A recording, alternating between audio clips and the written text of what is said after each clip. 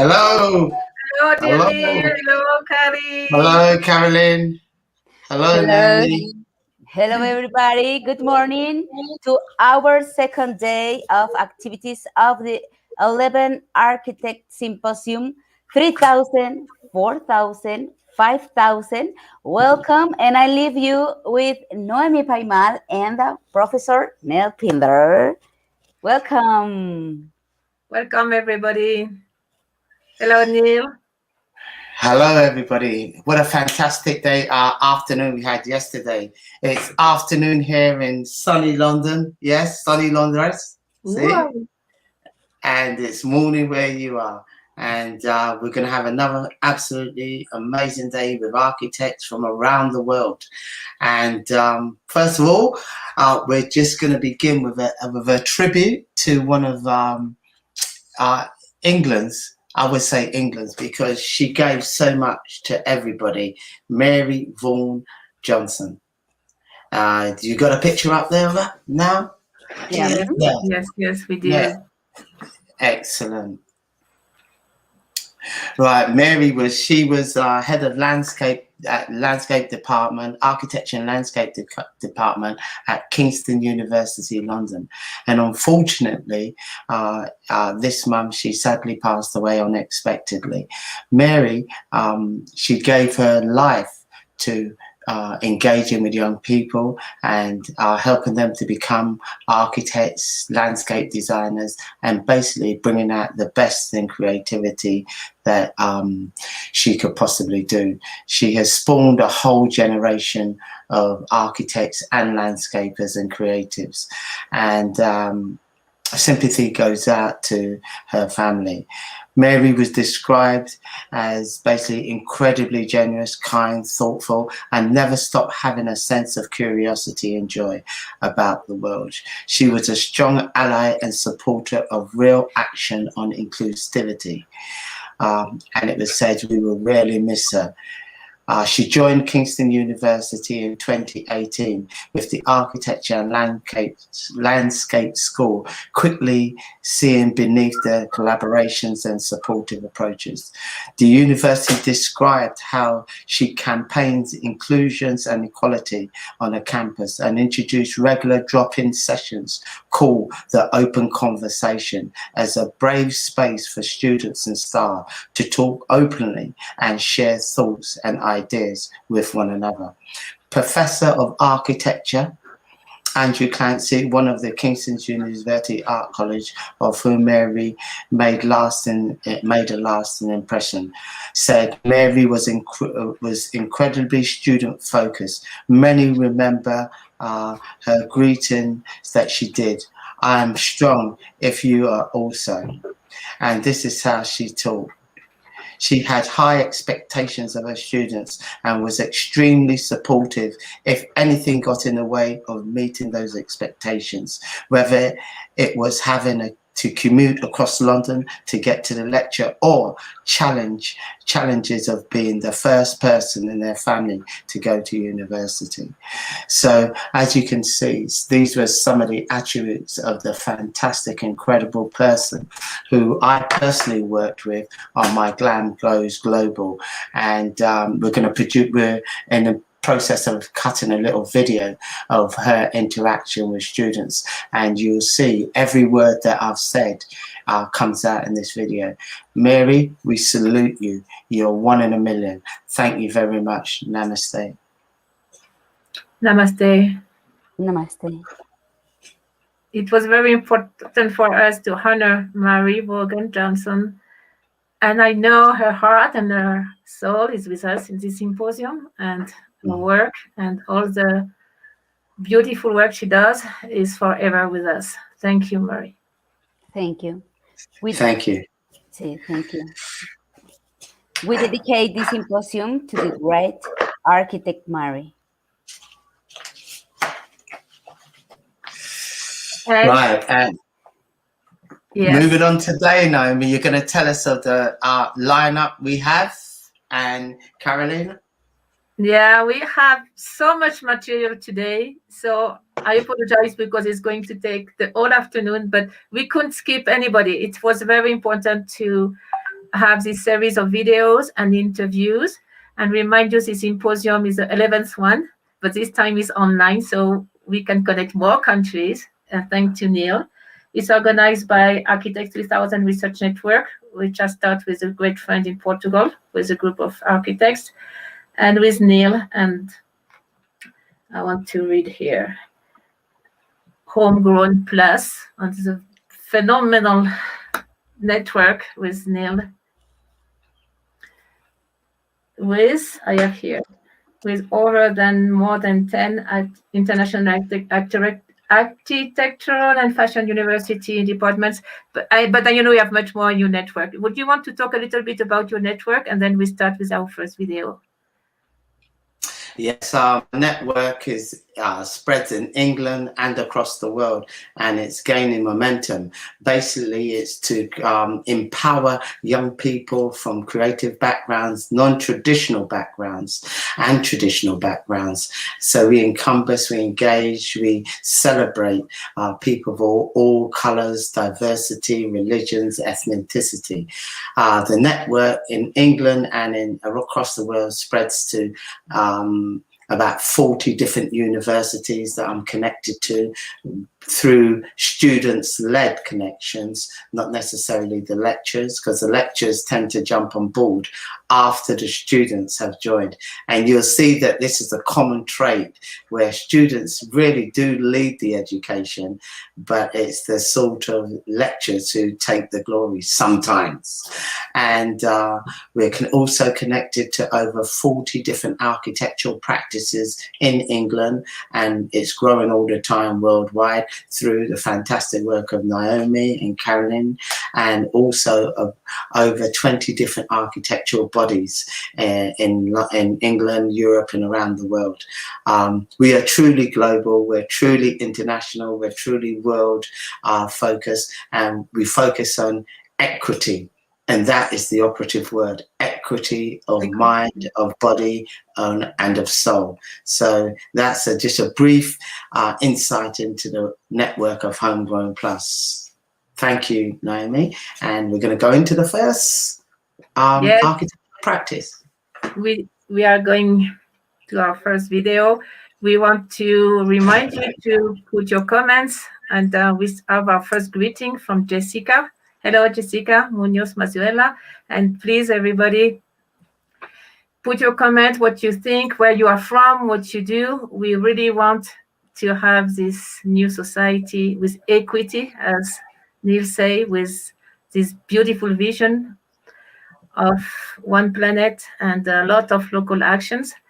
So we wanted to start with, hello, Jessica. Hello, Naomi. Thank you. And thank you for the heart and for the okay sign. We wanted to start, it's a very famous project. It's called Venus Project. And as well, we wanted to honor Jacques Fresco because his vision is beyond everything. I mean, at that time, he had the first energy efficiency towns, sustainable cities, natural resource management, cybernetic technology, and the vision of it's for all. He had a motto, it's abundance for all.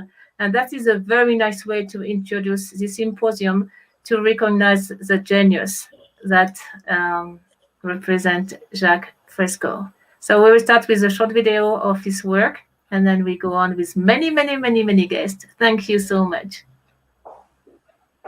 Genesis of a new world civilization based on human concern and environmental reclamation. It proposes a holistic social design in which automation and technology would be intelligently integrated to maximize the quality of life rather than simply profits. Undesirable behaviors are products of long exposure to detrimental environments. If we wish to surpass the limitations of our present-day society, such as war, hunger, poverty, and bigotry, we need to make changes and arrange society very differently. Most of our problems today are technical But we still look for solutions through political means in a monetary system. We have the resources. Money is an interference because it limits our ability and it limits our dreams. Modern society has access to highly advanced technologies and can make available food, clothing, housing, medical care, a relevant educational system, and at the same time develop a limitless supply of renewable, clean energy such as geothermal, tidal, solar, wind, and more. The solutions lie in the intelligent and humane application of science and technology and more appropriate resource management in order to supply goods and services to everyone equitably, enabling the entire global population a very high standard of living. We don't have enough money to accomplish this, but we do have enough resources.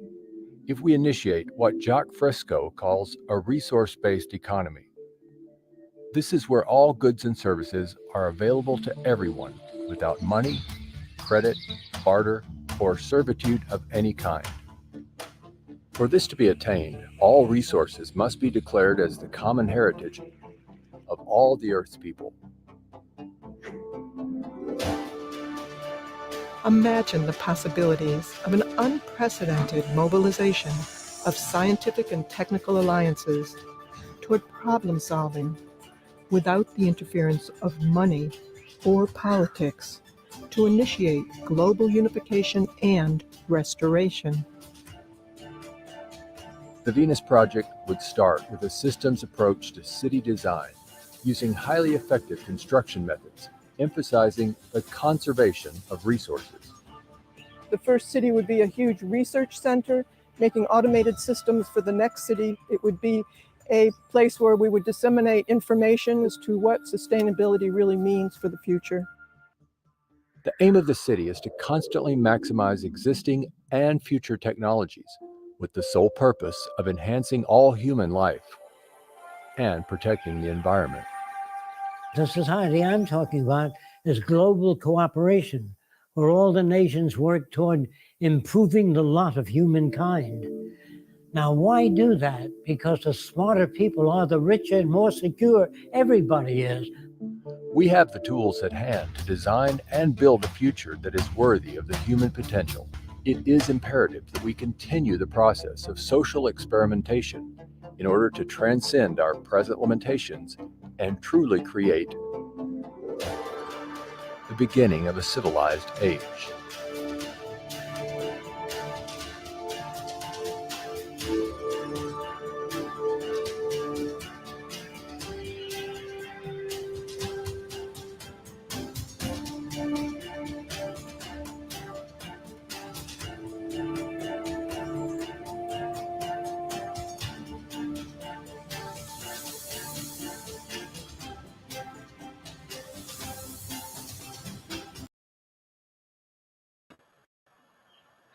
Wow, amazing. Yes, absolutely amazing. Imagine, Jacques Fresco was a genius. yeah.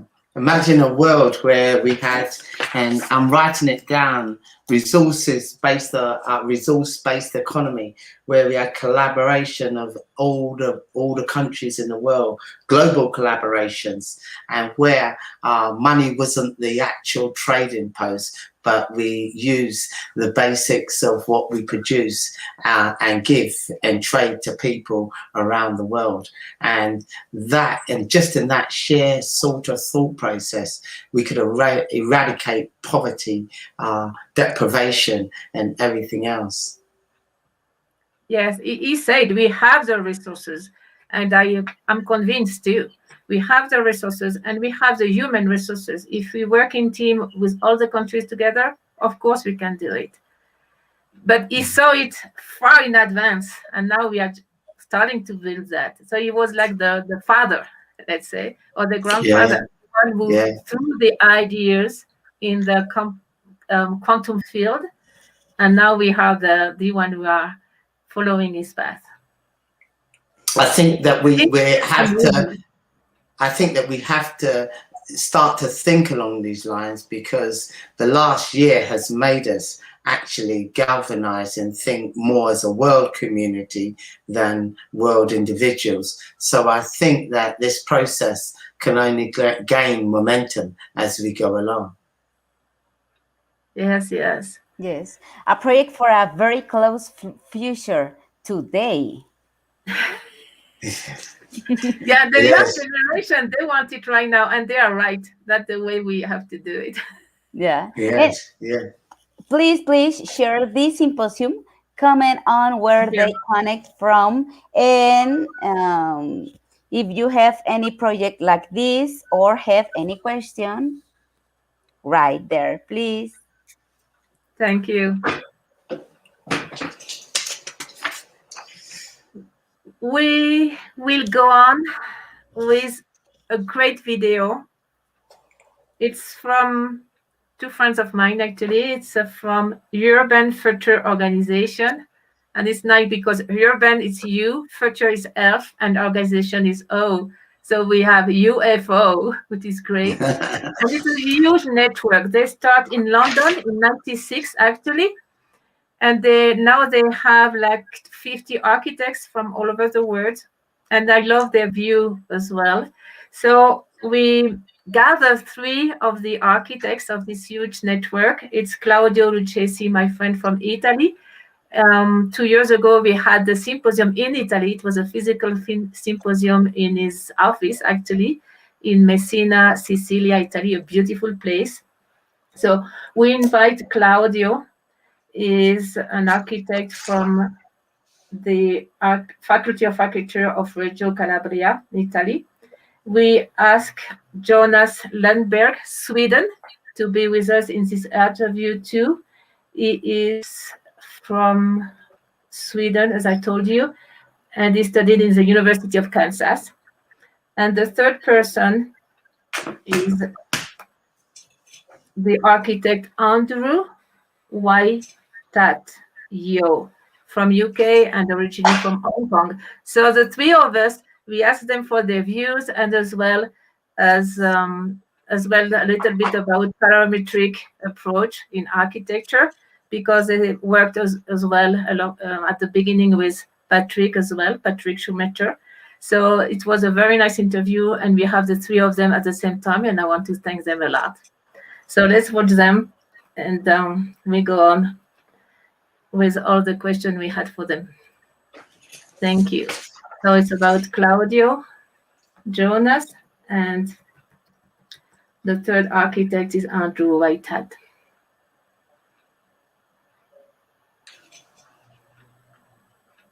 Everybody, and welcome to our 11th Symposium of Architecture, 3,000, 4,000, 5,000, and Education of the Future.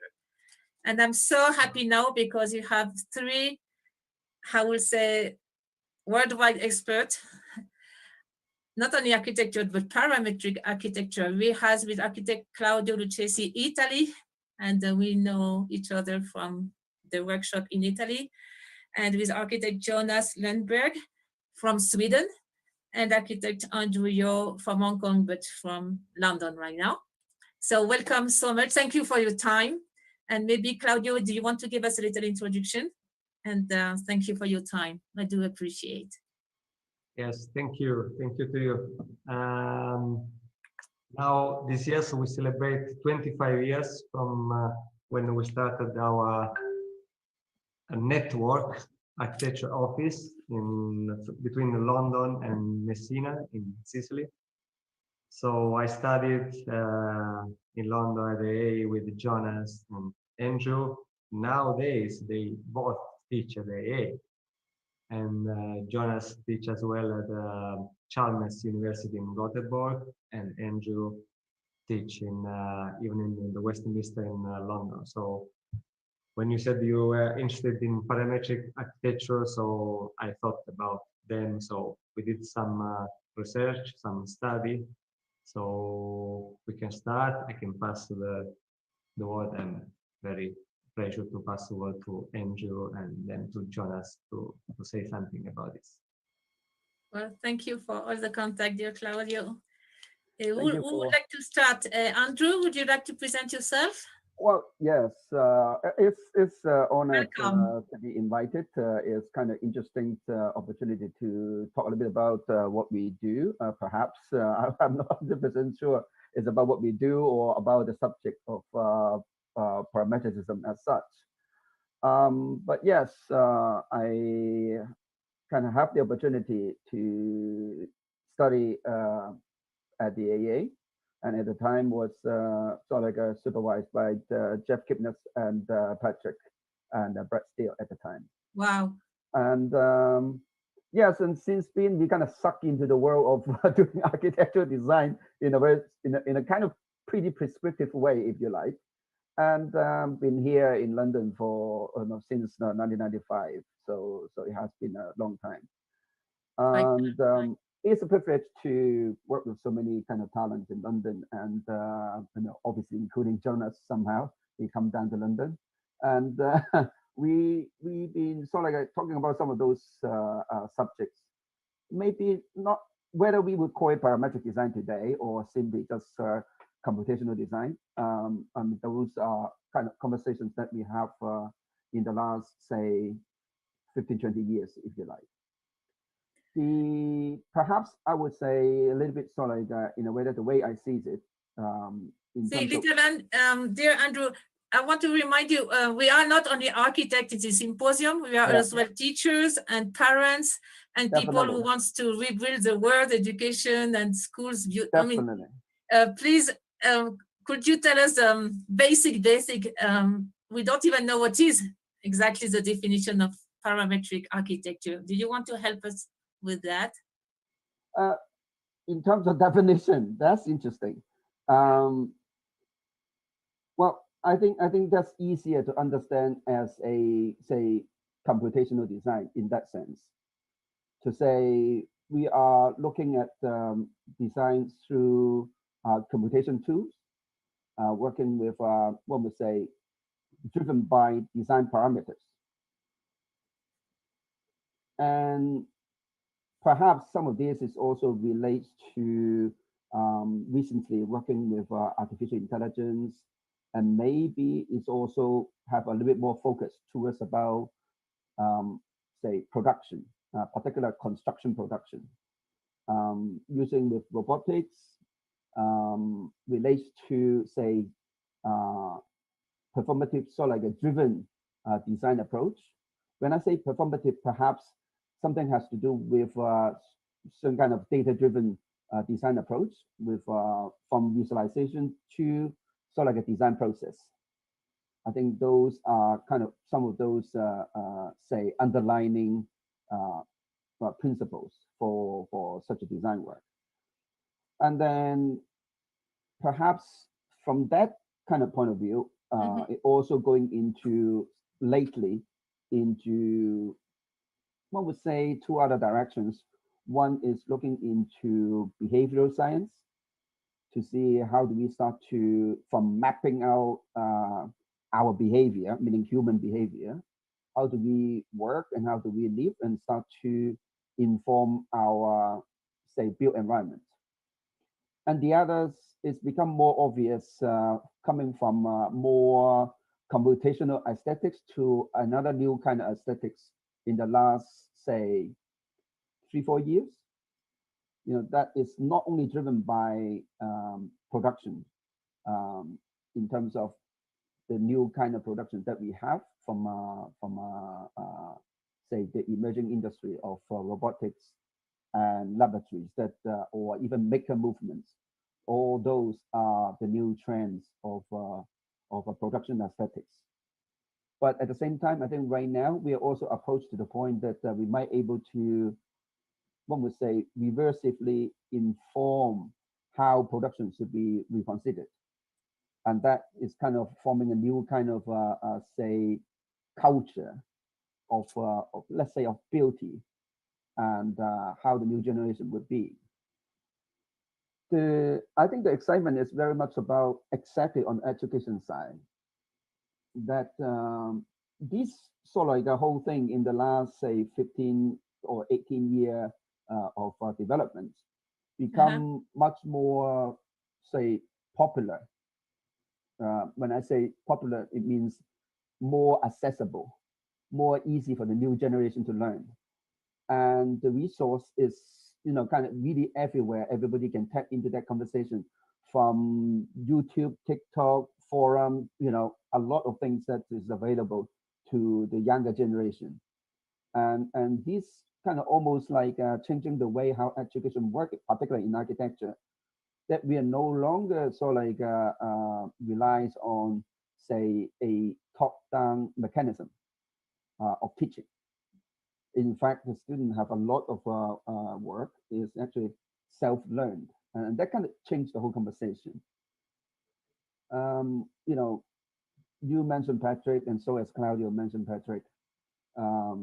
I think you have two massive volume of books.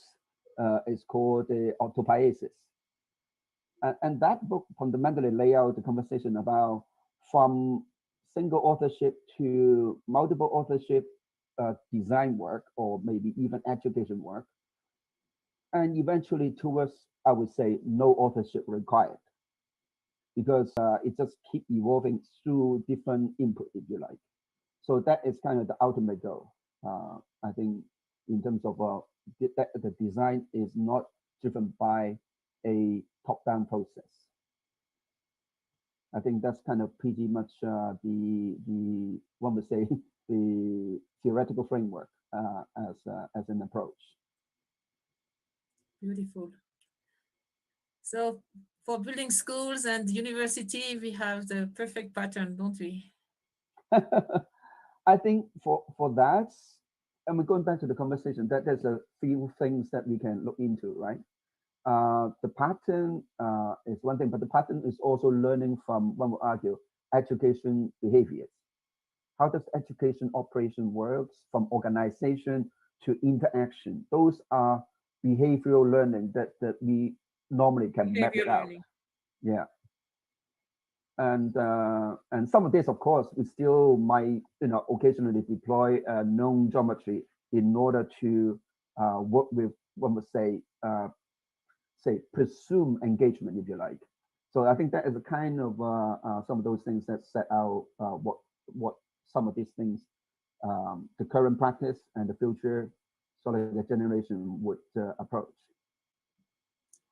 Thank you so much. Thank you, Andrew. Sure. And maybe we would like to know your thought about Jonas as well, please. Sure. And if you want to introduce yourself first, of course, welcome. Yes, so my name is Jonas Landberg. I'm an architect. I'm part of Urban Future Organization. I'm also a teacher. So I've been teaching architecture now for the past 20 years in London and also here in Sweden. And as such, I think it's very important for students to work in an experimental way. So we work with experiments as a way of conducting pedagogy. So students work on wicked problems. They look at experimenting, testing, and so on. And parametric design is something that we've been working on now for maybe around 20 years as a way of trying to define what the underlying parameters are for design. So for us, it is a tool. It is a tool to be used. And today, we as architects tend to draw less by hand, or to sketch or draw by hand, but we compute. And in order for a computer or a digital medium not just to become an electronic pen or pencil, we need to find other ways of dealing with digital information. So as architects, we tend to work with representation of the world. We don't necessarily build, but we make instructions for other people. And there are some amazing examples of this. One of my inspirations is Alexander von Humboldt. He was fantastic because he's one of the last scientists. He was a scientist of everything. and he was trying to record in maps, in observations, the world around him. And in doing that, he experimented on new forms of representation, new ways of drawing the world, looking at the world, and understanding all the parametric relationships that underpin our world. So I think his projects are really, to me, a great inspiration. And I ended up in the wrong place here. I apologize.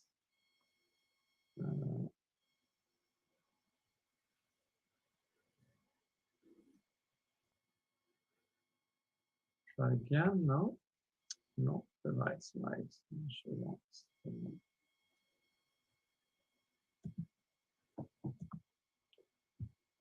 And as such, I think we are very interested in this idea that in order for us to help improving the world and help us work with children and with students to become better architects, we need to be able to improve the way we do our work.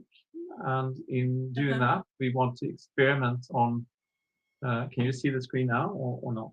No. Okay, let me see again. Apologies. Sometimes you have to get out of the screen and go back again. Yes, yes, now it's working. Thank you. Be my Yes. share, right? That's not the right one. Apologies. Let me try it again. So much for computation, isn't it? Yeah. And I do this every day, you know, when I'm teaching, and still there are problems. Now, so as architects, we tend to build what we can draw, and we build or we draw what we can build. I love this one. And of course, this is quite difficult if you want to evolve the way we live in our universe and the way we build. We need to improve the way we design and the way we represent. At the same time as we move the boundaries forward for how we build and how we conceive of things. So in our education, we work a lot with these two questions about how we can develop ideas, actually in both these areas. And in architecture, it was like this. It was based on drawing training, where we were looking to connect our hand to the way how we were observing the world. But today, our business have changed. This is some of the early experiments of digital design, where basically the computer became a digital pen. So you're trying to translate this ability to observe, to look at things, to something which is digital. Or suddenly we have a screen, we have a mouse, we have something else that connects us to our medium. And the computer is good at other things. So I think we have to find ways that we can work with the digital medium in as a free way as we would when we are drawing things by hand. I had a professor my first year in architecture about 30 years ago from Argentina. And he basically said, if you learn how to draw a rock, you can draw anything. His idea being is, even if you want to make simple architecture, you need to understand and free yourself from the restrictions of what you can draw and what you can conceive before you can decide actually what you want to do. So we have been working with something which is the equivalent of, let's say, first, like digital freehand drawing. So we can use digital medium to sketch, to work freely, to help the students develop a free relationship to the media, so they're not limited by the type of tools that they pick, just as you would do in art training if you were working with analog media. And as such, we also build connections to what we can build. So since the digital model suddenly is made up by a series of parameters, numbers, and relationships, we can also relate this to the way it machines things, how we fabricate things, how we build things. And that's kind of what we've been working on. This is an example from Unit 4 at London Met, where we were working on this and ultimately building buildings, going from a digital sketch to a parametric model to fabrication outcome in the realization of a solar-powered building made entirely of foam or lightweight material. So this is done with a university in London that we competed in a competition with. And the idea here is that you go from a sketch to assembly drawing to maybe things that you make in a factory. This is not from the same project, but here we can go from a digital model directly to something that we can make in a factory. This is something called engineered timber or cross-laminated timber construction, where you work with big engineered elements that you can cut directly from your material. And with our students, we go and we work in workshops and in factories. We work in multidisciplinary constellations, so they can consult and work with experts to realize projects of varying complexity, but with other professionals. And I think this type of collaborative models is a much truer reflection of the type of complexity in our business today. And we think in academia, when we teach, that we have to prepare the kids, the students, to work in this type of multidisciplinary collaborative constellations, and not just look to their own designs. And again, of course, this is a connection between the way that you conceive of something, the way you design something, and the way that you fabricate something, and the way that you can understand this translation as a series of parameters or relationships. And this is a student of ours at the Architectural Association School of Architecture that Andrew and I taught a couple of years ago, Dalia Matsura Frontini. And this is our kind of work we do on pedagogy that allows you to go from the artisanal way of working with analog medium to a way of digitizing and working with fabrication.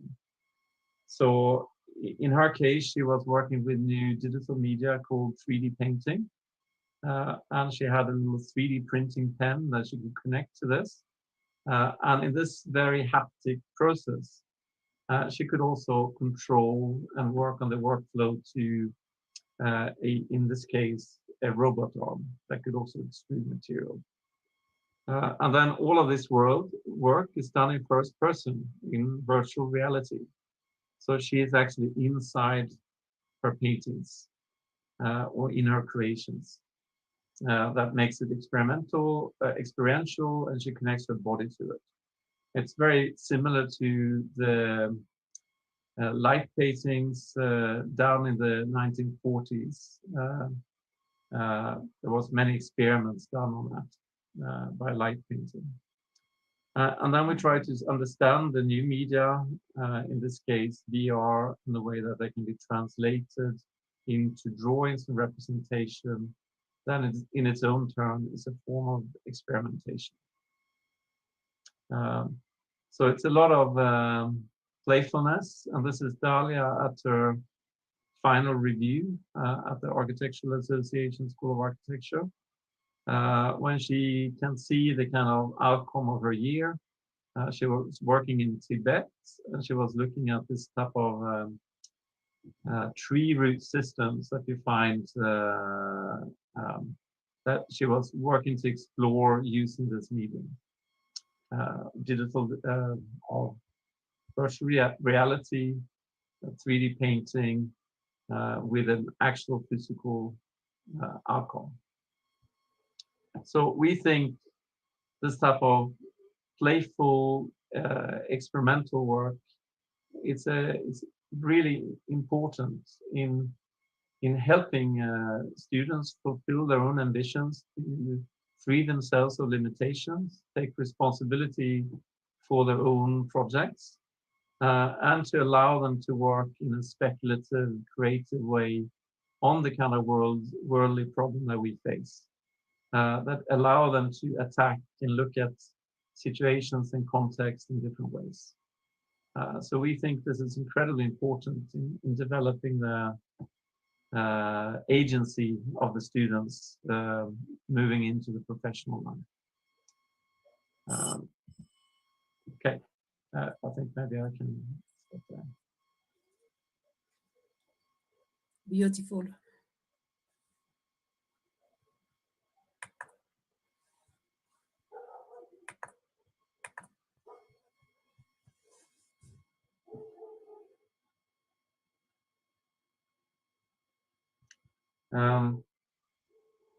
Do you have any questions, or how do you want to go on? I can show more things if you want, but maybe it's also long for your audience, so maybe it's more interesting to have a conversation.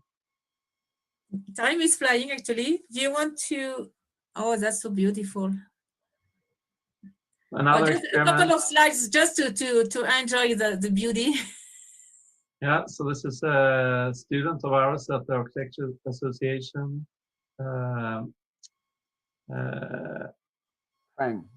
Fang, yeah, sorry. Yeah. Fang, I'm a bit slow. Also working with models. Now I lost the name again. Elizabeth, working in wax and then finding ways of representing this. So some physical experiments on making models in wax and trying to find ways of representing this in drawings. Right? Wow. So this is her final thesis presentation at the Architectural Association. And then some of the drawings and the models and the work of the students at the end of the year.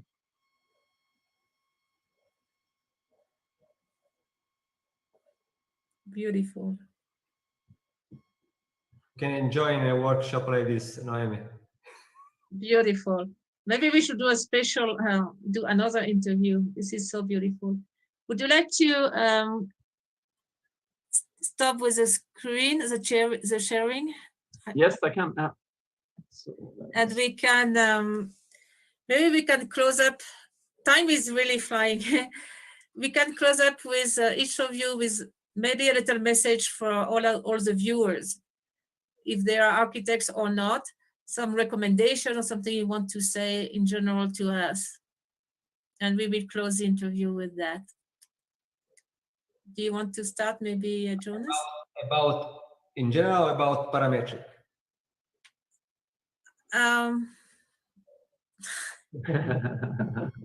Whatever you want. It's just some recommendation for us. I can sum it up in both ways. I think in pedagogy, it's really important to work in an experimental way and an experiential way. So you make tests, you work on projects, you pose yourself, design problem where you can work on different ways of evolving your approach to something that you find interesting. And I think this type of pedagogy is incredibly important. Me, myself, my sister is a Waldorf teacher, so I have lots of connection with Steiner in the family, but also in the Swedish school we have adopted Emilio Reggiani, I think it's called. It's also a pedagogy that deals a lot with creativity and the way that you experiment and you test things in the classroom. I think that's important. And also when you go further, I think what we try to approach it like it's that I think technology is here to stay, and it's important for us to embrace also new forms of media, social media, VR, AR, parametric design, fabrication, the fifth, or let's say the fourth industrial revolution. So when our machines are talking back to us as opportunities, and we need to find ways of working as creatively with this new technology as we would when we were working with a crayons and paper or clay or any other type of children's game that we experienced when we were kids. Now we have to translate that same attitude towards the new media that we have. And in order to make good professionals that can evolve both representation and the way we build our societies and buildings, we need to find ways of doing that so we can actually evolve the physical environment towards a better future. Thank you. Thank you so much. What about Andrew? What do you like to tell us or recommend to?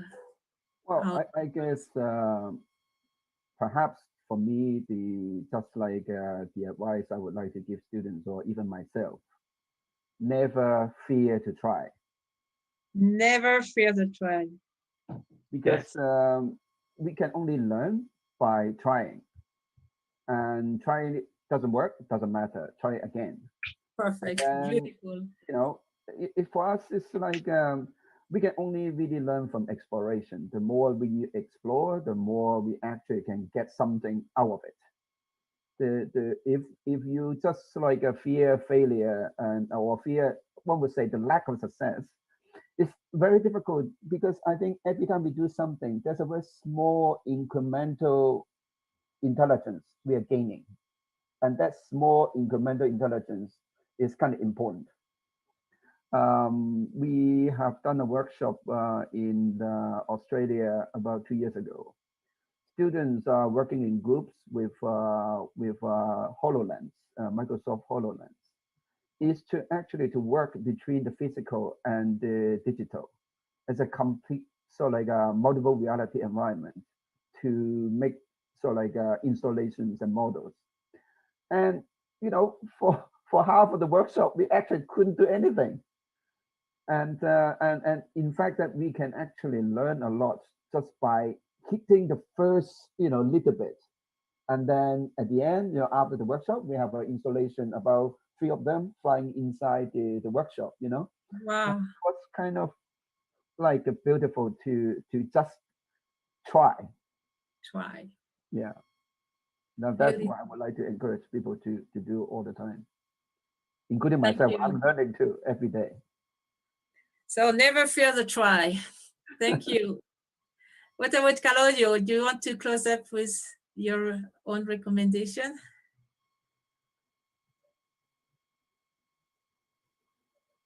And we will need your microphone.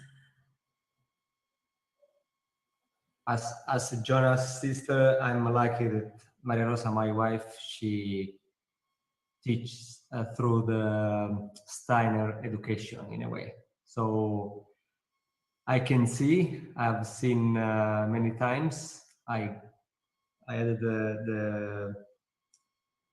been lucky enough to follow this kind of experience with the students, and I can see how they improve and grows much better in terms of creativity, in terms of fantasy, compared to students that go in like normal school. So I think the architecture should follow in a way this kind of and help this kind of process in terms of creativity and fantasy. And in this sense, parametric is like sometimes it's a very useful tools because you can test multiple possibilities in a very short time. So if this can help even in that sense, I think it works perfectly. So. Yeah, beautiful. Maybe I could, if I may, I can add something at the end.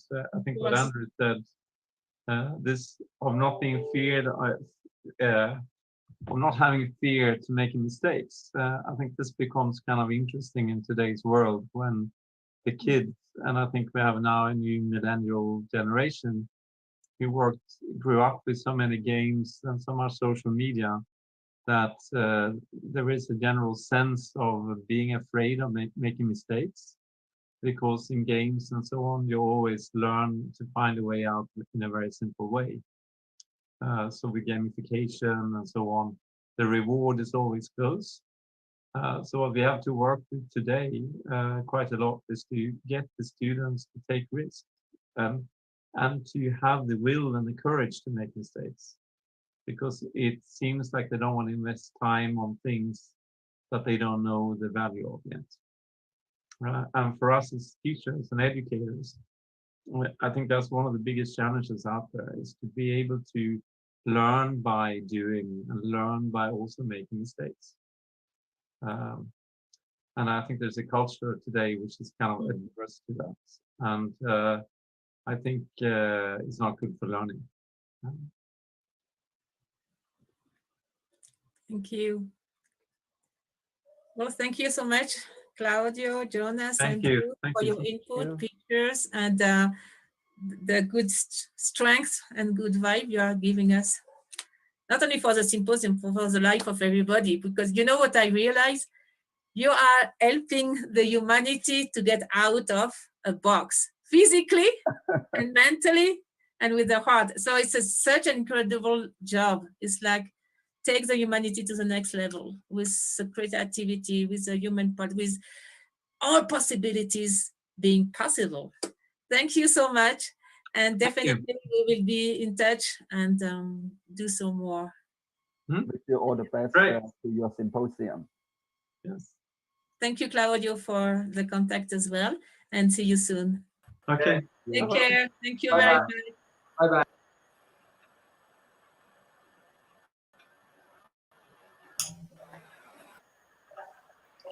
Right. That's a lot of fun. Yeah, it's a hell of a lot to get through. First of all, the thing about getting students not to fear to make a mistake, it's so, I mean, I think that is really, really, really good. But unfortunately, the systems the educational systems that we're in today are trying to wean out, trying to knock out students from making mistakes. So now where I teach, students are scared to make mistakes. They're always, you know, they've got a template of this, a template, and they call it scaffolding, or they call it, you know, this and that, and they're scared to make mistakes. But by making mistakes, that's how you learn. And I'm at the beginning stage of it, or near the beginning stage. And if it's happening with us, you imagine as students go on, they're scared to make mistakes because they're scared to get it wrong. And if you're scared to get it wrong, you're scared to get it right because you don't know what is right from wrong, if that makes sense. Yeah.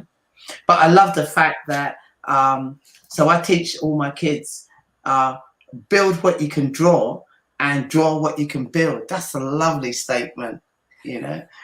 Build what you can draw and draw what you can build. What do you think of that? Yeah. Without limitation. Without limitations, yes. Yeah. Yes, definitely. Definitely.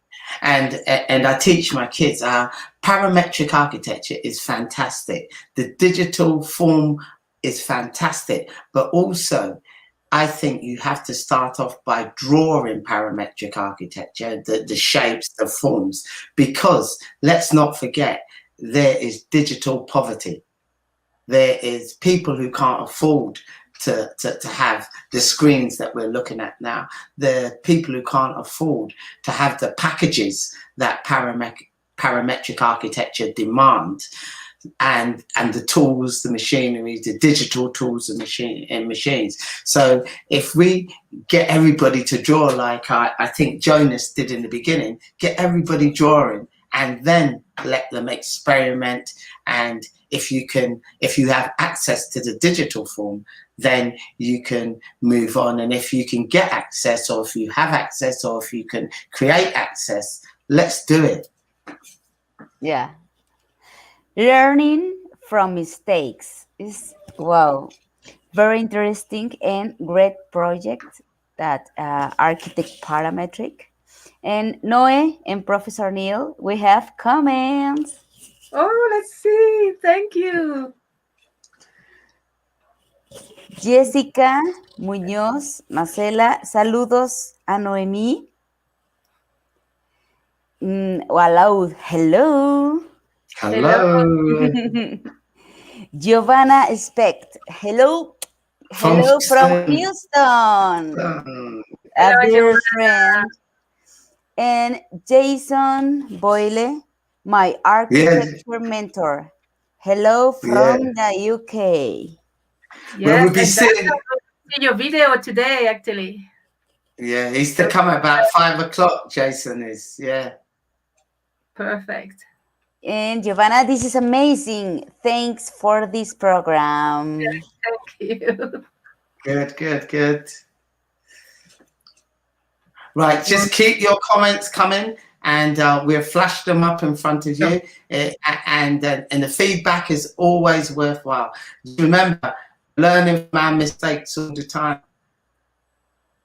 Yeah. And by the way, we should rephrase. It's not a mistake. It's a step towards solution of something new. It's like this guy, Edison, to get this bulb, he made like 800 tries.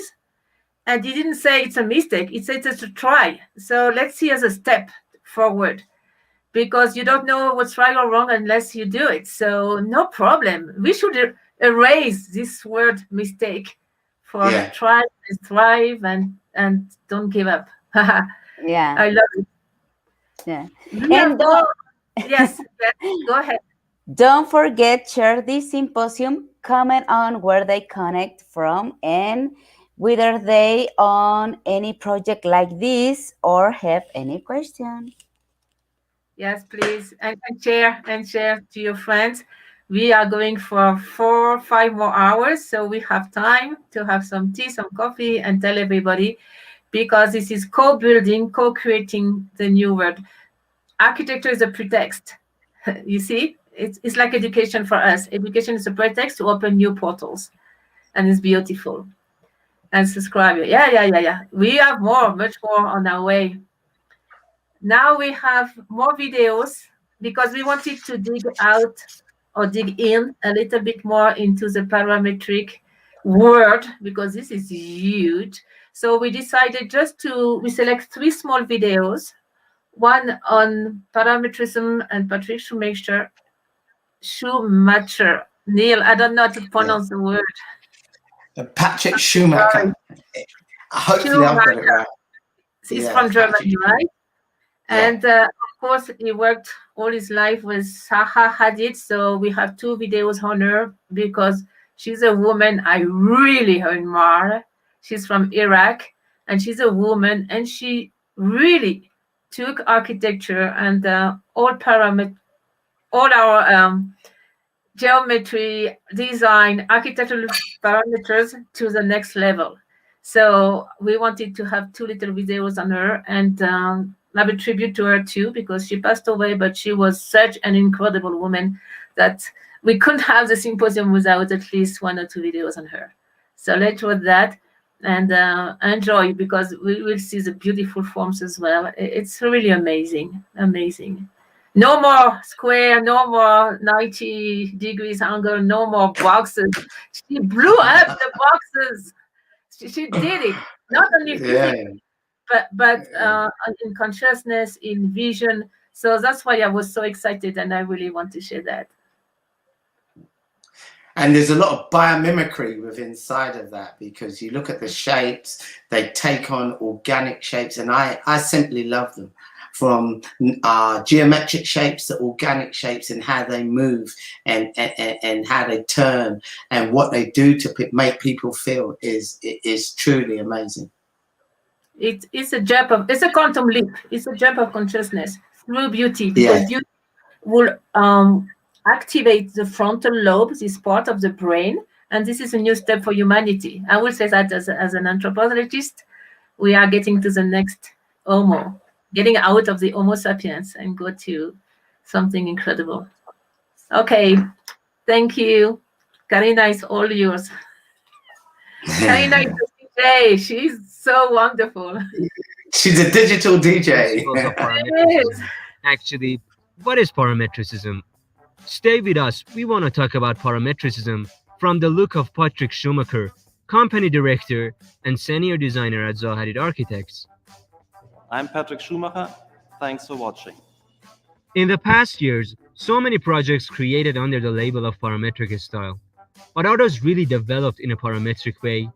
When you see Zaha Hadid Architects projects, you can recognize a kind of signature in all of the projects, from the small one to the big or bigger or the biggest one in all the scales, that maybe you can't see that in other architects' projects.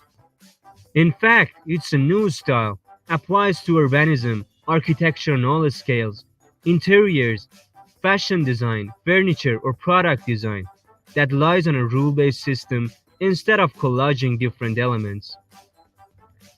Schumacher believes that parametricism is the only epochal style after modernism, and the other styles like postmodernism or deconstructivism were only transitional style, and they were the first reaction to the crisis of modernism. The modernism that Schumacher relates to the era of Fordism, the Ford factory, and endlessly repeating for decades the same standard for living, the same house or the same car. So this was the era of modernism where you had to be efficient. You know what to produce and everybody doing the same thing for decades. Let's take a quick look on Heydar Aliyev project, obviously by Zaha Hadid Architects. As you see, projects look different from each side and each part, and you know that it's one object. One territory keeps changing, keeps looking different. Yet there has a unity and coherency. There is a continuity of material between roof, surface, and plaza. Everything is connected to everything else according to rules. One surface modulating and becoming seat, balcony, or lighting. So what are the essentials of parametric style, and how we can relate Zaha Hadid projects to parametricism? Let's start with negative principles. These are something that we need to reject in parametric architecture. Rigid forms. Patrick says we need to exclude rigid forms and we should no longer work with them because of the lack of complexity. Repetition. It's not the image of our contemporary society when you have an element just to simply repeat, and it's also taboo. Pure difference. Modernism was all about simple forms, separating and repeating, but parametric style creates a kind of unity. So parametricism, rejecting the principles of architecture of 5,000 years, and also rejecting what has happened spontaneously. But if parametricism rejects all of these things, what it can suggest us for doing?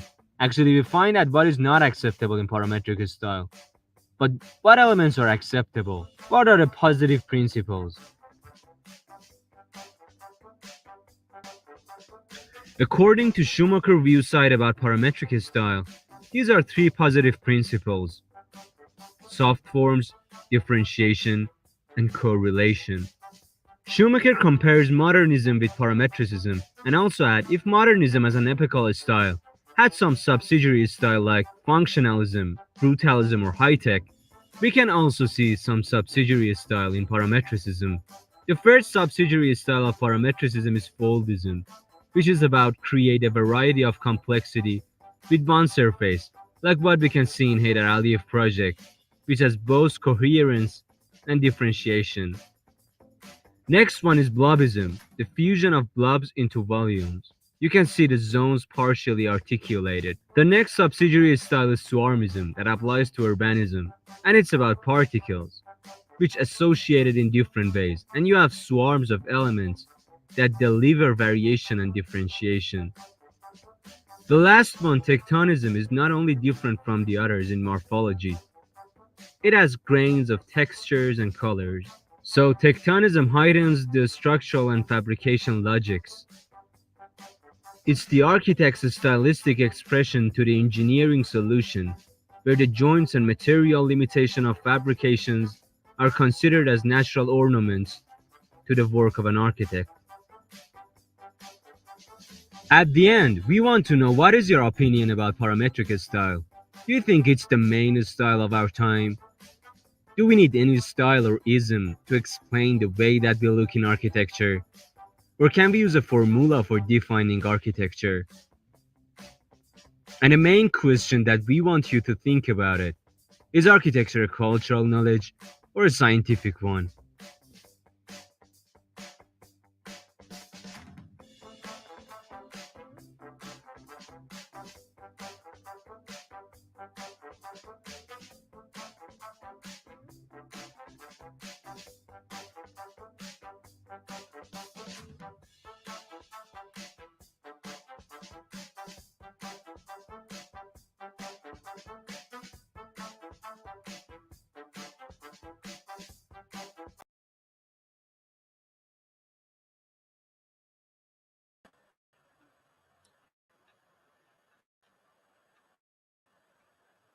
Well, the last picture was Beijing Airport, dancing airport, and that's a major, major, major achievement. I love it. Neil, we need your microphone. Yeah. Sorry, there were so many things in there. Isms. That's what I kept chucked at me. Isms. But what I'd love to ask the audience is parametric architecture. Is it cultural or is it scientific knowledge?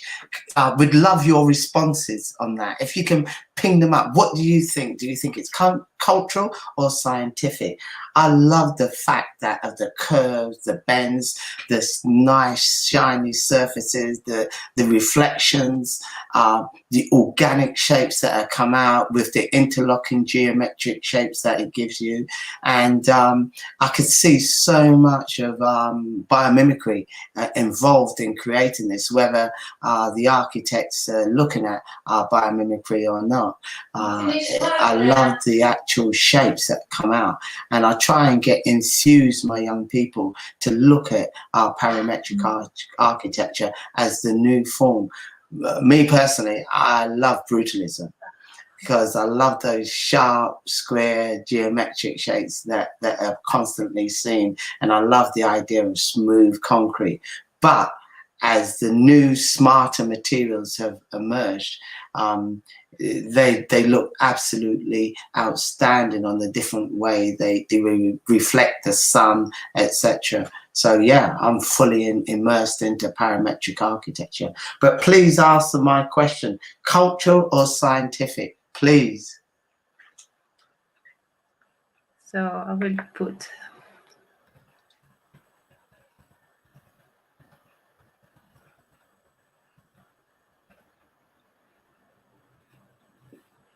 Perfect. So the question is it cultural or scientific? I'm going to put it here. And meanwhile you answers, we can watch the two other videos on Zaha Hadid, my hero.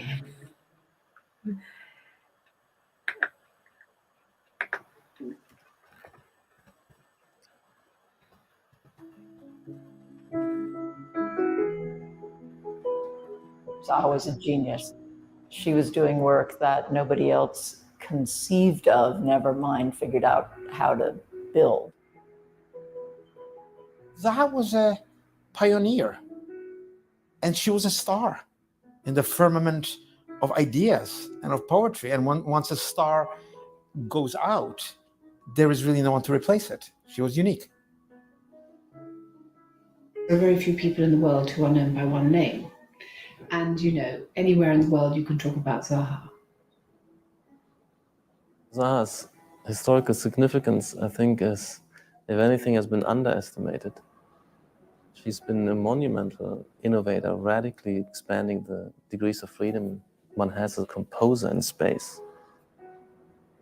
Who knows what extraordinary creative things might have come out of that imagination if it had another 1 or 2 decades to keep producing things. While I was at the AA, there was this sense that this was somebody who was going to be a great architect. The AA was this just hotbed of radical thinking. And yet she was the one who, I think, most successfully exported those ideas and developed it into a language that could then be kind of understood. I started studying architecture in 1993, and of course, stumbled upon Zaha's paintings. What she managed to do, which is so amazing, is to actually take this entire universe that seemed impossible and unbuildable, and completely sort of changing our understanding of what's fantasy and what's reality.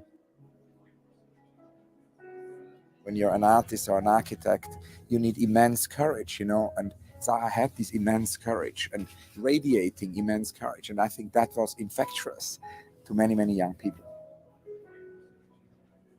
She has certainly sculpted out a way through society and architecture, which is unique, which is so great. The words are not sufficient.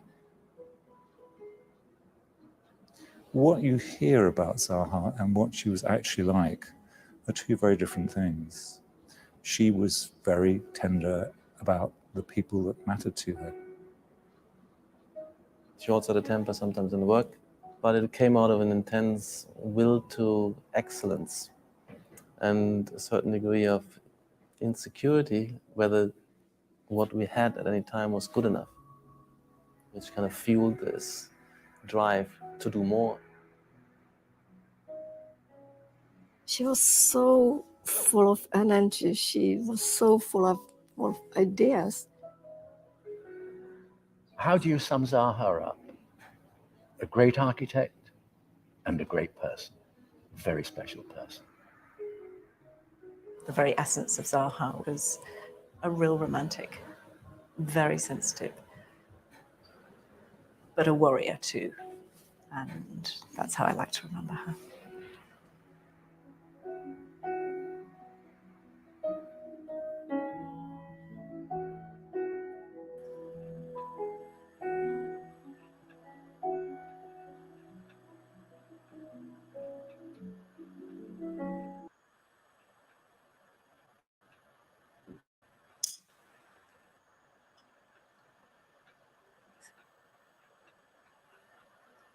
Here's a question. Meanwhile, you prepare your video.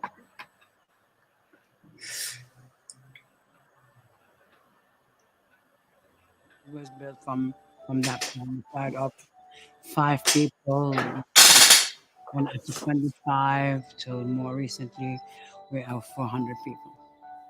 Well, I mean, obviously I'm the instigator, original instigator of many of the ideas, but with the focus, of course, and this always is on innovation, and it has always been about innovation, about technology, and about materials, but mostly about ideas. And we focus a lot in the last 30 years to develop an idea.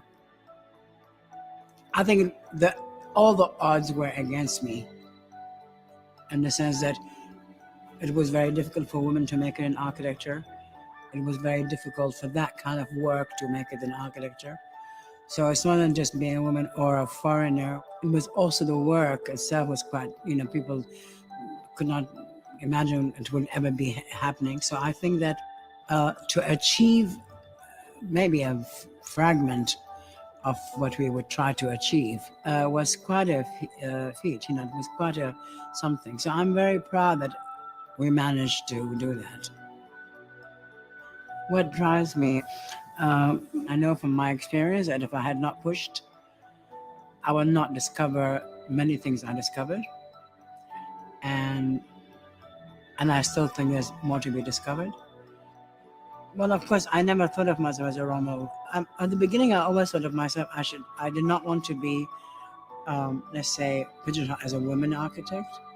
But I think later, I didn't change my mind. I thought it was very critical that I acknowledge the fact that, you can influence other people. So I think it's important to inspire people in maybe a very modest way. To be nominated as the Vertical Businesswoman Award, it's a very nice thing. I mean, something which I don't expect to be nominated for. So I think it's a very humbling, pleasant experience.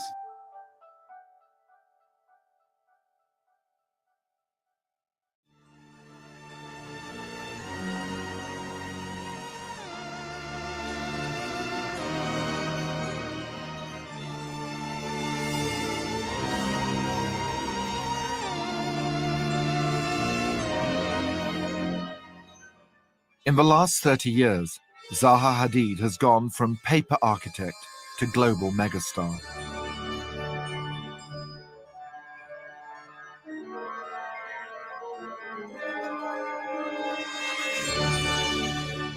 Her extraordinary architecture doesn't just stand. It melts, it slides, it whooshes, it juts, it moves.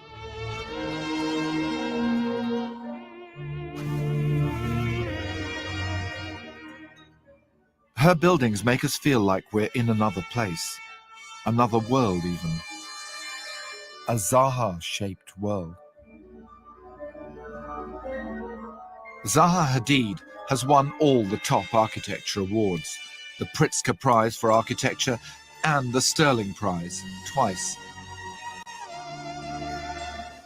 I was women, I did strange stuff. I think they're all together intertwined, but there is definitely has been, and it still remains, it's much better now.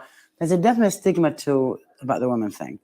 Born in Iraq in 1950, Zaha Hadid is now a dame of the British Empire.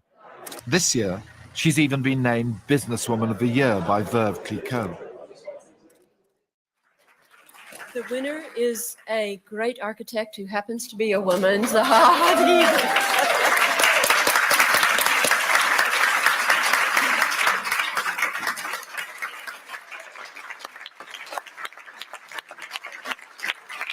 Thank you very much. My old accountant, he used to always tell the tax people that I was a ditzy princess from the Arab world, not knowing that I came from a family who did not believe in the monarchy. But anyway, architecture is no longer a man's world. This idea that women can't think three-dimensionally is ridiculous. And I cannot say I've done it alone. I have great people. I have a great partner, Patrick Schumacher. I have great associates with me in the office who are a mixture of men and women, and they've all really contributed to this work. It's an almost improbable success story. It took years for her career to take off. The practice started life in just one room with 4 people and now employs almost 400. It's a global brand with buildings all over the world.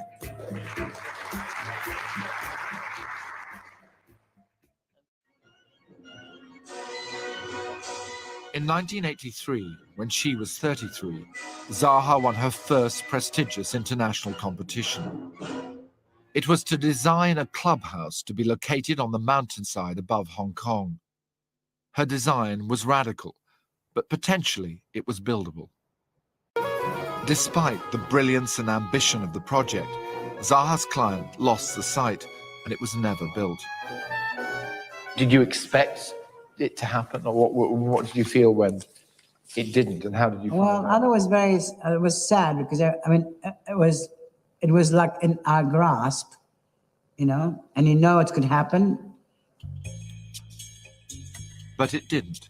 And yet the peak did put Zaha on the map. Her work was attracting the attention of young architects from all over Europe. Going up here? Patrick Schumacher was one of them. You've got to have an ego, haven't you? And how is Zaha's ego? Huge. It was 10 years after winning the peak that Zaha, now working happily with Patrick, completed her first major built project, the Vitra fire station in Germany. Did it feel like to be in an office where you know you've got this powerful presence and creativity here, and yet you don't win anything? There was always the optimism and hope that the next one will be it. The thing that kept me going is that I really enjoyed the work. It was very tough. Actually, the times I enjoyed the most were the toughest moments. We were left to develop these ideas through competitions. I always thought at the end, we'll win. I had no money. And these people just didn't let go. Patrick used to teach in Germany, but he wouldn't charge me for working in London because he knew I had no money. I couldn't pay him. I think in the 90s, honestly, none of us slept. I mean, for 10 years. I mean, we're maybe 10 people, but we did work for equivalent to 100 people. It was that increased our repertoire. So when we did get work eventually, it wasn't so difficult because we had tested every option. It's only because we worked on every competition, we killed ourselves until we won Cincinnati. And 1 year we won Rome, Wolfsburg, the ski jump, one after the other. The Science Centre in Wolfsburg marked a step change in her practice. It was a conceptual leap away from the jagged towards the elephantine, the snaking, the snail-like. Made easier by what became known as parametricism, of which Zaha and Patrick were pioneers. Parametric design is fundamentally where you allow the computer, you feed it for various ideas, and then you allow it to invent form that you probably couldn't do in your mind. It's of such complexity that your brain couldn't think of it, and certainly your hand couldn't sketch it. People always misunderstand this whole thing about computing. They think, oh, well, they don't know what they're doing and they're just going to press a button and the computer does it. I mean, it's of course totally idiotic. So the shapes are made possible by parametricism and computers, but there's more to it. Zaha's story is absolutely fabulous. She is the greatest woman architect, not in the world now, and probably ever lived. And she's right here, in London. You can touch her. Oh, well, almost. She does demand attention, and she gets it. She goes to the States and she has dinner with Obama. She is a superstar. Zaha is, if you know her and if you understand her, very inspiring person. But you have to have patience. You have to give her room. If you try to constrain her, then she will explode. Zaha was a genius. She was doing work that nobody else conceived of, never mind figured out how to build. Zaha was a pioneer, and she was a star in the firmament of ideas and of poetry. And once a star goes out, there is really no one to replace it. She was unique. There are very few people in the world who are known by one name. And, anywhere in the world you can talk about Zaha. Who knows what extraordinary creative things might have come out of that imagination if it had another 1 or 2 decades to keep producing things. What she managed to do, which is so amazing, is to actually take this entire universe that seemed impossible and unbuildable and completely sort of changing our understanding of what's fantasy and what's reality. When you're an artist or an architect, you need immense courage, and Zaha had this immense courage and radiating immense courage. And I think that was infectious to many, many young people. How do you sum Zaha up? A great architect and a great person, a very special person.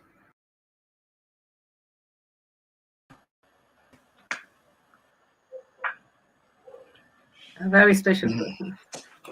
Yes, definitely. There were so many things that you have to take from there. She focused on ideas and innovation. That is a very good one. Ideas and innovation.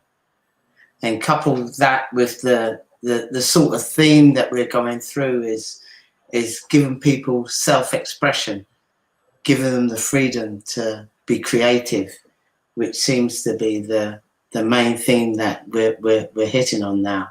Well, have we got any answers to this? Is it cultural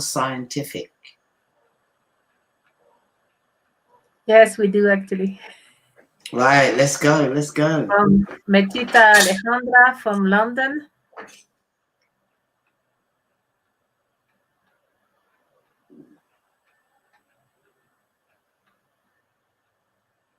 And she said, hello, I think it is cultural, and this is our job to create it, to make that word that we dream come true. Thank you, Mercedes. Thank you, Mercedes. Letitia, sorry. Yeah.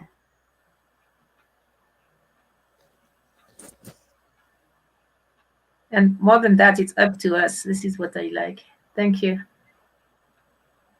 And Neil, do you have the answer? Do I have the answer? I don't think there's... Put the question. What's your idea? I mean, you put me on the spot now. Is it cultural? Well, I think there's a lot of culture in there, personally. I think, you know, from where she came from, and we're all guided by the inner culture that we've been given, we're brought up with, we're surrounded by. So I think all of those major influences.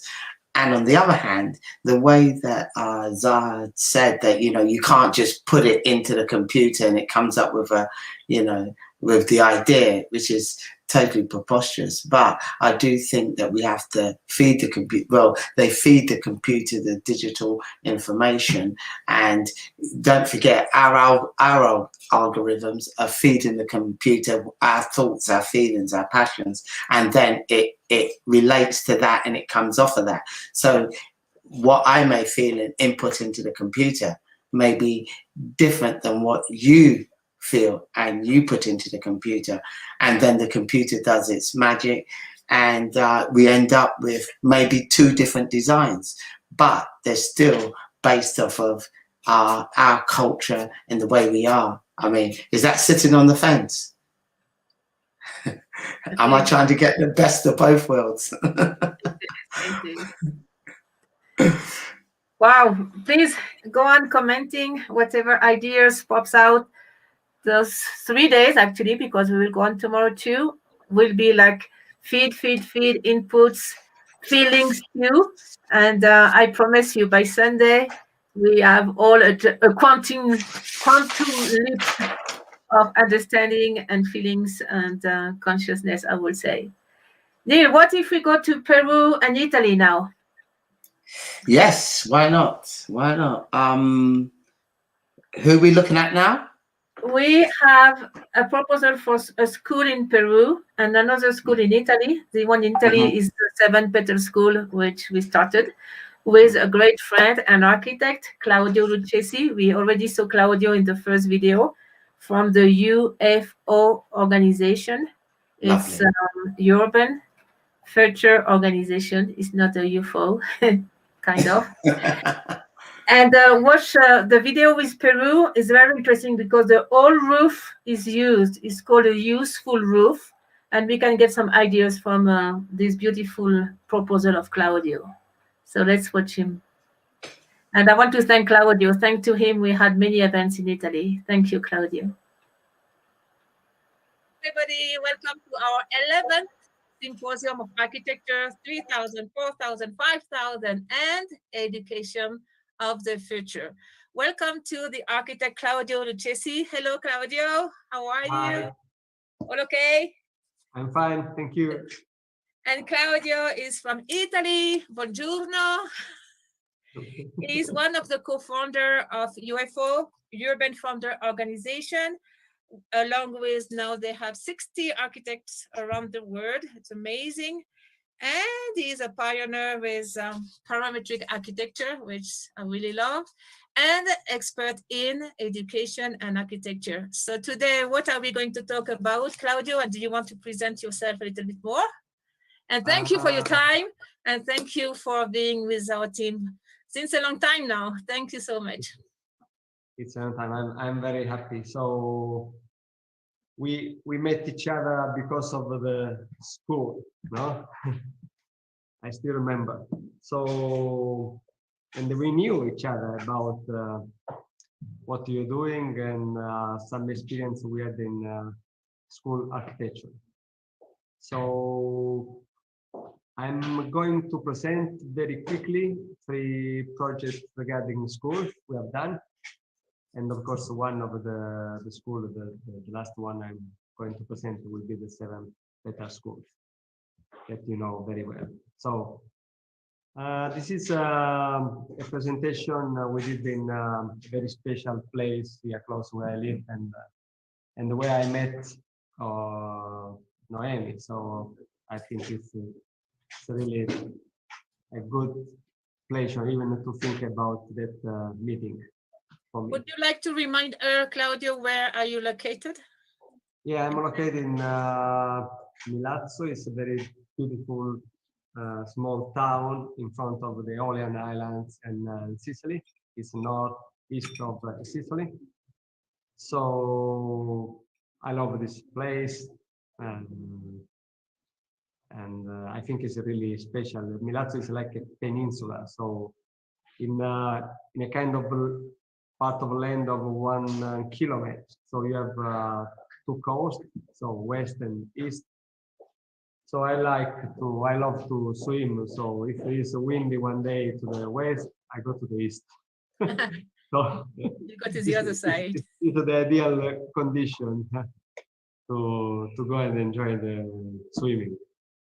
Okay, was like a Greek city, one of the first Greek city in Sicily. The former name was Mile, it was like a Greek name. And we have a very special castle there. It's the 2nd largest castle in Europe. So many dominations have been there, Byzantine, Arabs, Norman, so many. So everyone did a little piece, and we have this beautiful place there. So let's go to the presentation. As you said before, I studied in AA, the Architecture Association in London.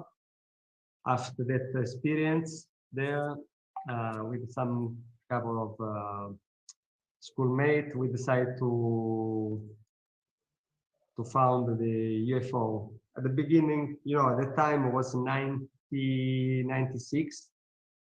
Only a few people had just some email address, and we started with London and Sicily, the first 2 networks, with very rude instruments. At the time we had like some camera or sound that invented by ourselves. We haven't been so smart at the time to do something, to think something like Zoom or Skype. We were just focused on architecture. So of course, what is happening now about the consequence of the COVID for us is normal, because from that time we have always been in contact and in touch through internet.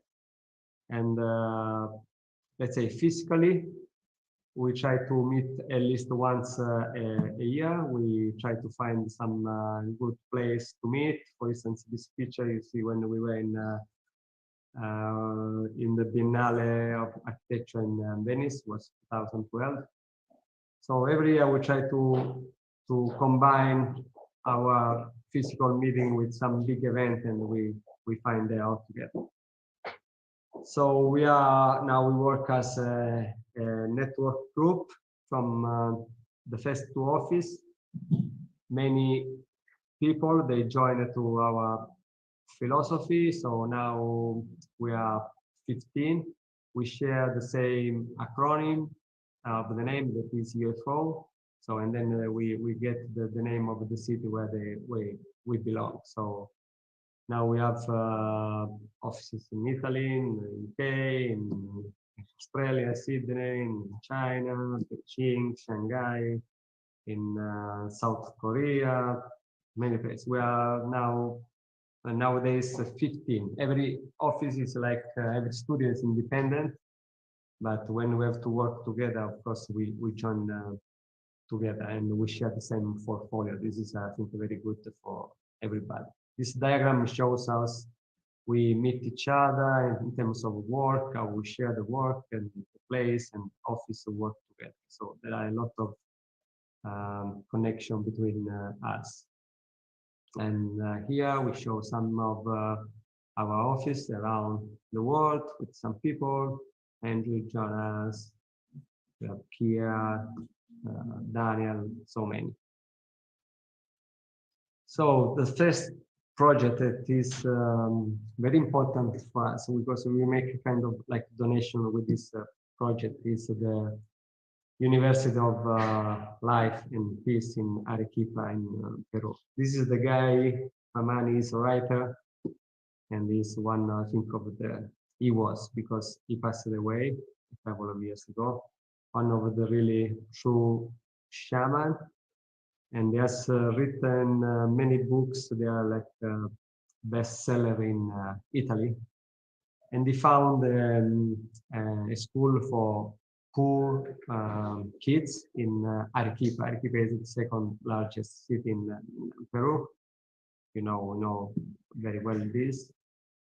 So it was very fascinating to be there and to find this special location with the misty, the volcano of Arequipa.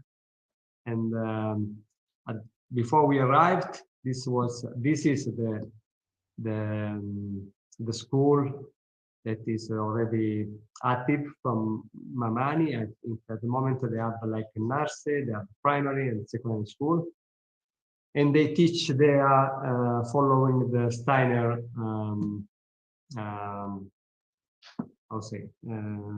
theory, Rudolf Steiner. So I think it's something that is very close what you're doing in the Pedagogia 3000, 4000, 5000. So Yeah, part of some growing. picture, part of the picture about the kids. Oh, that's nice, this picture. I can see you with your cap. Yes, so this was one of the You're most happy there, huh? lovely moment there. Yeah, some special event, the school. We are all there celebrating with the kids. So because the school must be sustainable by private money, we try to find a kind of sales, like a prototype that could be like implemented with some other and form this new school. And this is the prototype we thought was the good one for them. So we can combine with there. And this is like some picture that I took in an Inca location there. So the walls were made by this kind of rhomboidal shape that we used in our project. So we did something similar in concrete because it is the material that they can use there very easily. So all these elements, everyone on the roof have a particular task. So someone needs for the light, someone needs like for the water storage, thermal mass, the ventilation, and especially for growing plants, because all the economy of Arequipa is based on agriculture. So we want to dedicate all the roof space to cultivate, like it was like it should be like a vegetable garden. So these are the elements, the components, how they make together. So they stand in like forming this big arch, and we don't need any pillars, any floors. They just stand by yourself. This is just one cell, and it works.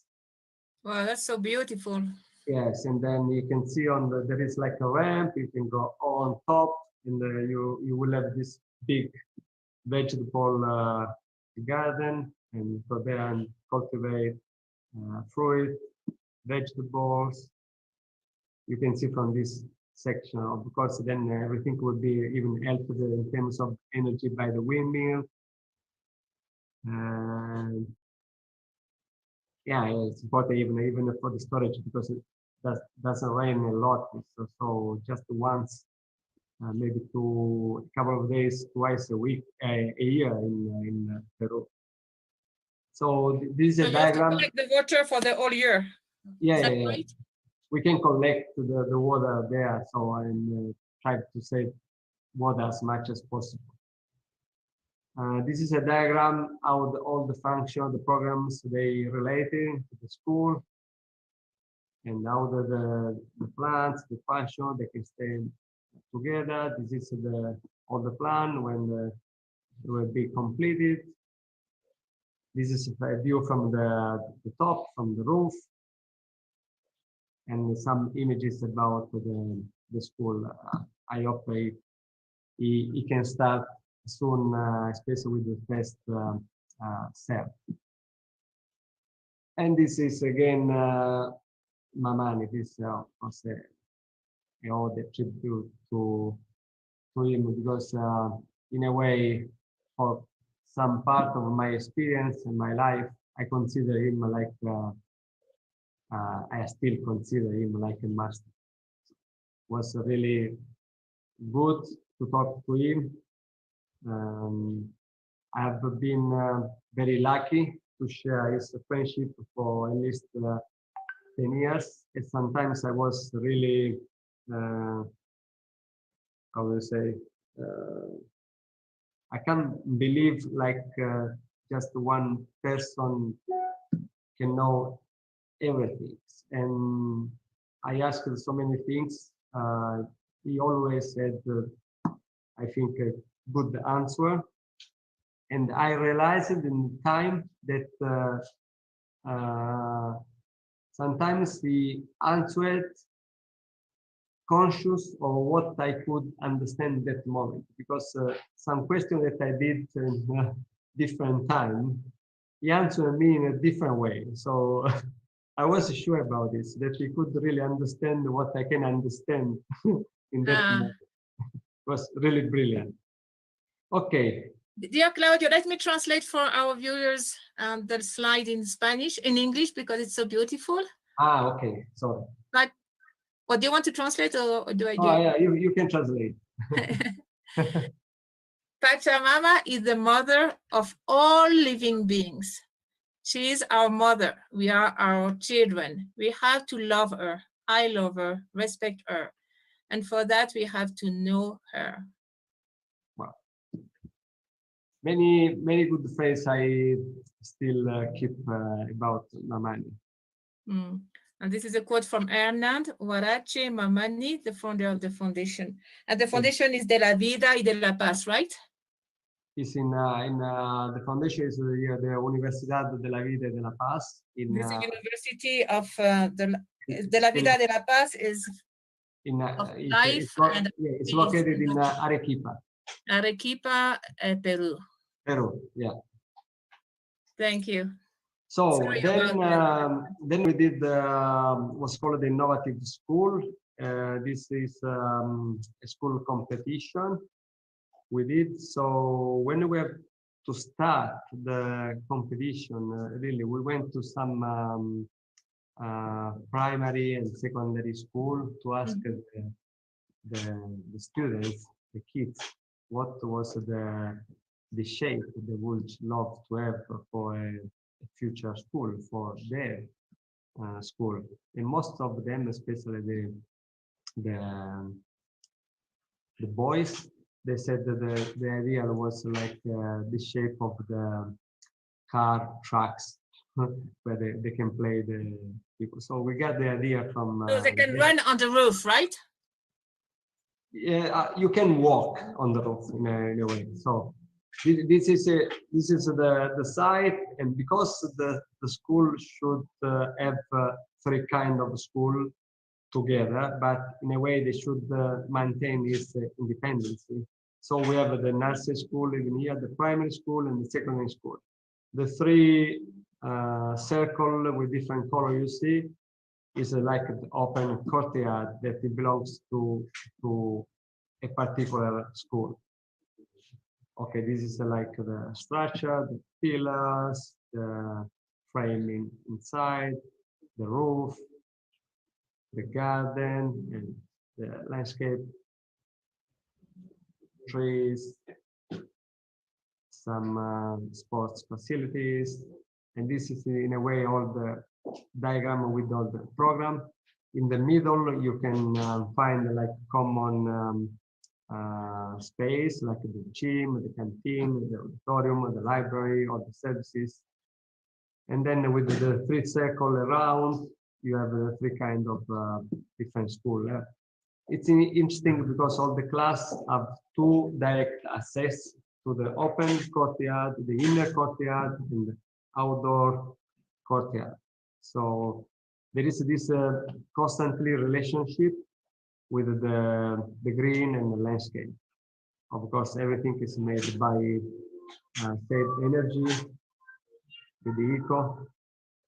This is all the internal circulation, pedestrian, for the student circulation, the public circulation, all the entrances.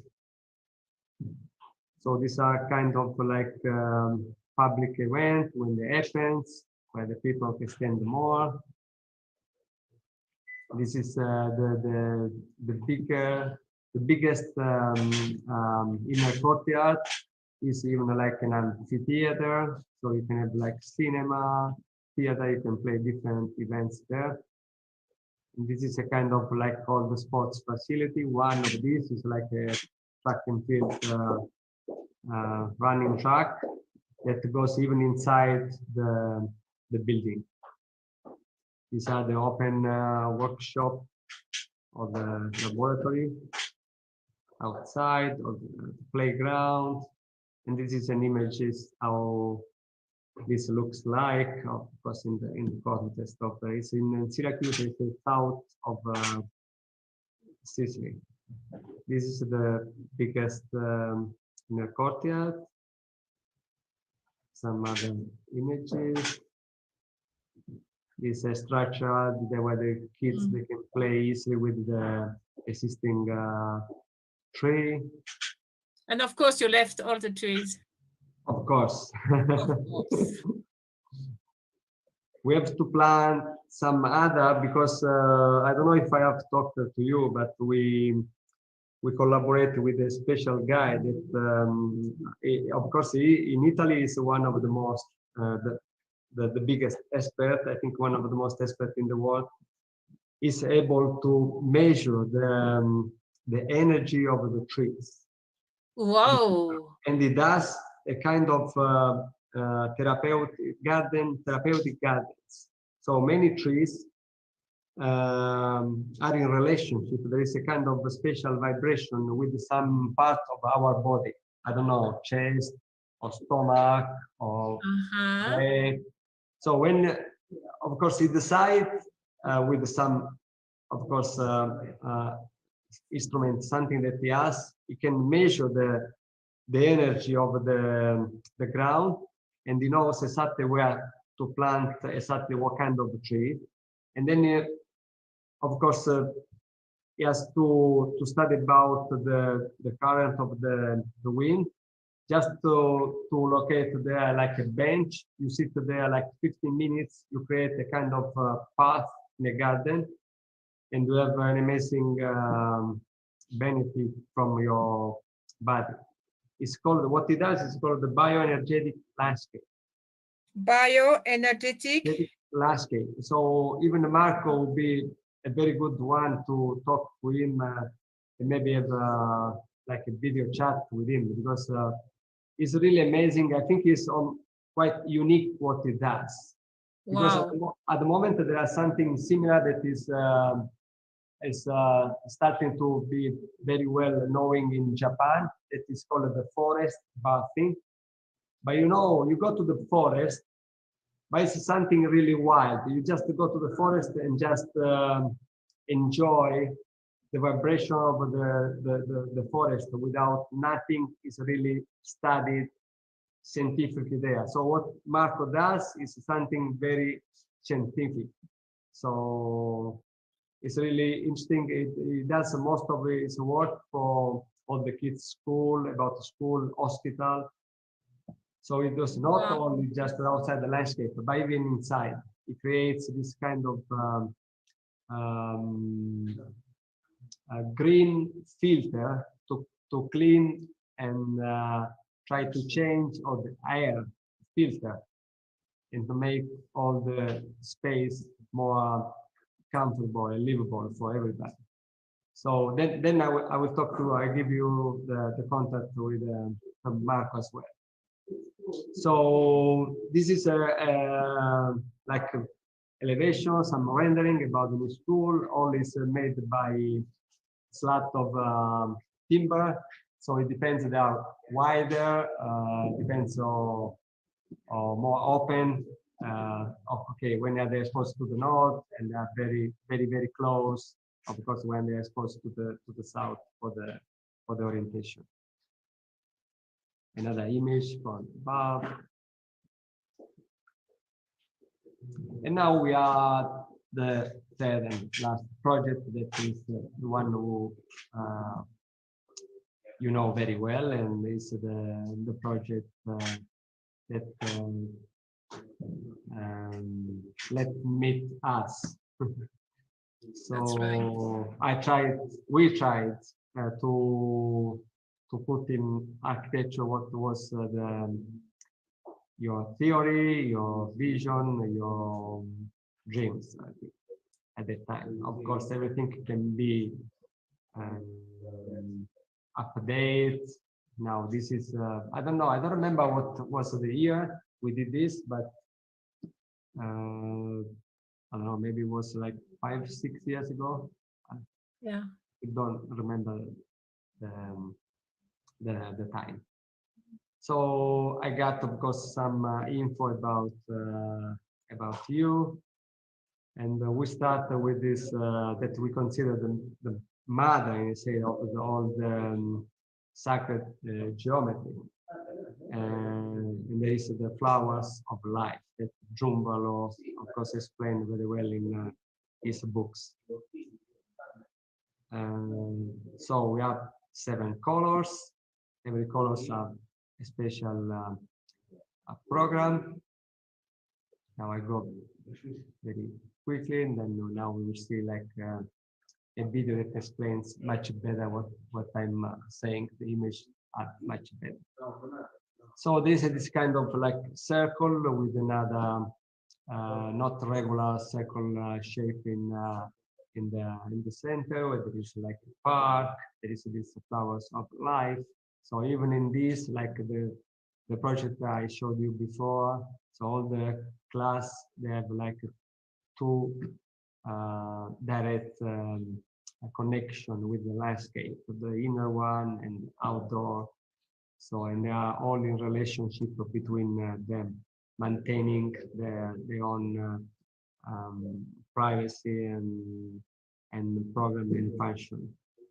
So this is one image about the inner core, and now you can see from the night, even all the lighting will be in the same color of the colors of the petals that describe exactly what is the program and the function. I tried to make the video. Let's see if it starts now.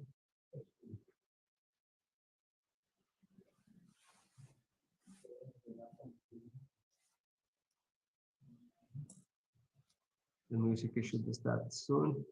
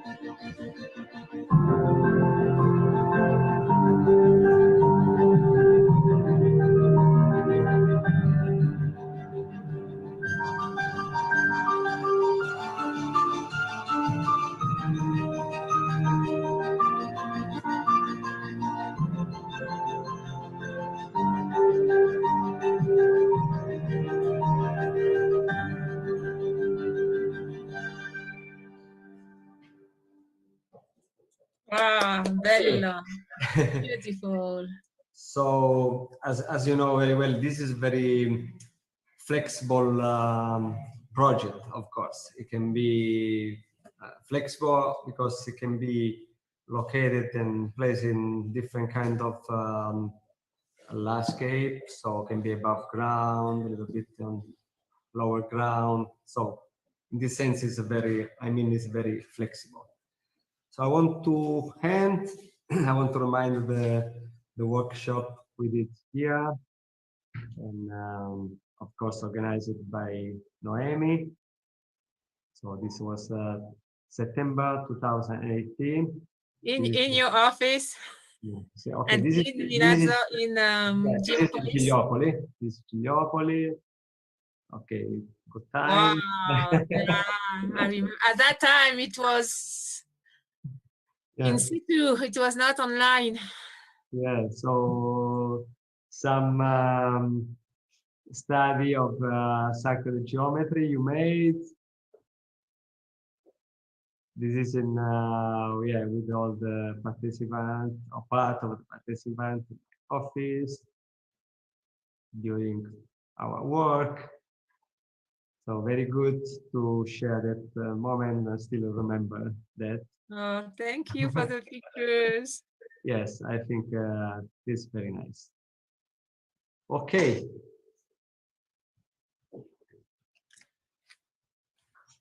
So Grazie. thank you for your time. I forgot to translate in English, but I think it's Do you want to stop sharing the screen and we will yes. wrap up? Oh. Perfect. Okay, good. Thank you very much. Any message to the school, to the teachers, to the architects around the world for this symposium? Yes, well, that was very good experience, I think, for everybody. So it's the best thing to have this.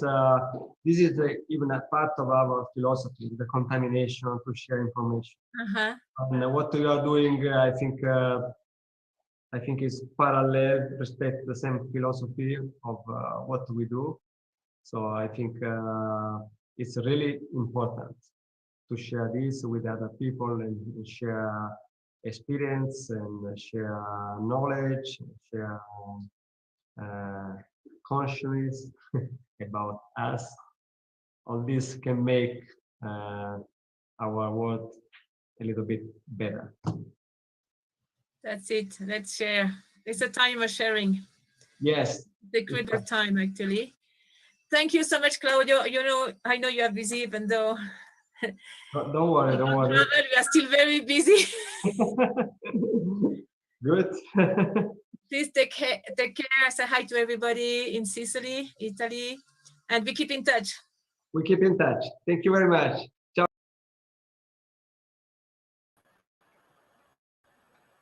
Wow. Neil, at that time, those symposiums were physical, were in situ. I miss that. I miss the human part. But we do our best, and thanks to you, and thanks to all our viewers and all the network. We go on anyway, and we make many contacts, and we go on. I mean, that's a good lesson. Yeah, which is lesson of last year and this year. Nothing is going to stop us, right? Exactly. And I think what it is we've got bigger because we're able to spread across the globe and connect like the way we're connecting now. And that La Pacha, is it La Pachamama? My Spanish is terrible. Yeah, Pachamama, very good. Could you repeat what he said? What the words were? He said, I have to honor her, respect her, I love her. And then I don't remember, but something like to her, I raise my consciousness, but it's about love to Pachamama and be connected to her. This is what we have in South America. It's like, you know, South Hemisphere, we are still a lot with Earth and try to connect and honor her. And I always say her because she's a being, a living being. Yes, I thought that was that. I wrote that down, and I also was fascinated about the way that he got his person in Italy who was an expert on trees and where to put the trees and in relation to the benches and how the trees interact with people. I find that absolutely fascinating. It's called bioenergetic landscape. I think that's what he called it. Bioenergetic landscape. Bioenergetic. Because, you know, Neil, we are getting a land in Uruguay. So I got the idea. Yeah, we have to do this bioenergetic landscaping. Yes. Because that's true. Trees have many virtues, and if you know them, you can do a healing tree. Like you can have a walk, and you get the healing from the trees. Yeah, I love it. Landscaping. Yes. And you can do the same with flowers. Actually, you can have different flowers, and by just smelling the flower, it's healing as well. You just have to cut the flower and make essences or make that flower. You can have. And it's also teaching young people to respect nature as well, which is and how we could go back and interact with nature, which is really good. Right, are we going on to the next person? Yeah, Jason Boyle is a friend of yours. Do you want to introduce him? Yes, Jason Boyle. Basically, Jason, I met him last year. Sorry. Pardon? He's I said Jason. Jason. No, Jason. Sorry about Jason, that. My Spanish would be far worse than your English. Your English is different languages. Right. So Jason is in life. You can say you can be spontaneous. yes, definitely. Jason is a nuclear architect, which I've never ever seen or come across one in my life until I linked him up on LinkedIn. Yeah, and he works at Sellafields and is an absolutely amazing inspirator. He gives energy to young people. You can see him if you've got Clubhouse. He hosts a room on Fridays, and he also makes videos, YouTube videos. He's got a YouTube channel, and the information that he gives out totally free will enhance your education about architecture, how to get into architecture, some of the pitfalls of architecture. So he's a really, really good inspirator. So Jason, are you ready to receive your global fame? Here we go. Okay, welcome again to our 11th Symposium of Architecture, 3,000, 4,000, 5,000, and Education of the Future. With a very special guest, we are now in England, Manchester, with the architect Jason Boyle. And he has quite a vast curricula, but is ambassador of the Royal Institute of the British Architects, RIBA, which is quite impressive. Architect with nuclear construction, right? Teacher involved in universities and schools. So would you like to present yourself and we start the interview? Yeah, thank you sure. for joining us. Yes. And thank you for your time. No problem. Lovely to. Oh, and you have a huge network as well, all around the world, which is very nice. And that's a new way of working. I'm very glad to hear that. So please welcome. Thank you. Thank you so much. So yeah, I do. So I've been working in the nuclear industry as an architect, which is quite unusual. And that's for 13 years, working on sort of major projects for the government to essentially clean up the waste from the 1950s and 1960s. You know, so we do have that legacy, as a number of other countries in the world have, and there's a real focus on making that material safe and storing it for the long term. So that's kind of that's my kind of role. So we're making the planet safer. That's my job to do that. Yeah.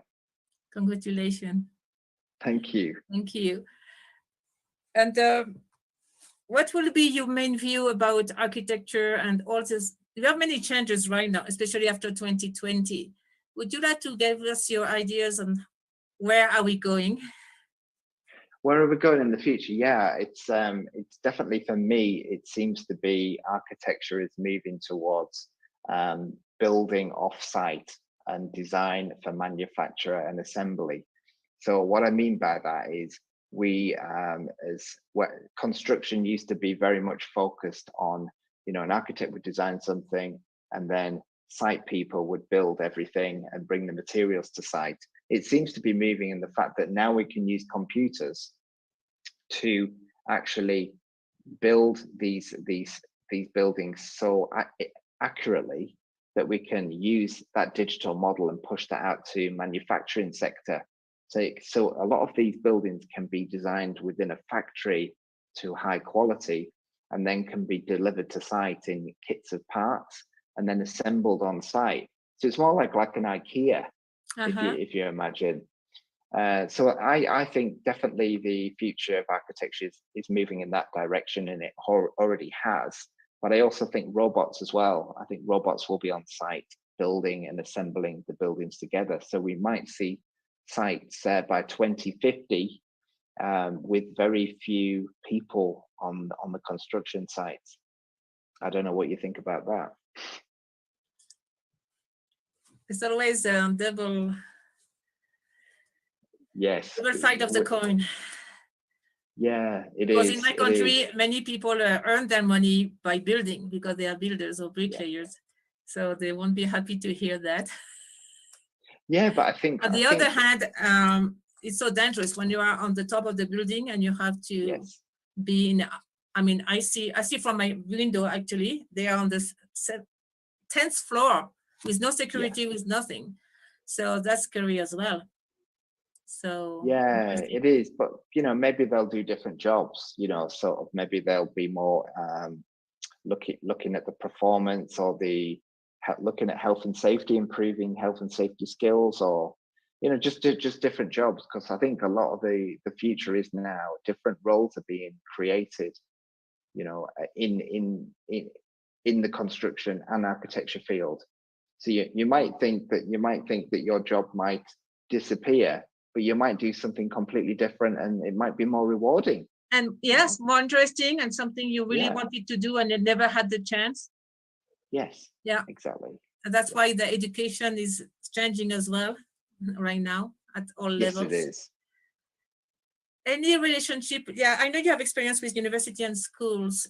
What are your views on education and how it should be?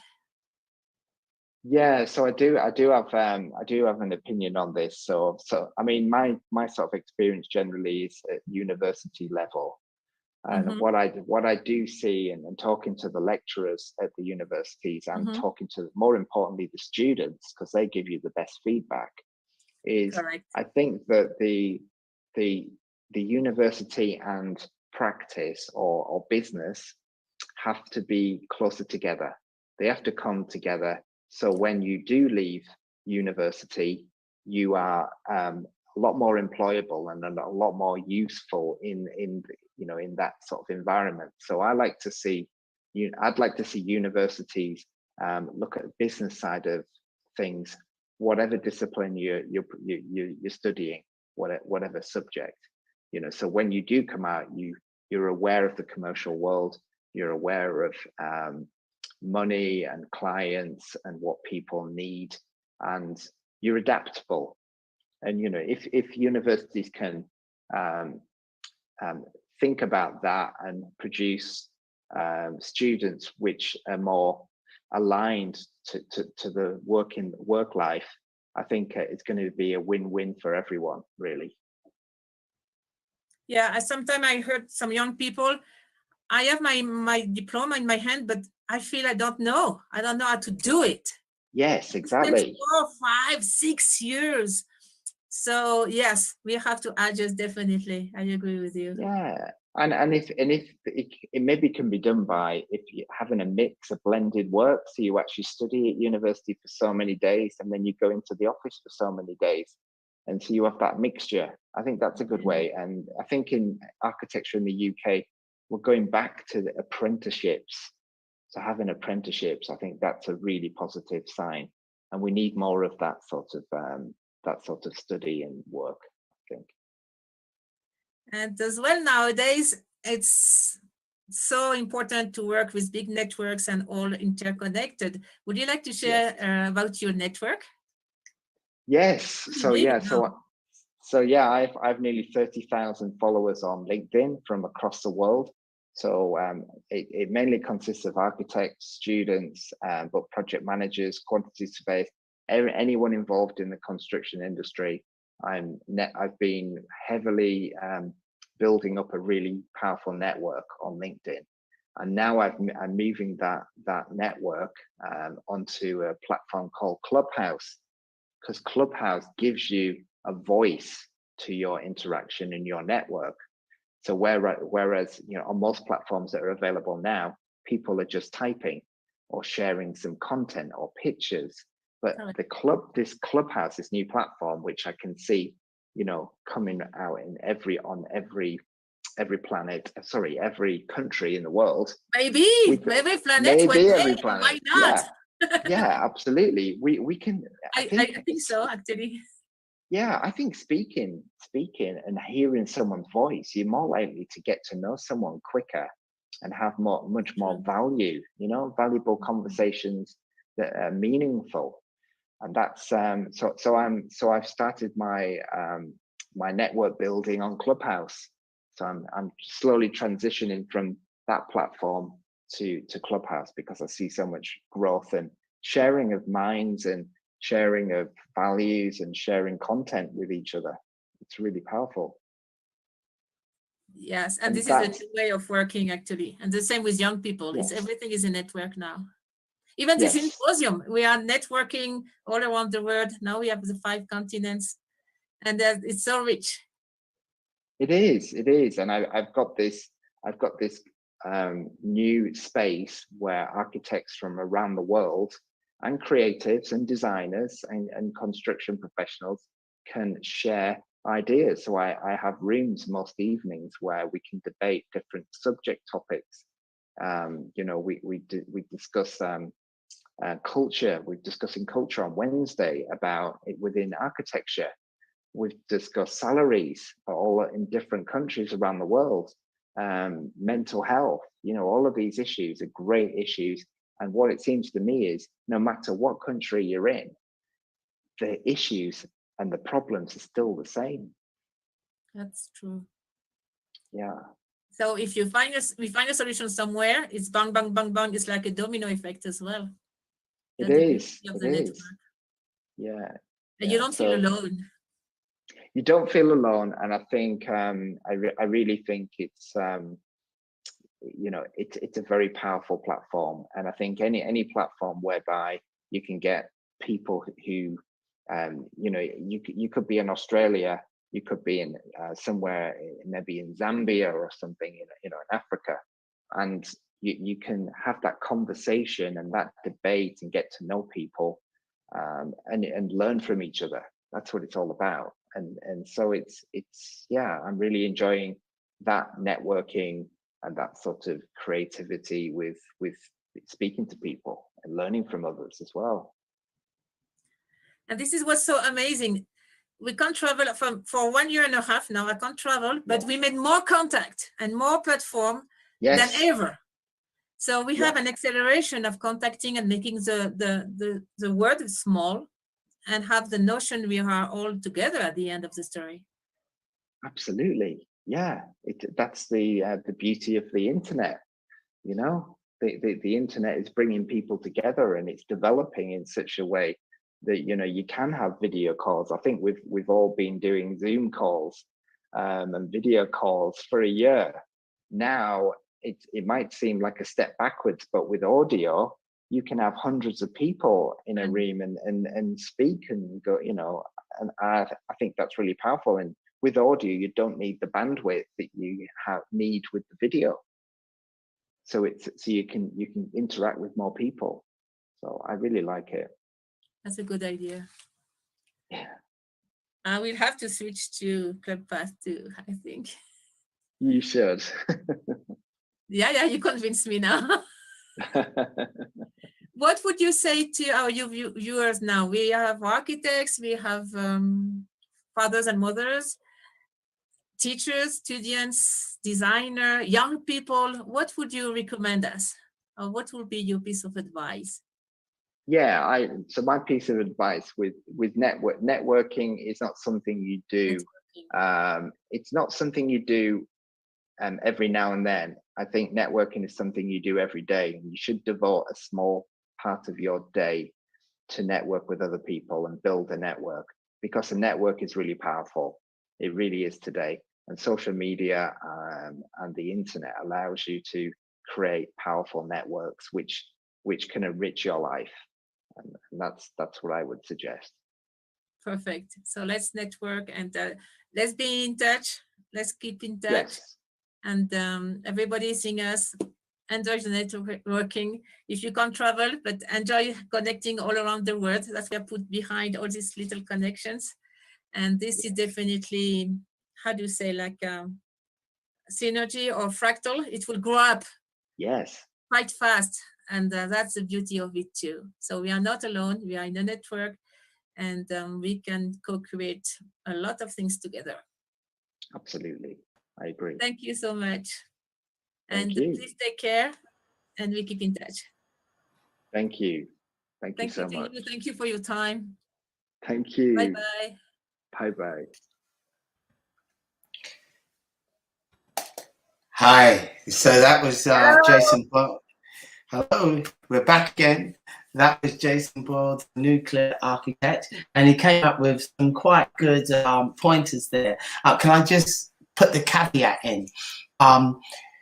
Clubhouse is only for people who have got an iPhone at the moment. So if you've got an iPhone, you can log in and jump on Clubhouse. And the other caveat is you have to get invited onto Clubhouse. So there are two basic things that that Clubhouse. One is the iPhone you have to have, and the second one, you got to get invited on it. You can't just download the app and jump in like most things.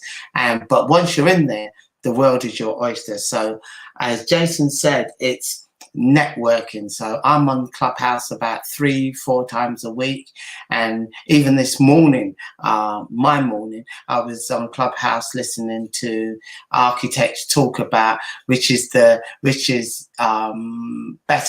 or which is better, private sector or the public sector in terms of buildings. So you can get anything you want on there. Education, architecture, education, everything you get on there.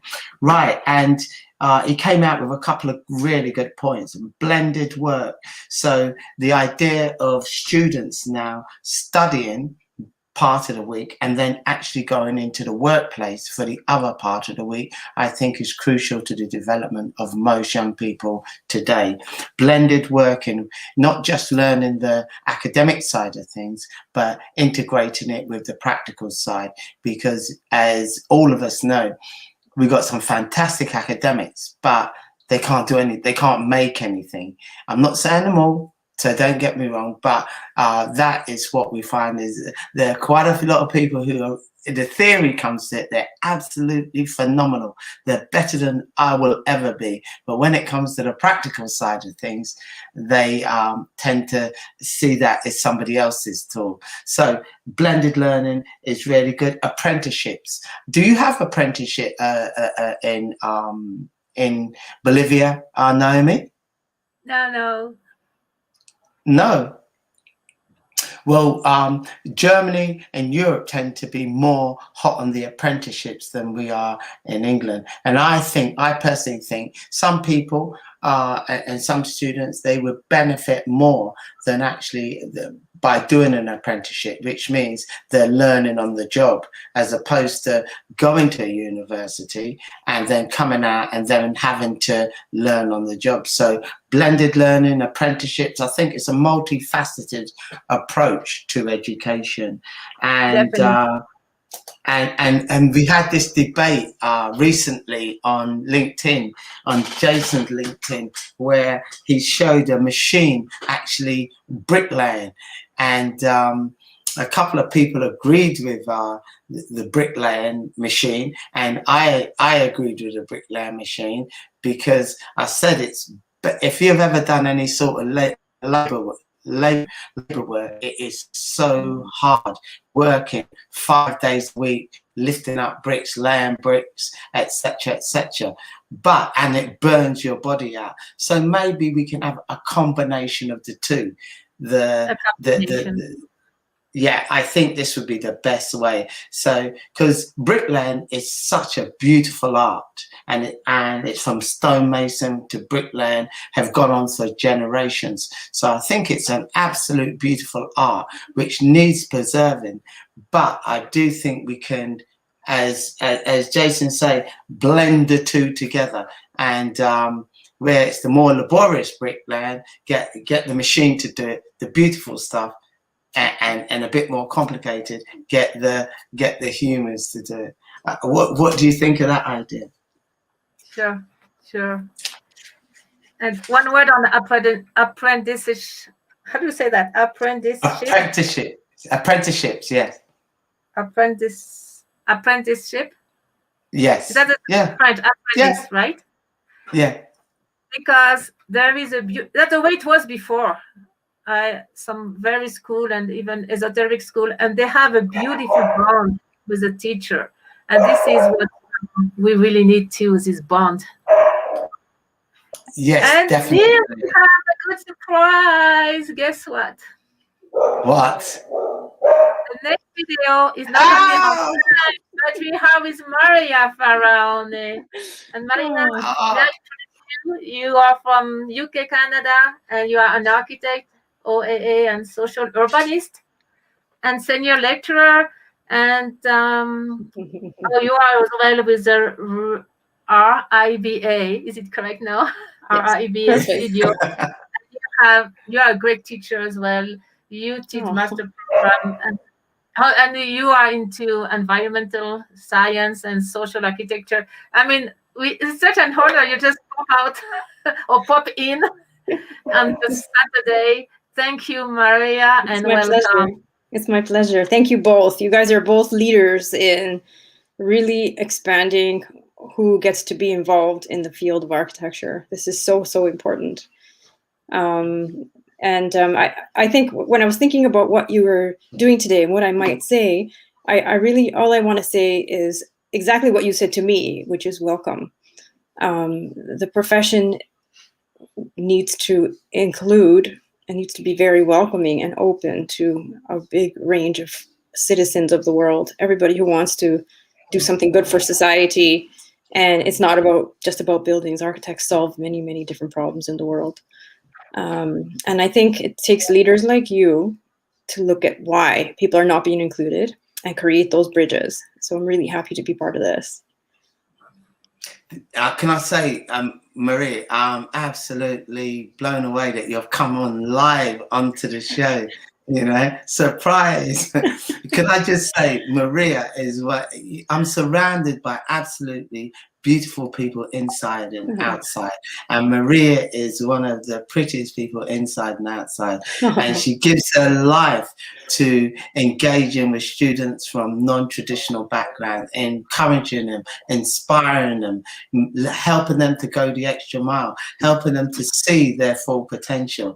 And she does this without favor, and she does this with not getting paid enough. So I'm telling your boss, Maria, if your boss is watching this, you need to pay Maria more money. She is definitely worth every single cent and more that she gives you, her blood, sweat, and tears, and devotion and loyalty. So, Maria, if you don't get a pay rise after this, just tell me.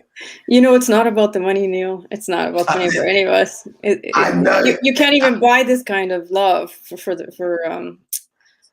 the next generation. You know, it's almost as direct as that. Having this love for equality, and I think a lot of people. Go ahead. You can't buy this love, Marie, but a bit more money wouldn't go amiss, would it? Tell me. That's wonderful. Thank you, Neil. It's interesting because I think a lot of people who play these kinds of roles, they understand what it means to not have all the tools at their disposal or all the belief system around them. And so people who do end up going through and found, wonderful and lucky opportunities, they want to pay it forward. And that's where the energy and that commitment come from.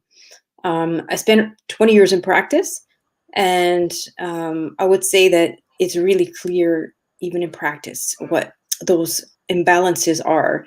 And I had the chance to go back into academia to do a mix of practice and academia and pay it forward. And I feel so incredibly and deeply fulfilled. So I think it's, that wonderful saying, if you have something, you give it away and it comes back multifold. And it is love, it's opportunity, it's knowledge, intellect, network, everything. You give it away and it keeps coming back. So you end up becoming a beacon and just sharing, a beacon of sharing. So this is the kind of stage where all this stuff happens. So thank you for creating this stage. Okay. Well, thank you to you. You're welcome. Well, I hope you enjoyed the video. Are there any questions, you think? Or any... Yeah. Well, if when the video plays and then you stay on, then we could ask you questions directly, can't we, Naomi? Naomi? Yeah. If you have time, Maria.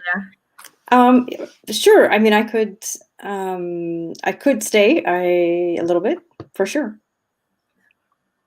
So just remind Naomi. So Maria is coming live from where are you coming from? I'm in Toronto right now. Toronto. It's Toronto, Canada. So you see, we are truly global. Truly global. Yes, absolutely. What we can do, everybody can comment on the website and Facebook, and we can comment here too on the StreamYard. So please put all your questions, and as we move on with the video, we will type. Is it okay? Perfect. Yeah. Hello, Noemi. Hello. Hi. Hello, Maria. Welcome to our 11th Symposium of Architecture, 3,000, 4,000, 5,000, and Education of the Future. And today with a very special guest, I'm so happy you are with us. We are with Maria Faraone, and she's now in Canada. She's from the UK. Maria is the director of the RIBA studio in Oxford, senior lecturer, consultant in social, spatial, people, culture, innovation, impact of design. It's so interesting. Do you want to introduce yourself, and then we will share for the symposium? Thank you and welcome, Maria. Oh, thank you, Noemi. Thank you. This is so exciting what you're creating and raising out of the earth. So I'm really, really pleased to be part of this. Architecture is not about buildings. Architecture is about people. We know that the role of the architect in society has increasingly become about solving problems. So I'm really, really pleased that all of the work that the students are doing that we work with at Oxford Brookes University and on the RIBA studio, myself as a consultant, my focus has always been social impacts. And I'm really looking forward to being part of this symposium. And I think there's maybe a few questions we could talk about together. We can have a little discussion as a kind of introduction. So I'm really happy to do that. Yes, we would like to know the impact of design directly on people and all living beings actually. Mm-hmm. Why is it so important? Or do you have an example maybe? Oh, that's such a wonderful question. It's a wonderful question. It's the important starting point for students and for architects. When we think about architecture, very, very different from art in the city and art in general, because we carry a massive responsibility for major private and public costs for something that's going to exist for a very, very long time. So our true client is society, it is the individual client group, and it is the environment. And all living things, that is the true client for the architect. So when we think about projects, we have to think about every scale of what we're doing. We could think about very specific examples. Some of my favorite examples to think about are projects that try to answer the question of social mobility. So you could ask yourself, how does architecture actually respond to social mobility? You know what?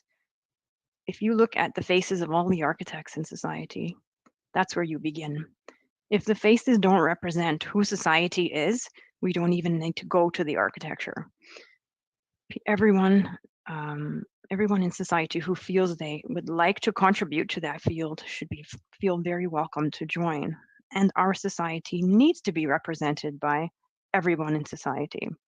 So when you are part of a space, in a school, in a university, in a home, in a high-rise building, in a single dwelling house, if it doesn't reflect the way you live, the way you eat, the way you sleep, the way you socialize, then there's something wrong with the way we're designing spaces. And that is a kind of impact that is about inclusion and feeling welcome in society. We can look at that question both on a building level and also on a neighborhood level and also on a citywide level. And that permeates all the way nationally. So the question of feeling included, feeling like your identity is understood and that you can live the life you wish to live is embedded inside of who the architects are and how they think and how they go about their work, either in preserving buildings or building new buildings, designing urban areas, impacting on large spatial decisions on land use. It permeates at all those levels. So that's really why I'm involved here, because of that very special thing we can call the invitation. So, do you have some work right now working toward that you want to share with us? Most of my work right now is with the student projects. I've been a practitioner for over 20 years, and I've worked on single-use dwellings, high-rise buildings, and importantly also in resettlement projects. And I think resettlement projects are probably one of the most interesting types of projects where we see the impact. So maybe I can talk a little bit about that. In cases of resettlement,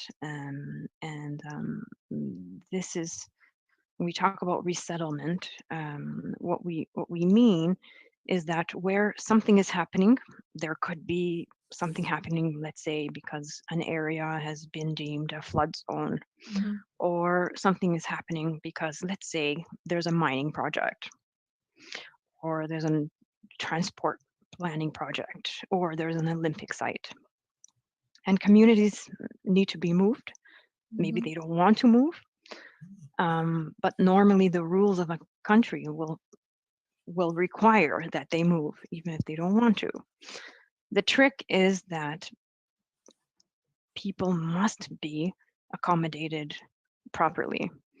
I don't think that there should be the situation of forced resettlement, but when we think about the limited choice that people have and the possibility to find a higher quality of life, then there's an opportunity for architects to do a very important social job in these instances. So these are some of the projects I've been involved in.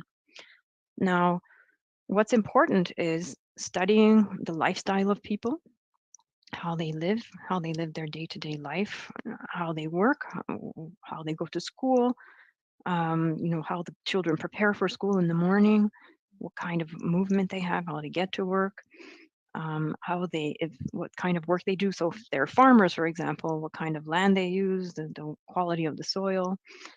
And then from there, new land has to be appropriated and new housing has to be designed with them. So with ideas about them, so your client is a huge number of families, and you have to think about what they want, and not only what they want now, but also what they want for the future. You know, how do they want to evolve and grow and change their family structure to live together in these homes and in these communities? So locating the land is very important because it will mean everything from a change in soil type all the way to being able to practice their traditional celebrations in the right way. In the case of one of the groups that I worked with in Ghana, this was some time ago, the important thing was that farmers were being resettled, and they were cocoa farmers. And probably the most important aspect of their shift was the fact that they learned from a local NGO group in conjunction with the resettlement team. They learned how to increase the yield on their cocoa so that they actually had a better yield. What does this have to do with architecture? Well, as architects, we're helping to find the land. We're helping to facilitate the storage of the grains. We're helping to facilitate the type of family structure they have, which may not be the same family structure that the architect knows personally. And it means long-term that eventually there will be a better quality of life, not just for the current generation, but for future generations. And in situations where you're working in societies that are less wealthy, developing nations or global south countries, global south meaning that most of the countries in the southern hemisphere are developing countries, it's very, very important that these, what seems like small changes, have massive impacts. And the only way to understand them is to be very involved with the families, to understand their day-to-day life, and to integrate those into the design decisions on the design projects, and to work with the local architects as well. So I know that's a kind of international example. There are other kinds of examples that I also work with, which are a little bit closer to home. I give kind of, let's say, advice and all the way up to design drawings for families that have people with some kind of disability at home.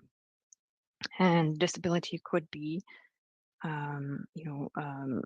people born with a disability, and then as the child ages, the home has to be adapted. And so these are really, really incredibly important changes because they're both psychological and social, apart from being physical and material. So the architect is, in a way, a person who has an insight and a deep, deep empathy into humanity in order to be able to tap into what people really need and to use your imagination to offer wonderful opportunities to be able to achieve what it is they're after. So that's kind of the two things I'm involved with at the moment. So we're thinking about at the moment. Oh, Maria, you will be such a good anthropologist. Actually, you are, and you can blend it with architecture. This is amazing. I feel so lucky that I've been able to do these kinds of things. So, and to work with so many different and really, really, really exciting cultures, and to learn from them in all the different ways that they have the same values in a way, but put them into place in everyday life in very, very different ways. May I ask you another question? Of course, please. We all know we are into tremendous transition time. And I'm thinking a lot about the towns, the cities. Where I live is not pretty. I mean, so many cities will need so much remodeling. So we can live at least more relaxed inside the city. What if you had a plan? Let's say you are the mayor of an entire city and you have unlimited fund. What you would do? What would be the steps? What would you start with to transform these cities? That's amazing. That's a wonderful question. I think, my answer is going to come from the same nature of the things I was talking about. When you look at cities and you look at neighborhoods, and you snoop around, you start to see that people are by themselves very organically doing things and trying to make things better, trying to create cohesion, trying to create more usable green spaces, trying to lessen traffic, trying to make places safer, trying to ensure that there is support, particularly during COVID, support with older people or people who need help with getting basics like food, and a little bit of friendliness. And what's interesting is when you look carefully at what people are doing, that's where all the answers are. That's like a resource, like you can mine that activity that people are already undertaking and take that to the next level. So as an architect, the most important thing is to observe and to listen. And then you will not only become clearly attuned to what the real issues are, but also how organically people are already starting to address it. One of the most interesting places in neighborhoods and cities is places where immigrants go to. They're interesting because when immigrants choose a place in a city to go to, there will be already some kind of support mechanism in there. That's why they were drawn there. Immigrants have a lot at stake. Usually they've left their home. They may or may not be with family. They may or may not know the language. They may or may not have a job. And so when you watch them to embed themselves in a society and evolve and contribute to the society, those decisions they make and the places that they are able to thrive in can tell an architect so much about how cities of the future need to be shaped. Because if you can shape it for that very vulnerable situation, then you can make life and quality of life better for everybody. So following that trail of what's happening, you can learn a lot about what to do. And I think the cities of the future are cities that are going to be shaped in ways that allow people to self-thrive. It's not about necessarily putting things in place for people to help people. It's actually to create the space within which people can be independently helping to solve their own problems and creating the quality of life for themselves.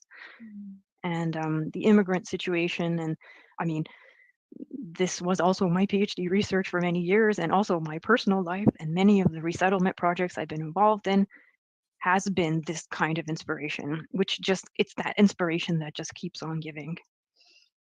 Yeah. So there's always so much to learn from that. This is so inspiring. This is a revolution. I think so. And it's interesting. Talking about your PhD, would you like to tell us why and how you end up with this kind of subject? That's so interesting. Sure. Well, my PhD was about how we as designers in the city, architects, urban designers and planners, we can create cities and neighborhoods where people can self-determine. That's essentially in a nutshell. If people can be influenced by design of cities and spaces in order that they have more access to freedom to self-determine. And it is a case, and it is such a case. In my PhD, I looked at very, very challenging situations.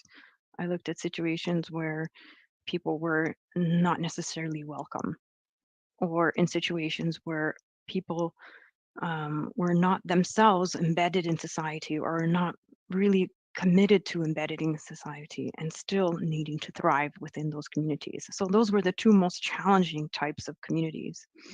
And what I learned working with them for many years, and I still continue to work with many of those groups, is that ultimately the goal of everyone, a migrant, a long-term person, indigenous, is always the same. It's fantastic when we have workshops that bring people together who are in conflict in a way over land use. The ultimate reason everyone is making the decisions they're making is for the betterment of the next generation, their children, the safety and education of their children. And when people realize that that's the goal, all of the conflict falls away. And the decision making, very specific decision making on where to live, how to access neighborhoods, what kind of school you want to be at, what kind of job, how available you are, what kind of job you take. All of these always circulate around this improving of life, quality of life for the younger generation, the next generation. And it has been such a wonderful and organic way to reveal that every time there are workshops related to land use. That seems to just get rid of all the conflict almost immediately, because people are revealed at a deep level of humanity and they see that they are all the same. And this has solved things. And it's funny, I keep coming back to the question of, I'm an architect. So as architects, we design things. You could design an event. You could design a system of, a gaming system. You could design a way to have a conversation. You could design a series of questions. It's the answers that you use to help you design things. But that first step, that first thing that I'm calling design, is way more important than the physicality you design later. So that's all coming back to the education. If I'm going to put it to us, if people wants to know more, is there anywhere they can access to your material, ideas? How can they be in touch with you? I'm sure you just trigger something everybody's resonating inside, so I'm sure they'll be in touch with you. If I would love to have a conversation with people, I've published a couple of papers. I wish I had published more. I'm teaching so much, but that's just an excuse. I should be publishing more. And I'm going to be inspired by you, Noemi, because you're publishing some great books. There's two ways people can contact me. One is through the RIBA Foundation. The RIBA Foundation is actually an academic course. It's for students all over the world to take a course with us online, and you work with a tutor online that you meet one-to-one with, and you can, you study with us, and you can study these things on the course. It's up to you to lead the subject area. And it's designed for people to start to think about what it means to be an architect, to develop a portfolio, and to get your first hours in practice. And we know that bringing those two things together, the portfolio skills and the first hours in practice, it really commits people into believing that they can be architects. So if you look up the RIBA Foundation, you can find me. I think it's quite easy to find me that way. And in terms of my consultancy work, I mean, I think it's just looking up, contacting me. I mean, it's something that has enriched me as a human being to be involved in these kinds of projects. So I feel incredibly lucky. I mean, if you're lucky enough in your life to do the things that you really believe in, and that you feel so excited about, and that you keep learning through every day, then you're very, very lucky. And I think the field of architecture is so broad that it has that room for you to choose the things you want to do. So the RIBA Foundation is a course that I designed with the RIBA and with Oxford Brookes in order to allow people to discover what it is they want to do, what kind of architect they want to become. Beautiful. And to close this up, not only for architects, but in this symposium, we have a lot of teachers, parents, families, people involved into education that believes that we can make a difference. What would you recommend them? I think that, I think that it's not just the field of architecture. I think the element within the field of profession of architecture, the humanity and the empathy of the person behind the profession, is the most important thing. If you are within a creative field, and I think anthropology is just as creative, because to understand people, you have to be open to creative thinking. Mathematicians are creative thinkers. I think that our world is changing at such an incredible pace. And it is the young generation, it is the next generation that has the tools. You're equipped with that confidence, that technological confidence. You're equipped with the dream and the desire for what you can do. And unfortunately, you're also given a lot of really big issues that no other generation has ever faced. So I feel my role as an architect and as an educator, and I think also all those parents and teachers are here to support you as you grow up in the profession to do the wonderful things that you're ready to do. You're going to be ready to do, and all the things you're going to face. We're here to support you in becoming the kind of people who can do that. Thank you. Thank you, Noemi. Wow, what an interview. There is one sentence I remember. I mean, I just have it engraved inside of me we were with Dr. Maria Faraone, and it was, remember, architecture is not about buildings. It is about people. So we will take this and meditate on that. Thank you so much, and we do keep in touch. Thank you, Noemi. It has My been pleasure. a great pleasure and honor to be with you today. Thank you.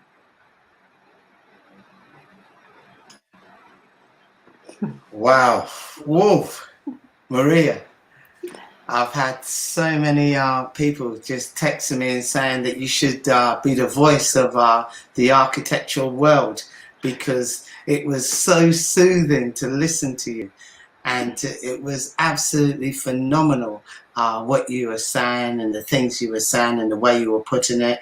And as Naomi left it with, architecture is about people. And so, you know, I'm going to invite you live on the stream here on Tuesday at 5 o'clock UK time.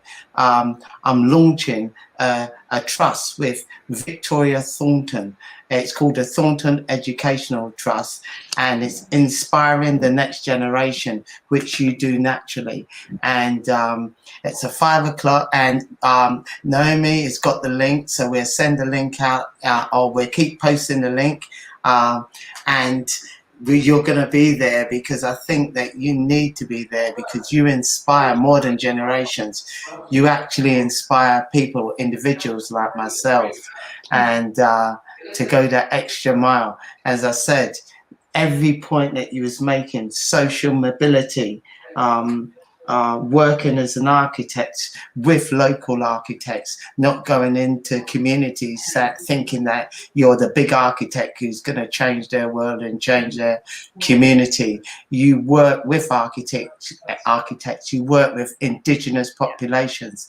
And in order to do that, you have to learn about what indigenous populations actually, what is at the heart of their zen, their life, their being, how they, what they want, their needs, their wants, their values, not as a exterior educator saying, I am going to impose my needs, my wants and values, and you're going to accept them when we're building.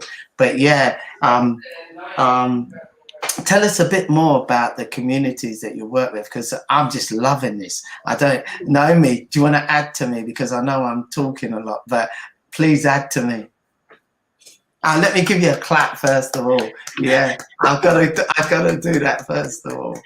That's so kind. That's very, very kind, Neil, considering the work you guys are doing. So that's really, really kind of you. You want to know more about the different communities I worked with? And yeah. And is there a single process, or do you have to take them as they come, adapt your sort of processes once you have touched base with them and find out what makes them sort of tick? Yeah, absolutely. That's the word, is adaptation, because you know, you can never presume to know so much about another culture that you can be the one that makes the difference. All that architects are meant to do is really facilitate through an element of design what they can do for others.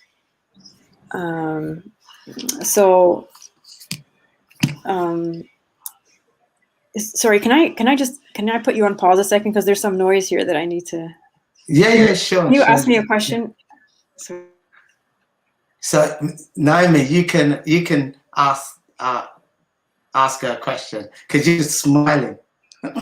Sorry about that. There was just some noise. Actually, we have a couple of questions and comments. Okay. Maybe you would like to see this one. Amazing, Maria, such empathy and clear vision. Thank you so much, from Luna Serra from Uruguay. Thank you, Luna. Thank you for sharing. And we have a small one here. Thank you. And the other one is how architecture can change people's life. You have been talking about that for 1 hour, but if there is a key word, what will it be? I think it's presence. Presence. And it's on a lot of people's sides, the presence. You as a person, when you're in a space that responds to who you are, you feel a presence. You feel all of you is present and all of you is responded to. When you're an architect and you're present to listen to other people, then you can have the right tools to make what has to happen next, to facilitate what has to happen next. And even the cities and neighborhoods and buildings that we work with, they have a presence and they reflect back an identity and of who the society that they're housing is. And that presence needs to be very inclusive. So I think that's a kind of word that covers a few different perspectives. One word. One word. I think, dear Maria, you opened a new trend. Maybe you will be known in the future for being the architect who opened the empathy architecture or empathic architecture. We will give you this new title now. That's a great gift, and maybe I will be a signpost for that, and then people can write about that with me. Maria, look at this one. They say you talk about inclusive architecture. Yes. Who can join architects to better the world? Who are you inviting to join? Everyone. If you are an environmentalist, if you love animals, if you are in medicine, if you are a social scientist, if you are a farmer, if you are a child, if you are somebody with a very specific kind of disability, if you are someone who has mental health issues and you know that some spaces help you better, if you are an engineer, if you are, it's a whole host of people and ranges of circumstances and cultures and abilities and professions. Architecture is not this profession by itself. Architecture is a platform that a lot of people come together to do important things on. That's why it's not about buildings. If we do that, then ultimately the buildings we do design are going to be really, really appropriate and have that presence we want them to have. Maria, you read our mind, because the next question was, how can we include green architecture in a urban environment? Because we want to include all the plants and the flora, fauna. Yeah. It's huge. Your inclusion is huge. Yes. Well, I think the question of green architecture can be defined in many ways. I mean, in the most basic way, it's about creating green energy. In a more broadened way, it's making sure that we have the circumstance, the situation, the context, so that biodiversity can thrive. And that's not in our hands, to specifically know about every insect and every animal as an architect. But we can work with landscape architects, and we work with biologists, and we work with nature, people involved very specifically in nature and chemistry, so that we make those important decisions that support biodiversity, from the sacred bumblebee all the way to the land animals. And also to us, we are part of that biodiversity. Our health, what we eat, what we drink, what we breathe, is all part of that system. So a greener world means we are healthier too, all the way into our atmosphere and beyond. So. And beyond. Oh my God. We are going to Mars now too. Let's hope we are. Yeah. We want to do the right things here. Giving an entire huge different dimension to architecture. You open it up to everybody. Maria, if you could sum up your feelings of architecture in a few words, what would you say? What drives you? Oh, I think what drives me is a love of humanity. It is at its most fundamental level, and the belief that everyone deserves a good quality of life, and regardless of where you are in the world and what situation you're in, we can always work together to make things better. But more importantly, people should be allowed to have the tools to do it themselves. And as architects, we actually have those opportunities to do that. It is the excuse of the building that allows us into a society to make things better. The excuse of a building? What did you say? The excuse of a building? It's the excuse of a building that allows us to penetrate into a community and a society to see the issues and to help to make things better. Yeah. I'm just writing this down because I'm gonna take these statements one day and use them, and I'll have to quote your name. Thank you. Dear Karina, do we have more comments somewhere you want to share with us? You can share. You can pop up. We want to see your face, Karina. Tienes que estar con nosotros. Hello. Karina is from Mexico. Architect Maria Parone is right now in Canada, and she's from UK. Neil is from UK. I am in Bolivia. This is a miracle of technology. Yes. Yes, I agree with this comment about observing the land. Definitely, you want to observe the land and the biodiversity that's on it and the different microclimates, who is using the land, animal and nature and human alike, or how the sun changes, all of these important things, how it's used even culturally. And then you have a starting point. And yes, the immigrants. Well, that work is so interesting and conscientious. Many congratulations and a lot of more comments that Luna say, like in permaculture, before you do a project, the advice to the observes the land for a year and then start the project build. Yeah. I love your part about observing the immigrants. Thank you. Thank you for writing in English, everyone. Thank you so much. This is an inclusion. Thank you. But Maria, you speak Spanish as well, though, Maria. Only a little. Yo hablo solo un poquito. Well, thank you for your time. I knew it was a tight Saturday. Thank you for my pleasure. We really appreciate. Thank you so much. Maria, you are a superstar to us. You are a superstar, very kind. Yes, you are a superstar. We love you very, very dearly. Have a fantastic weekend, yeah? Good luck, everyone, and have a good time. And hopefully see you on the road. Thank you. Bye-bye. Bye-bye. Wow. Right, guys, that was a fantastic, amazing Maria Ferrans, who basically, she infuses a pathway as she goes along. So what have we got next? After that, we've got, who we got, Naomi? We have a friend of yours. It's Mark Jason. And I love what he said. Please keep in touch, everybody, because it's so cool. It's about social architecture. And Neil, would you like to present Mark?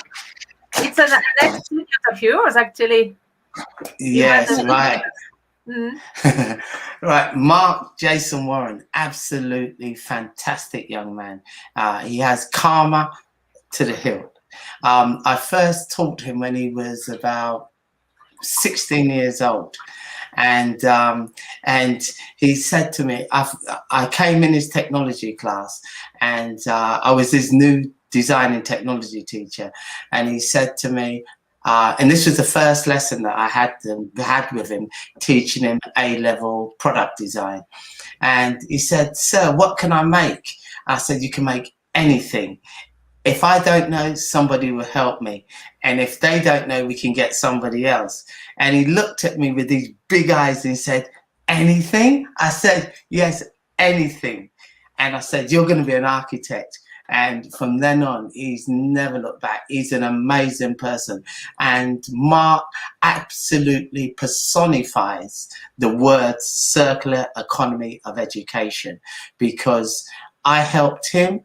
He went away, helped others, and he's always come back and worked on my workshop, enthuses the next generation of young people. He's an amazing young man, and he's so talented, and he deserves every single praise that he gets. So here he goes. Let's fire away.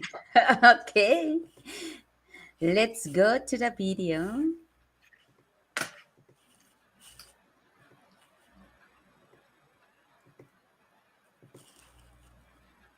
Everybody, welcome to our 11th Symposium of Architecture, 3,000, 4,000, 5,000. Yes, we are growing and growing. And Education of the Future with a wonderful guest. We are with the architect Mark Warren from London, UK. Hello, Mark. How are you? Hello. Good, thank you. And Mark is a designer who worked, open designer who is working actually right now in local government in London. Correct, yeah. And mind you, street artist in your free time, which really surprised me. Dear Mark, do you want to introduce yourself a little bit more? And we start with your presentation. And thank you for your time and welcome. No, not at all, not at all. Thank you for having me. Yes, so as Naomi said, I'm an urban designer who works at local government, and in my free time, I'm a street artist. And actually what I'll be talking about today is how my practice outside of the institutions which we work in and study in is what I use to educate people. And so I'll start my presentation now. I've got a short presentation, hopefully. Would you like to share about Neil? Neil was your teacher? Yes, yeah. So what happened? He convinced you to be an architect. He did. I'll go on to that in the presentation. But yeah, so right. some of you will know Neil Pinder, and he was my high school teacher, secondary school teacher in technology, and he's actually the person who inspired me to go into education. So it's just, I guess I owe a lot to him for even doing that, because architecture wasn't even on my radar. So I owe a lot to him. Really? Yeah, 100%. So I'll go on to it now, actually, Naomi. So can you see my slides all right? Yes, all right. Perfect. So yes, project of a good teacher. Exactly. So so as this slide says, I'm a product of a good teacher, and as you can see, the arrows pointing to Neil Pinder. And in London and in England, the architectural profession, the built environment professions are typically run by white males, and they're building cities, places, neighborhoods which are for people which don't necessarily reflect that. And so what Neil Pinder's doing is he started this thing called Homegrown Plus, which is really trying to drive up the diversity in architecture and the built environment professions through better equality through gender, through race, and through social class. And he does that all from his classroom in South London, which I was a part of. So he has single-handedly inspired lots of young people from South London to go into architecture, engineering, local government. It's an amazing thing, and all so that we can help shape the future of our neighborhoods, because our voices are so often unheard when developments are happening. So I owe a lot to him.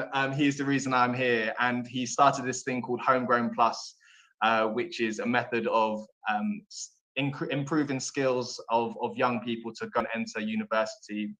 So they're going in and they actually know a bit more about architecture and design, which is something which is so often not thought about in secondary school and high school education.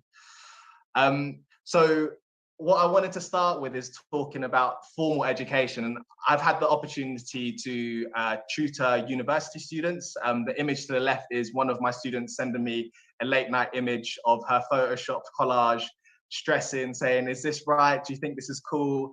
And the thing on the right hand side is what I've been working on in local government, which is developing design guidance for development, small sites in London. So small sites are small sites for homes and things like that, which are typically brownfield, which means that there's nothing on them, and they can offer an opportunity to create more homes. And so it's quite interesting that within the formal environment, we are still educating. It may not necessarily be the way which you're taught at schools. It may be through a conversation on WhatsApp, or it may be through design guidance, but the design guidance I've created in local government is trying to influence developers or future developers or architects to design better quality buildings. And so within my workplace, I am educating, but it's very much within an institution and it's very formal. But what I wanted to talk about is the informal side of education. And actually, we only work 7 hours a day or however many hours a day, and there's a whole load of life which exists beyond the walls of working.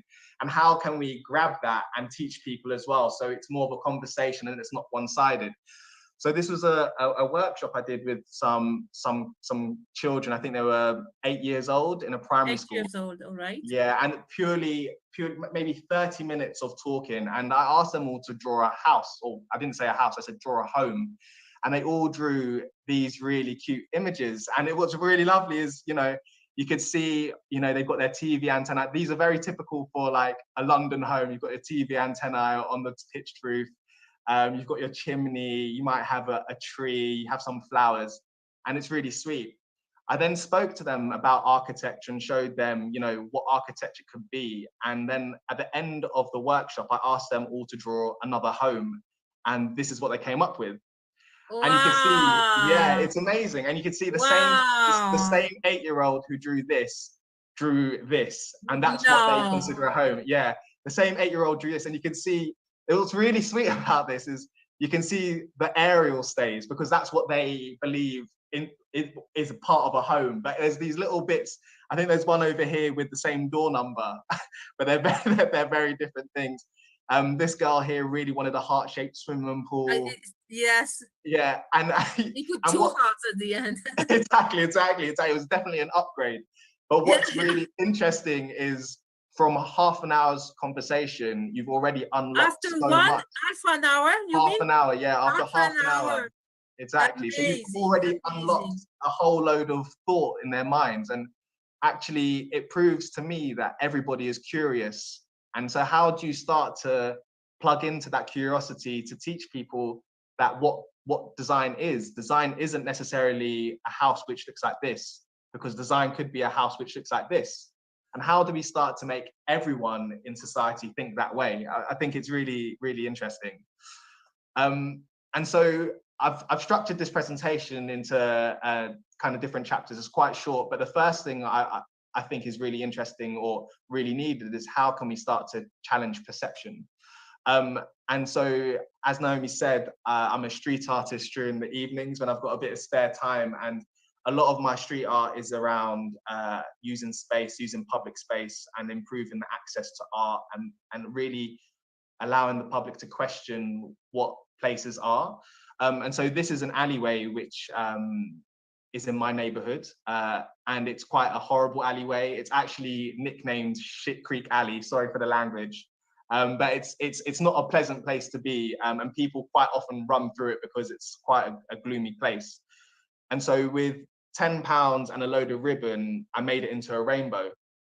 And you can see here, it was basically, how can you begin to grade color through a really cheap material? How can you change the life and the spirit of the space? So and beautiful, yeah, and the meaning too. Yeah, and what was really interesting about this was, from this image on the left-hand side, after we installed this, we had people taking photos of this place. We had people saying thank you to us for doing this. It was just random that people were taking Instagram photos and wanted to take selfies in a place which usually looks like this and now looks like this. And it just shows that what spaces can become has so much power. And a lot of people, if you show people what they can become, then they automatically start thinking of spaces differently.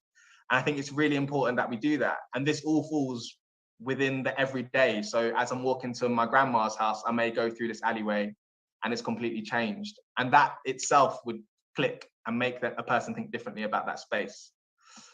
Other ones which I've done is a bin, which has turned into a basketball hoop. It's just like really, really cute things, but really quick, really cheap, but completely changes the idea of what a bin can become. And this one here is a swing which I put up on a bus stop. And what was great about this one was I went there the next day and there was someone waiting for the bus, completely loving life, like swinging back and forward, really loving it, waiting for the bus. His bus came, he jumped off and he went onto the bus. But it's quite this playful approach, but it does make people think differently about what these things we take for granted, or maybe things which are simply mundane to people, how they can change and be something different. Another thing I think is really important when it comes to educating is how we can start creating platforms. And this was a project I did in a place called Thornton Heath in Croydon, which is in South London. And it was a community gallery. And all it was a bucket of paint and a load of messages to local artists. And what was really great about this was that you're creating this platform for local artists to put up their work, show their work. And a lot of the people from the area didn't even know these artists existed, didn't even know that this poet wrote an amazing poem about being in a barbershop. You know, it's all of these things which we don't know, but we can start to unveil and start to show people and educate people that this talent exists in all corners of London. This talent exists, but we just need to unlock it and show people that it exists. And that's really what Neil Pinder does through Homegrown Plus. And that's what these projects try to do through public space and through intervention and street art. And what was great about this was the local newspaper even said, you know, even gave us a shout out, and it was really lovely. And yeah, it was really great.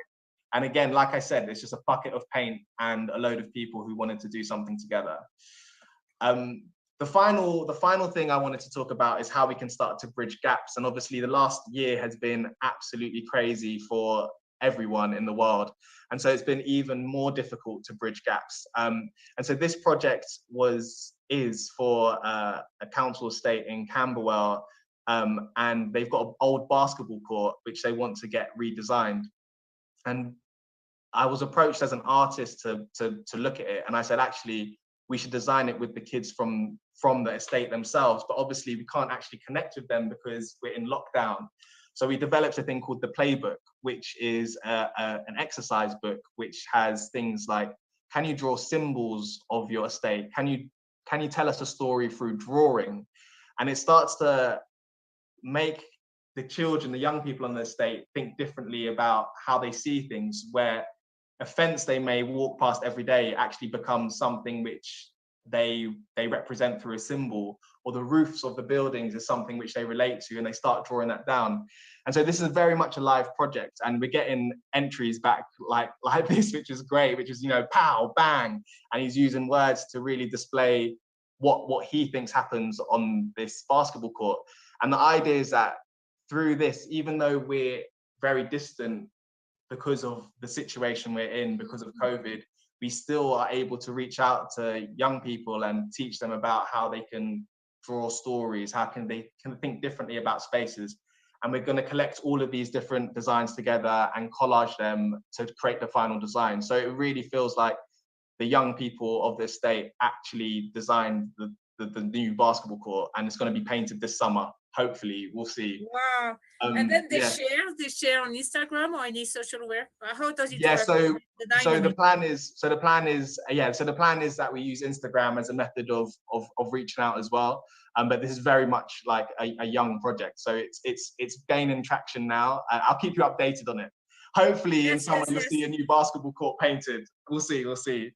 And so this was talking about how you, and so this is talking about how we can bridge gaps locally, because this is very much, you know, a basketball court within an estate with the children who play on that basketball court directing what's happening. But also we can talk about how we can start to bridge gaps internationally. And I think Homegrown Plus, which is what Neil Pinder has developed, has began doing that with this thing called GLAM, which is these live workshops across the world, getting people to think about fashion and architecture.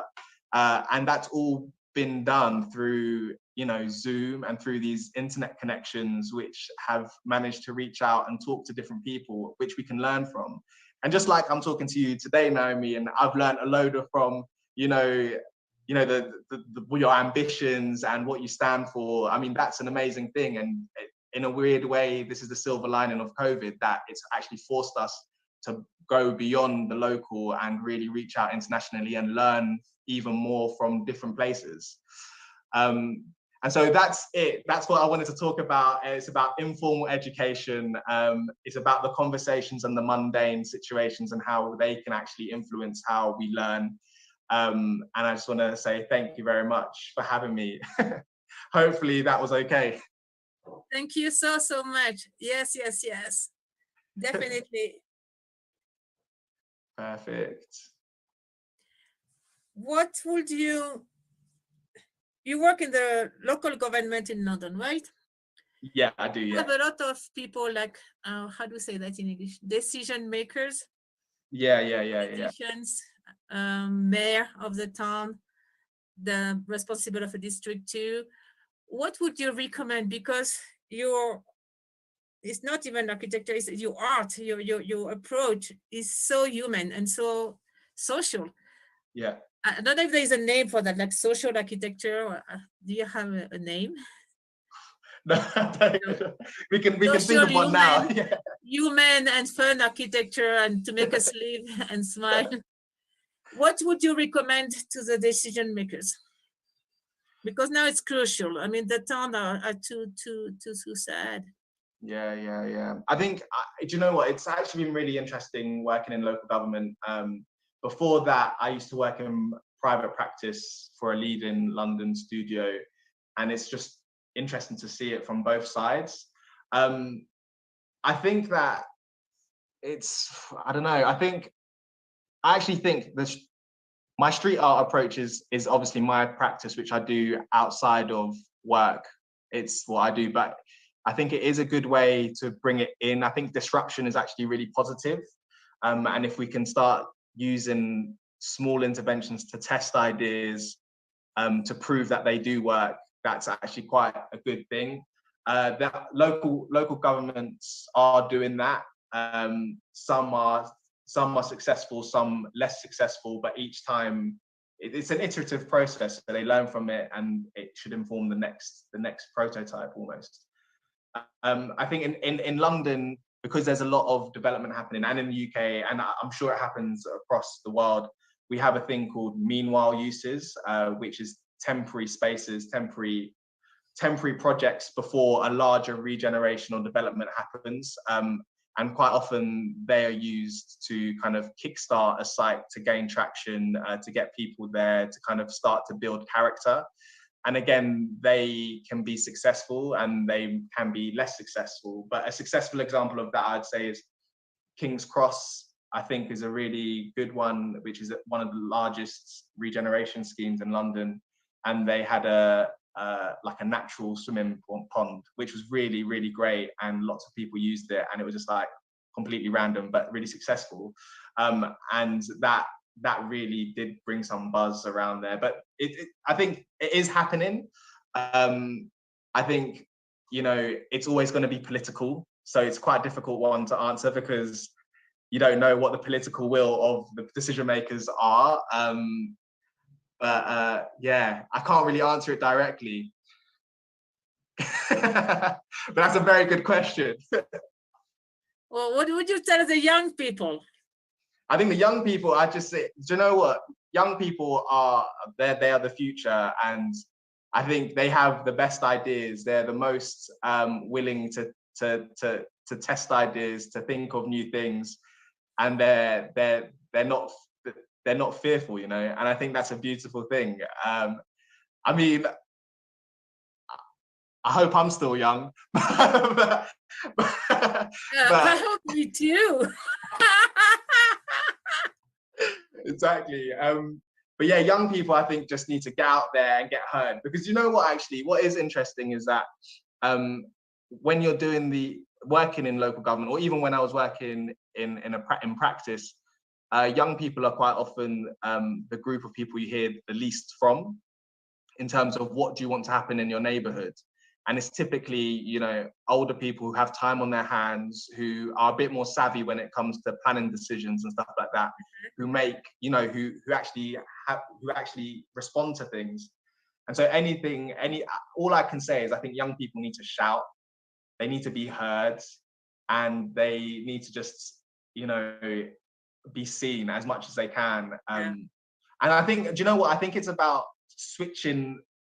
I think it's really important to kind of make them see it as a cool thing, because I think quite often it isn't the cool thing. Like, why would they care about 50 homes being built in their neighborhood? Because it doesn't really affect them. But actually, if they did think it was a cool thing, and, you know, that the fact that they can shape their neighborhood actively and have a say, it would do massive things.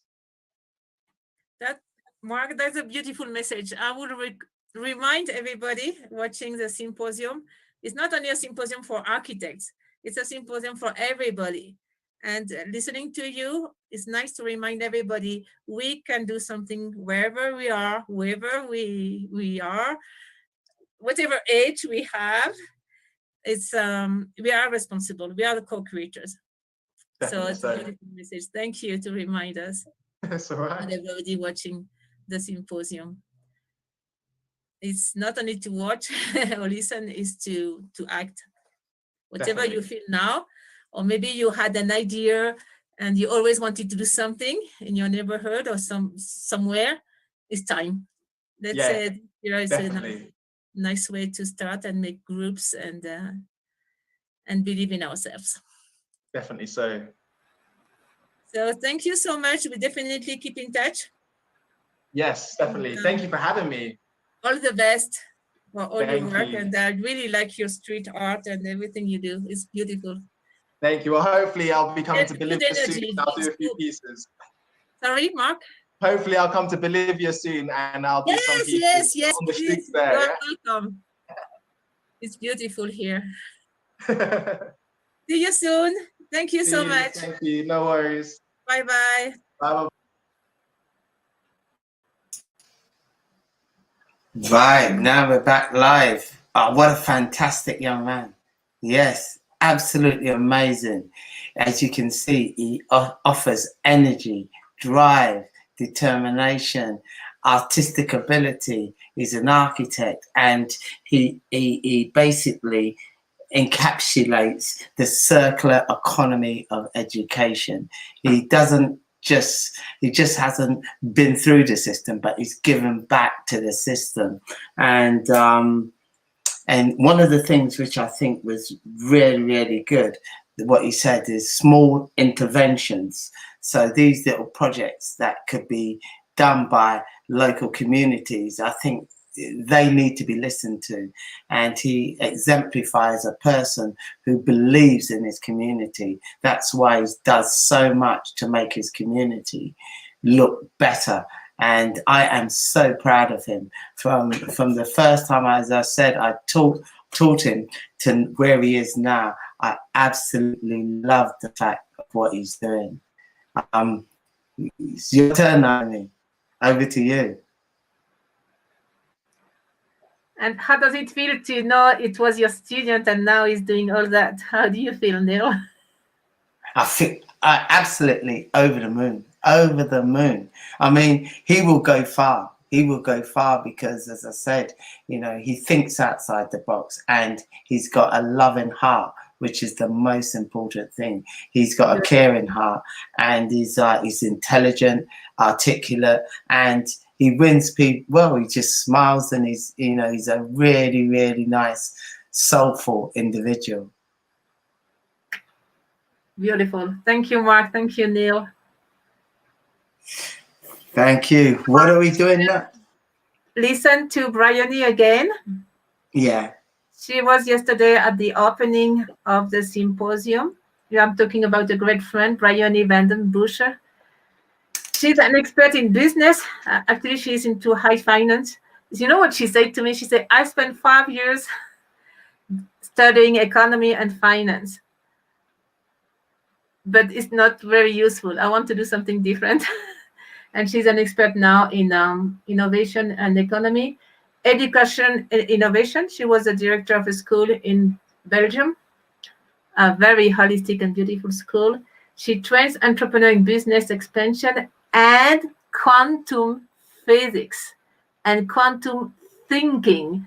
So we want to see your views on what's next with the Eco-Edu-Smart Cities and their quantum vision. Very interesting. Thank you, Brian. Hello. For 11th Symposium of Architecture, 3,000, 4,000, 5,000, and education of the future. Yes, we have to co-build this beautiful education all around the world. And we have the chance and honor to be with a great friend, Bryony Vanden Buscher. She's from Belgium. Now you can see she's in a beautiful place, Tobago, with beach and wind and sea. She's a coach, quantum coach, educator, what was it? School?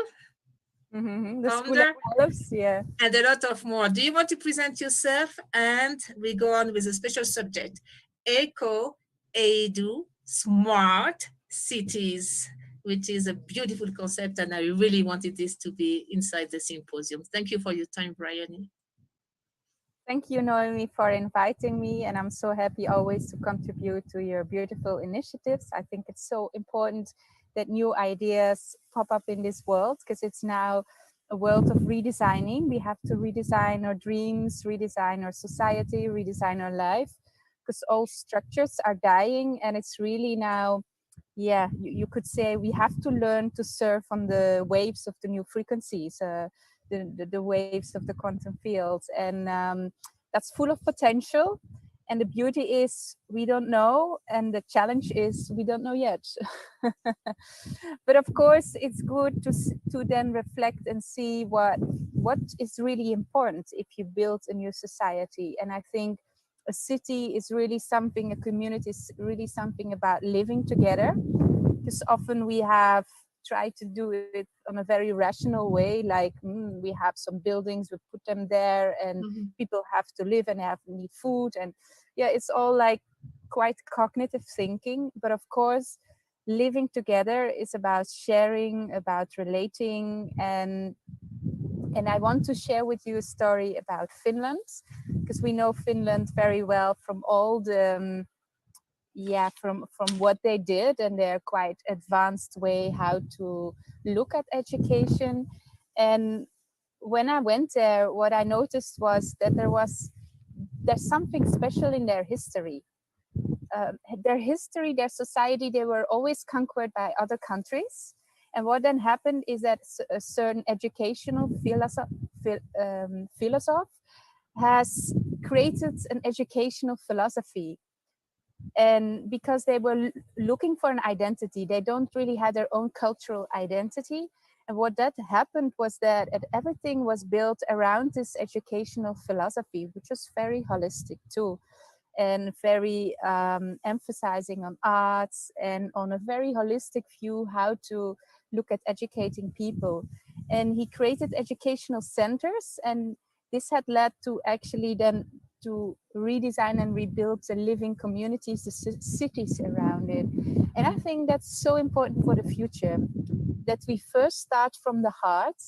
And that means that the heart for me of a community, that is the education center. That's where we communicate, that's where we relate, and that's where we redesign the dreams. Because what we actually do with education is educating dreams, because everything starts from a dream and then it becomes real in society. Now, if we want to recreate new dreams, we have to give the opportunity to redesign this dream process and give the children and educators all possibilities to explore this infinite possibility of dreaming, and then redesign from that part. And it will not work to have a controlled way of one vision and then one procedure everybody has to follow. No, we are a living organism, and whatever we want to control in nature, we always notice that it doesn't work. It works maybe temporarily, but we're also only temporary here on this world, and then we fade again, and then we are again this infinite potential. And so it's so important that we redesign it in we give this exploring capacity for dreaming again. So how I see the redesigning of societies for the future is to create Eco-Smart Cities.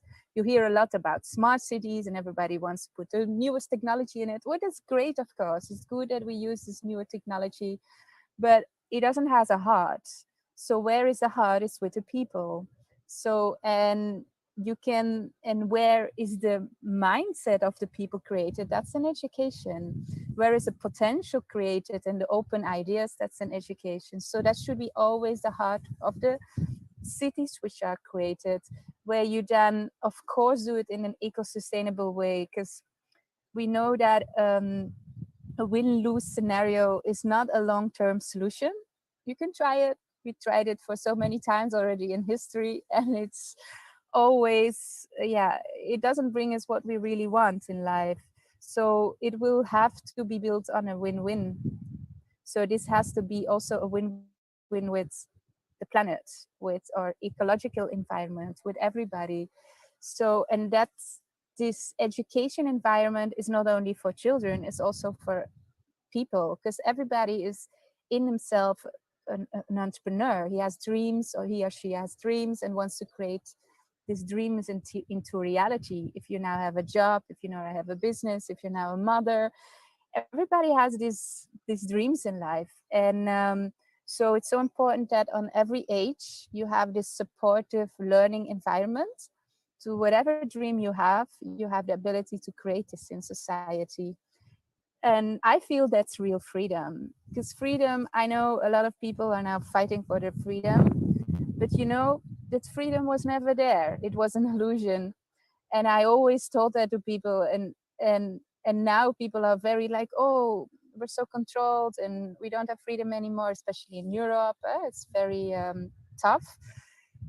But the point is, you were already in the box. It's just now that you see the box, and now the box is so obvious that you become angry of it. But thankful that we see now the box, because we were already educated so long in that box, and on a kind of sleeping way, just doing what we were brought that society was important to. And it's time for redesigning this on every level. So that's a bit, I think, the summary of what the core of what an Eco-Society, Eco-Smart City could look like. This means that it will not be one procedure for one. Of course, it's co-created with the people around it, but it's built on this living creative entrepreneurship and this intuitive ideas of the people in a community. And then you can really co-create a really sustainable society. And of course, you need local supply, you need local food, local farms, knowledge of the herbs and medicines all around you, because it's in every country accessible. And it's just that, and it's there. The information is available for if you are open for it and explore it. For example, I live now since October in Trinidad Tobago. I had a lot of allergies because of the humidity. Mm-hmm. And I was trying all kind of chemicals, medicines on my skin, which was not working at all. My partner is a doctor, so he knew everything, but it was not working until, and I said, I think you should find a plant from here. maybe that could help. So we find this plant noni and we use it for the skin, and everything resolved. So yeah, it's sometimes much more, the treasures are all around us. It's up to us to see the abundance we already have. Brian, I want to see those Eco-Smart cities as soon as possible. In your mind and vision, what are the steps? How we get there? How do we get there? What steps? What I'm working very hard on is to realize the budgets to creators. Of course, there's plenty of space and people enough all around the world. That's mostly not a problem. Right? But you need at the same time also, it is in the first phase, it is co-creating the minds. So, and helping the people with the basic supply for them. So create what is around you, see what is around you. This local farming is so important, but also the educational part. Naomi, I don't have to teach you how to open your mind, because that's already one open channel. But of course, that's the basic, because whatever we will create is limited by our mind. And it's a field of people who co-create together, a society and a city. So you need the field of the people which get like opened up again, and they will then come with all kind of new ideas to co-create society. And of course, it's all there. You have Gunther Pauli is a beautiful example about the most innovative ways how to work from waste to energy, and how create an economy of happiness. He's written a book about it. And but there's many experts worldwide who have very good ideas. And it's of course so important. What we do is the education part, and at the same time I'm working on the financial part. As you know, Noemi, I'm very involved in high-level financing, so we're exploring several paths to make it happen, and to make it happen on an independent way, because I think governments have it difficult enough at the moment, and they're under a lot of pressure, and it's very difficult for them to have a really idea, or like to have an idea which is not compliant to what all the rest thinks. So it's a tough time to be a politician.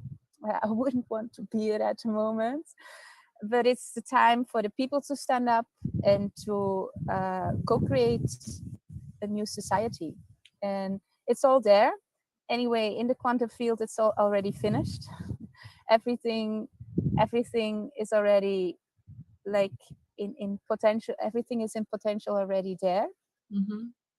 And it's up to us to connect all these brilliant minds and all these people who wants to create a new dream and make it happen, even in whatever. Because sometimes we think, oh, we can only do a small thing, but you have the butterfly effect.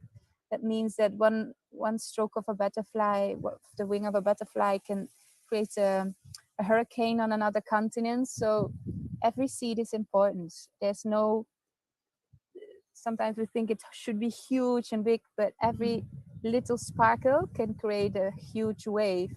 And you don't know what the impact you have, again, with your sparkles. So working on that. So what I do is educating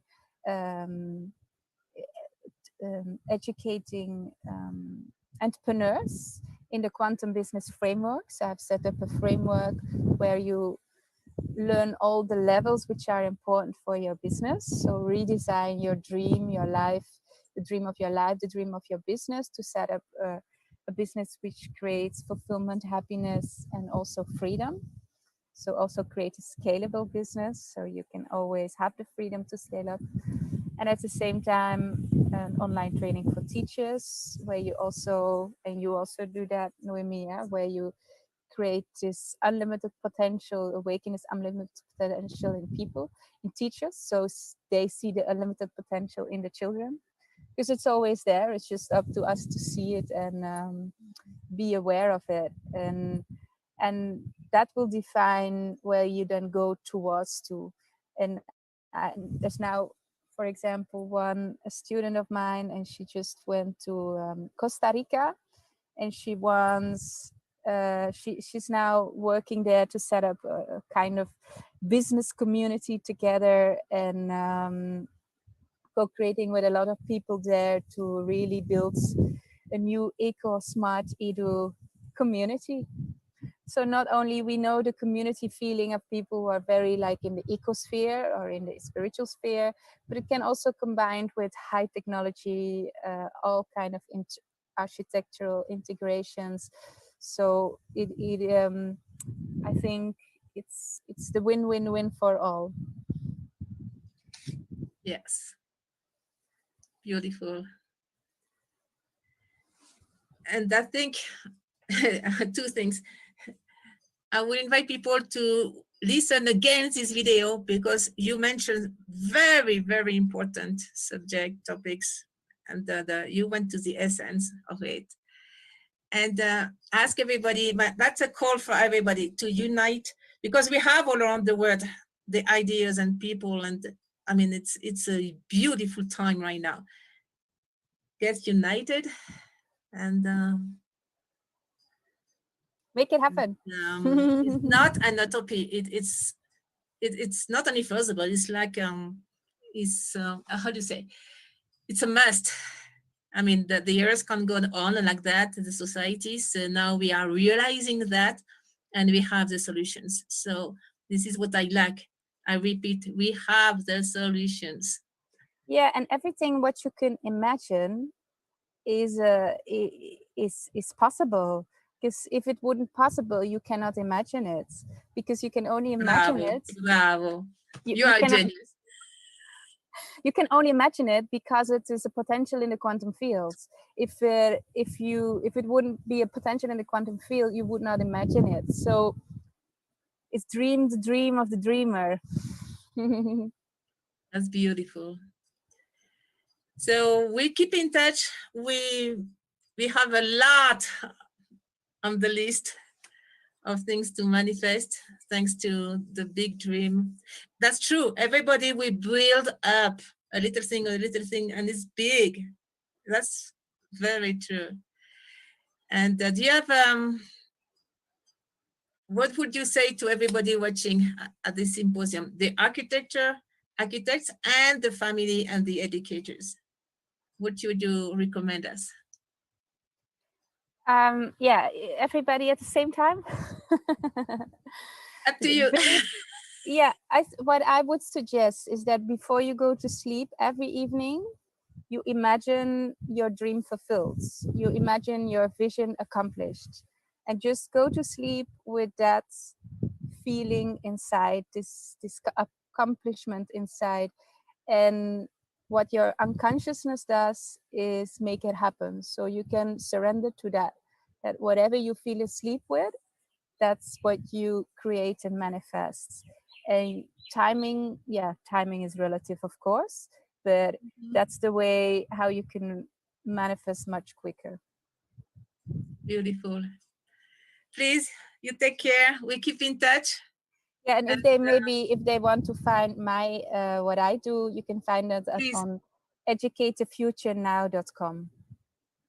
So I repeat, educatethefuture.com. No, educatethefuturenow.com. Educatethefuturenow.com. Yes, that's it. Because it's now. Right now. I know the young people, they type right away. They watch the symposium, but at the same time, they see all the links. They do everything at the same time. It's beautiful. You take care. We keep in touch. All the best. Bye. And we will see I will go to your first Eco-Edu-Smart City pretty soon. We work together, Noemi. Yes, we do. Thank you. You take care.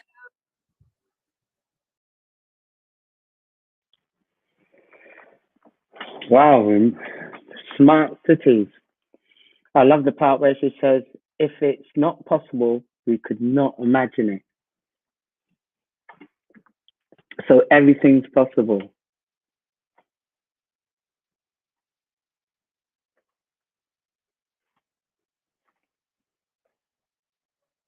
Can you hear me? Noe, your microphone is off. Yeah. No, it's okay now. Do we have some comments here, Carrie? Yeah, we have. It's amazing because I dream my Eco-Edu-Smart City. Me too. And yeah, and it's amazing. And we have comment. Luna Serra say, Bryony is an angel. She sure has sparkles to spread. Naomi, where do you fish such amazing people, masters? Wow. Well, Thank you, Luna. Well, Luna, you are one of these masters.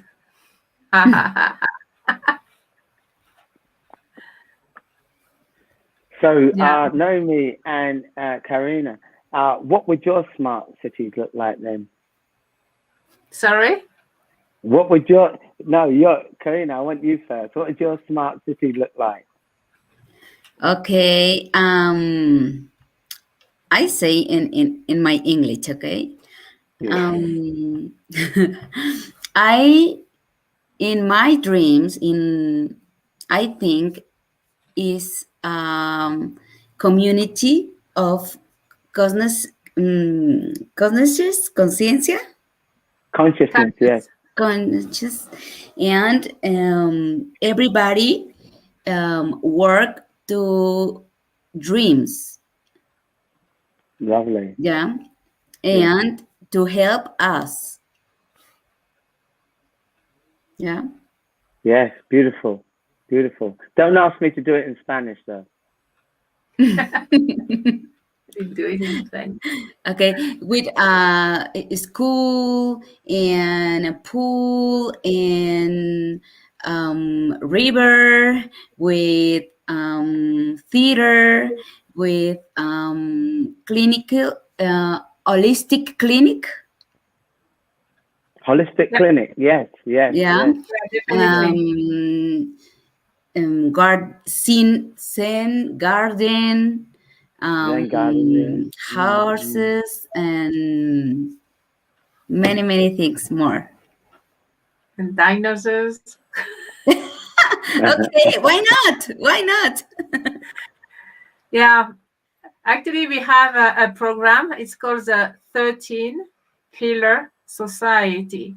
It's not only a city or a place. It's where you can pour into, or you can really, it's like a pretext to, like Maria said, a pretext to start new everything, like new society, new politics, new health, new kind of sport, more healthy, new nutrition, new agriculture, peace culture, health issues, like the Eco-Edu-Smart City is opportunity to start the new paradigms everywhere. That's why we put 13 pillars: ecology, new kind of energy, high tech, low tech, and of course new education, much more fun.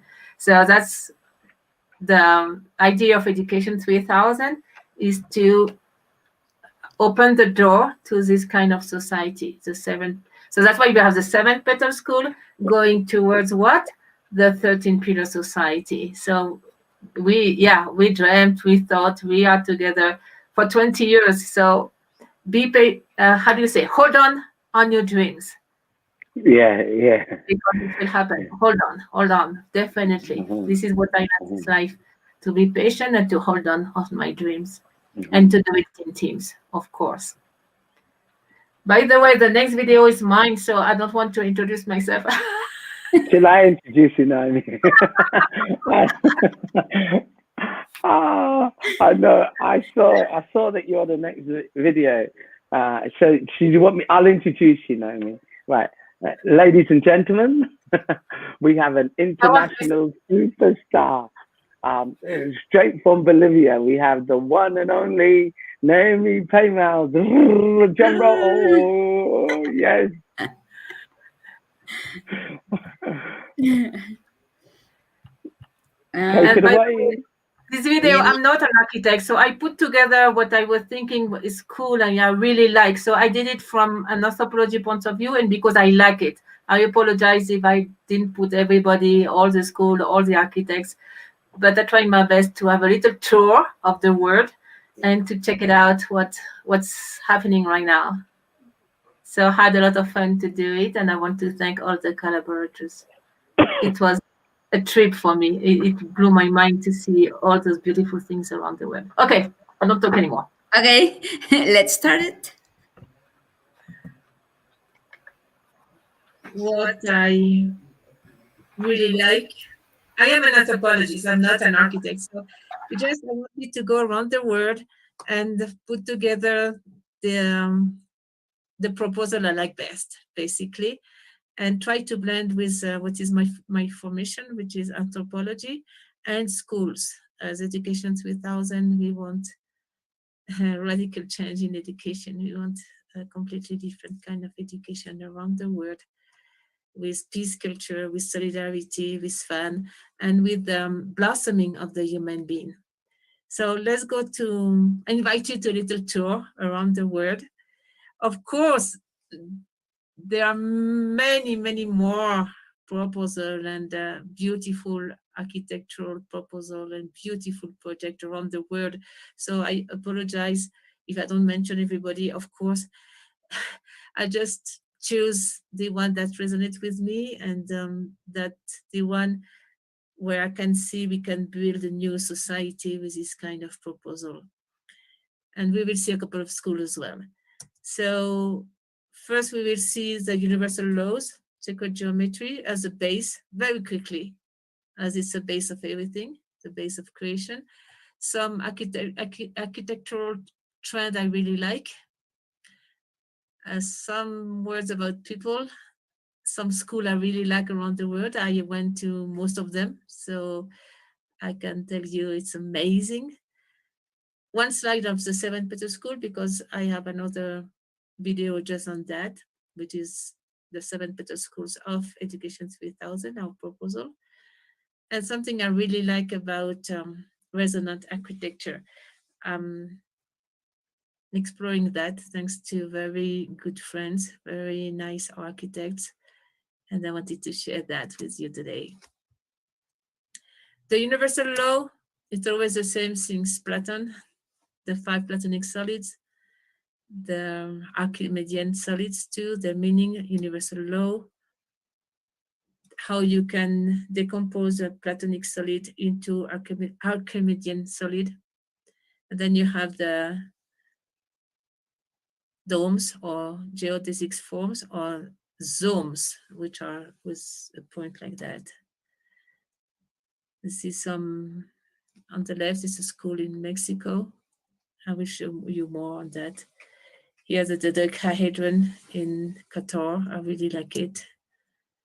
I really like the dodecahedron because actually it's a spiral of the DNA, and we are linked with this shape. So in a school, for instance, it would be nice to have a room in a dodecahedron shape because of the relation with the DNA and like to activate our DNA. Exactly, I put it here. The DNA is a dodecahedral rotation of the double helix. So it's 10 steps. You go ting, ting, ting, ting, ting, ting, ting, and you have our DNA. And the Fibonacci should be everywhere, actually, with the golden ratio.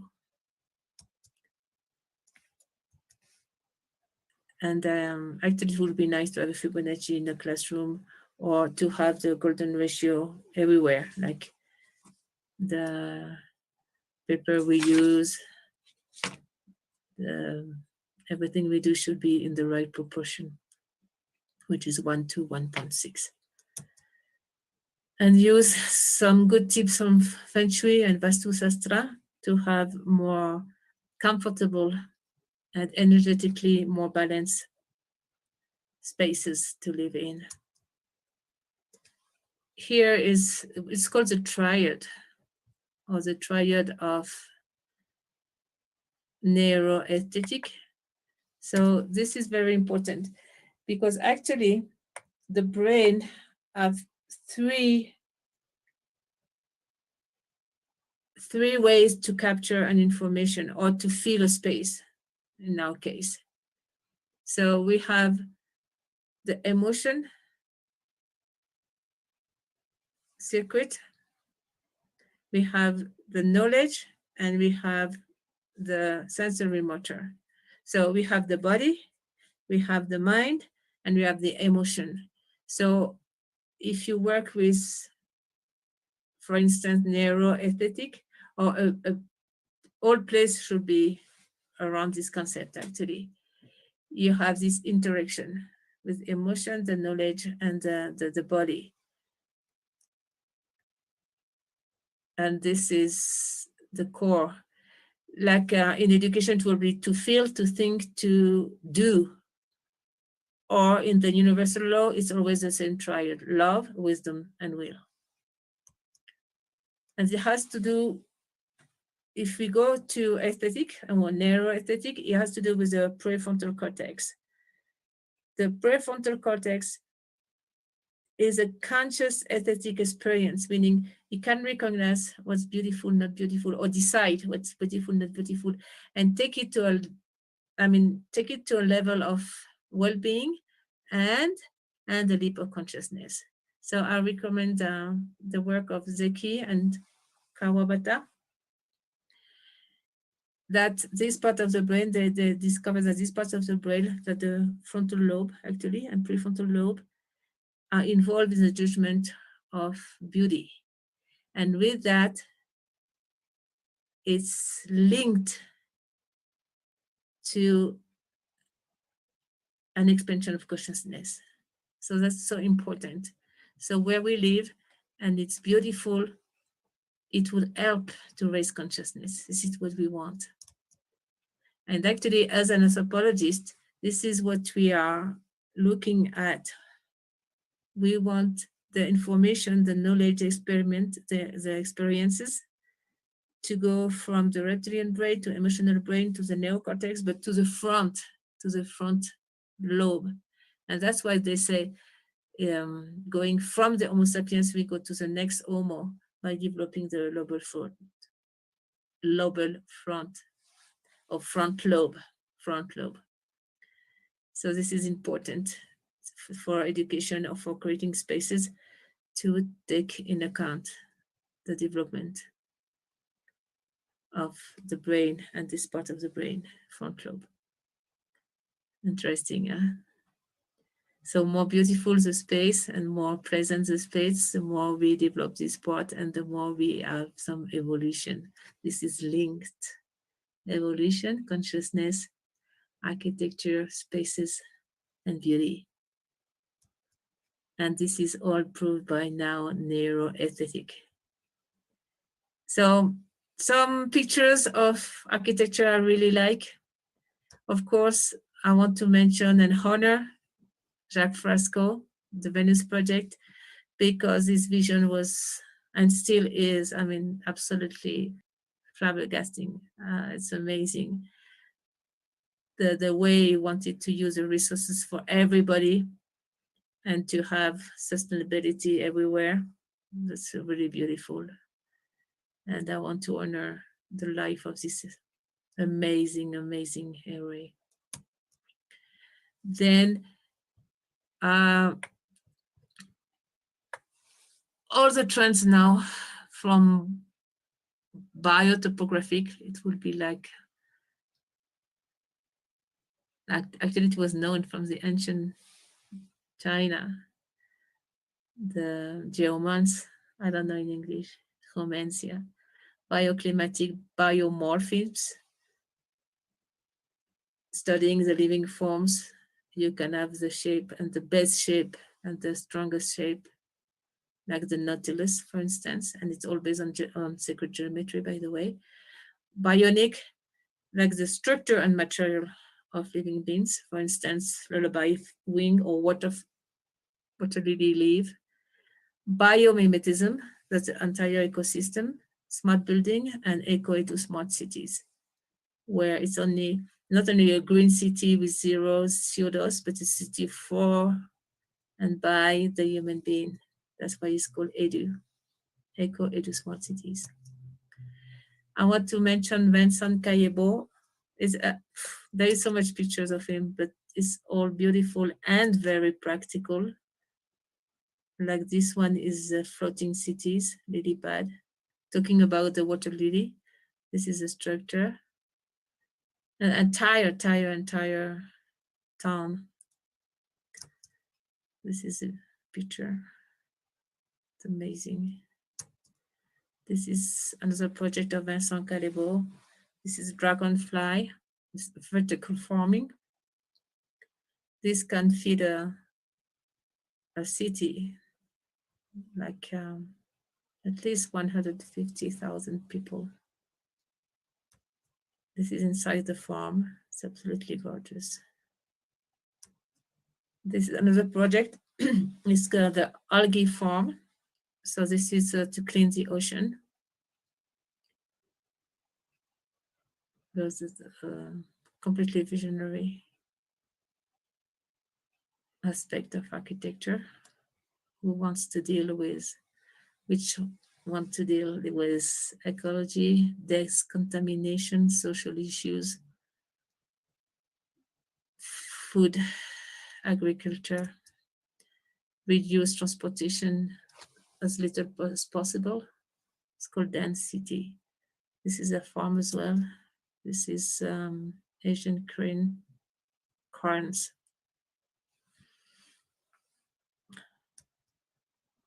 This one is beautiful. It's a Nautilus. It's an eco-resource resort. It's absolutely gorgeous.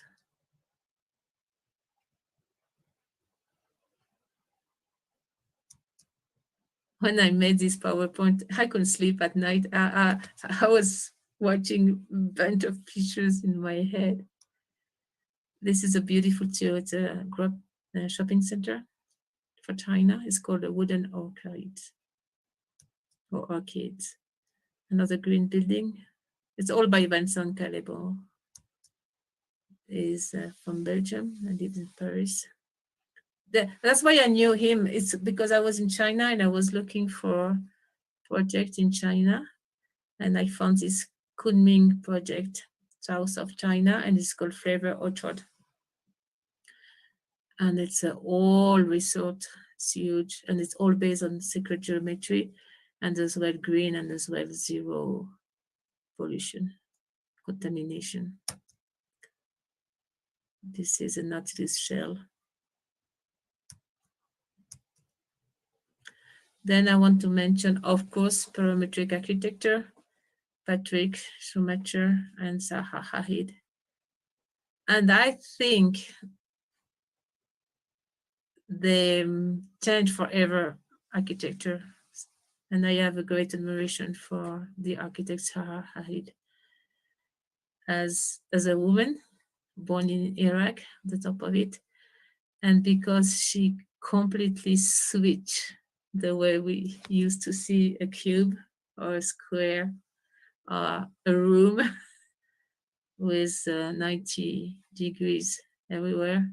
She blew up, she destroyed all that, and she changed forever the forms and the shapes and the concept.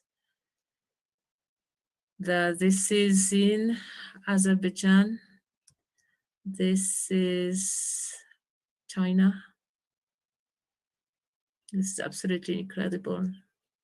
China, this is a foyer. This is China. This is the airport, Beijing airport. Amazing. Daqing airport. Daqing airport. This one is Australia. It's a library. This one is Qatar, Moscow, Colombia.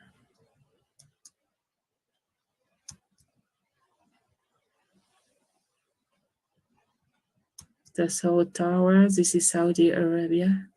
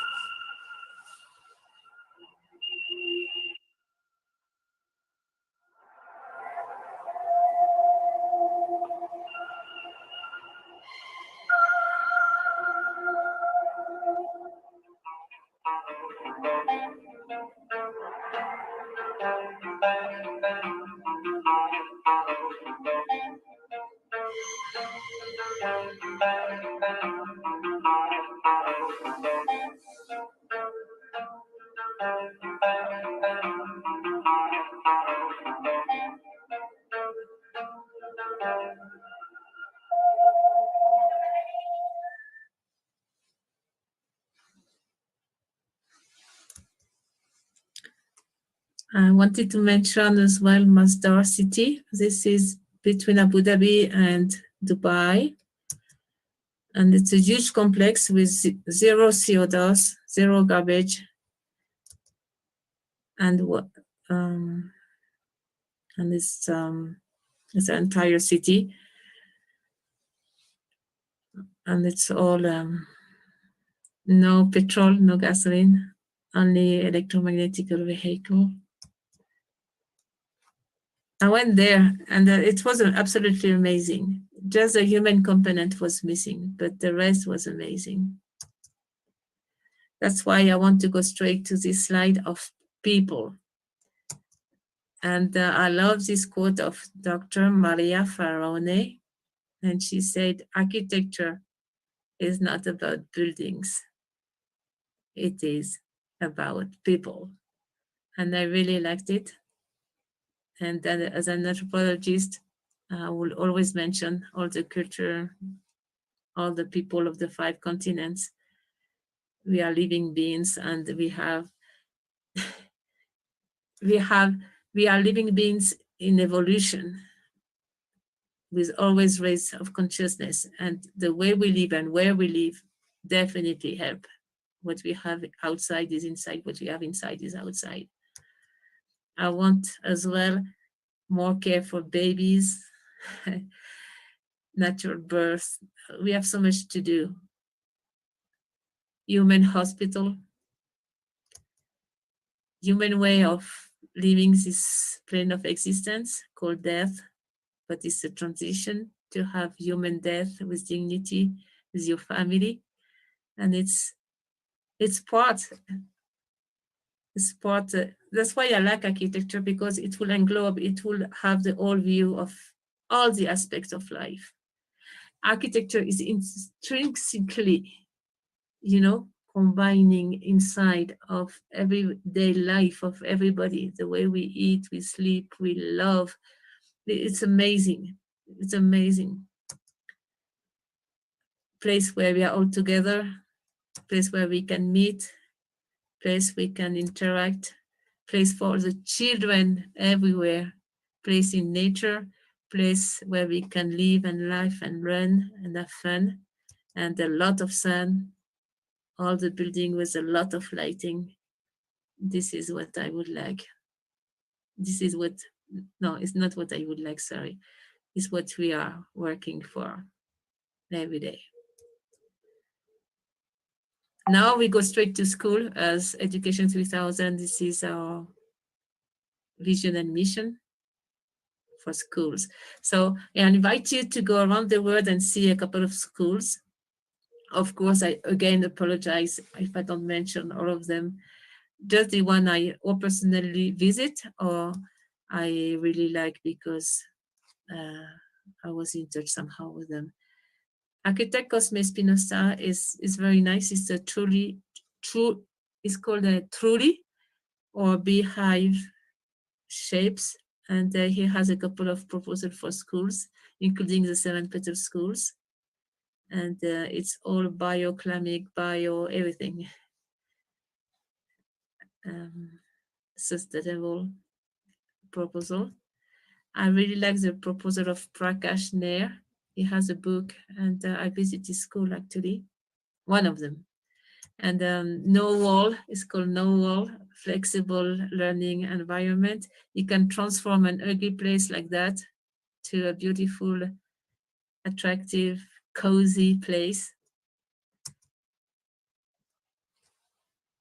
I would recommend as well this beautiful school from Japan, from Takaharu Tezuka. Look at that. You use all the roofs, the kids, they can run. Actually, architect Tezuka, he said, there is some study saying the little kids, they have to run 1 kilometer per 6. I don't know why, but it was 1.6. So they start to monitor one kid to see if that was true. And you know what? This kid was running 6 kilometers per day. 3, 4 years old, little ones, they need to move, they need to run, they need movement. It's life. It's part of their growing and enjoying life movement. So movement. So this school I really like. And it didn't cut any trees. The trees are inside the classroom, actually. It's beautiful. And I prepared a little video so we can listen to him. My name is Takaharu Tezuka. I'm an architect. When we started the project, the vision was quite simple. The vision came from our children. Most of our ideas are coming from our family. If you come to my house, you see a big table, and they kept making circles around the table. When we saw that, maybe it's a good idea to keep children to keep making circles so they can keep running around. So that makes them to be strong. This rooftop is not flat, it's inclined. And also there are so many skylights and the trees are popping out. So there are so many obstructions. But these kind of things makes them feel they want to run around. The kindergarten looks so primitive because the structure is just roof and floor. But it's quite advanced technology. The most important part is continuity between inside and outside. There is no boundary between inside and outside. There is no boundary between classrooms. Everything continues. We keep everything open. So they feel they are a part of the nature. And those acoustic condition is extremely well controlled. Somebody is making noise in one of the classroom, and the next classroom, you don't feel it's so noisy. And also, we found out noise is a very important part of education. When you keep children in quiet environment, they get nervous. If you go to normal kindergarten, you expect many playing tools. But usually, I say the playing tool comes with instructions. You have to come up from this way, you have to go down this way. So it means that they don't need to think. But if you come to this rooftop, you have to think what you want to do. They climb up a tree, sometimes they fall down, they tumble, but it's a part of education. And always we say it's very important to have small dosage of danger, because that is only one way to learn how to live in this world. In that kind of environment, of course, they learn how to help each other, and they become stronger. Always, wherever they go after this kindergarten, they are fast learner. This is a place they do spontaneous movement. We don't need to tell them anything. They know what they want to do. It's beautiful. I love this school. I want to mention as well Michael Rice from Ireland. He has all the proposal based on sacred geometry and a couple of proposals for schools too. And actually both architect Tezuka and Michael Rice, they were at the previous symposium, and you can find the videos on our website.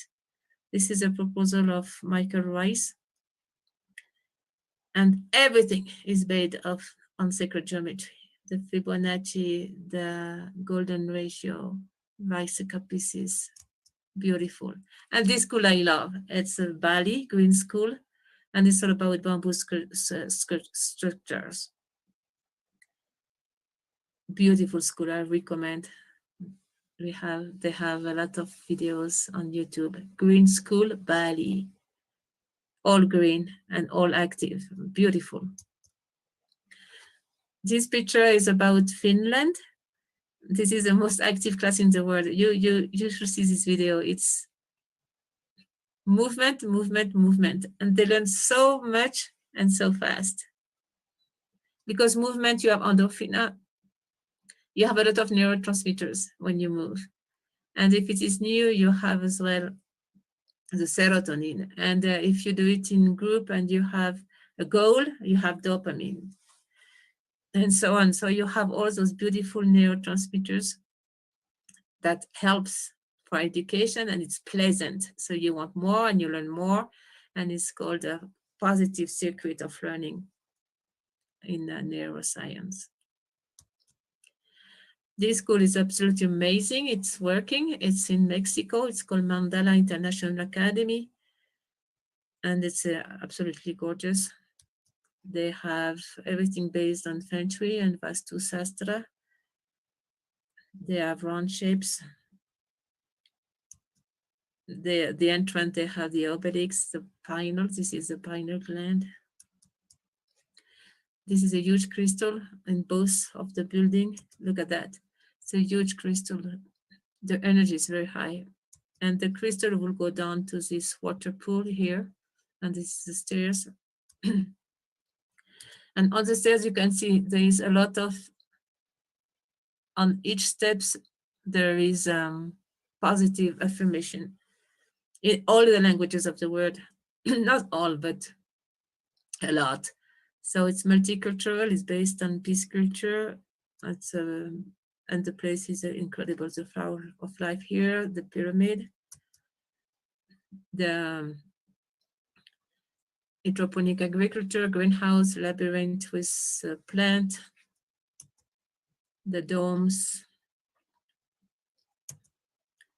They have ancient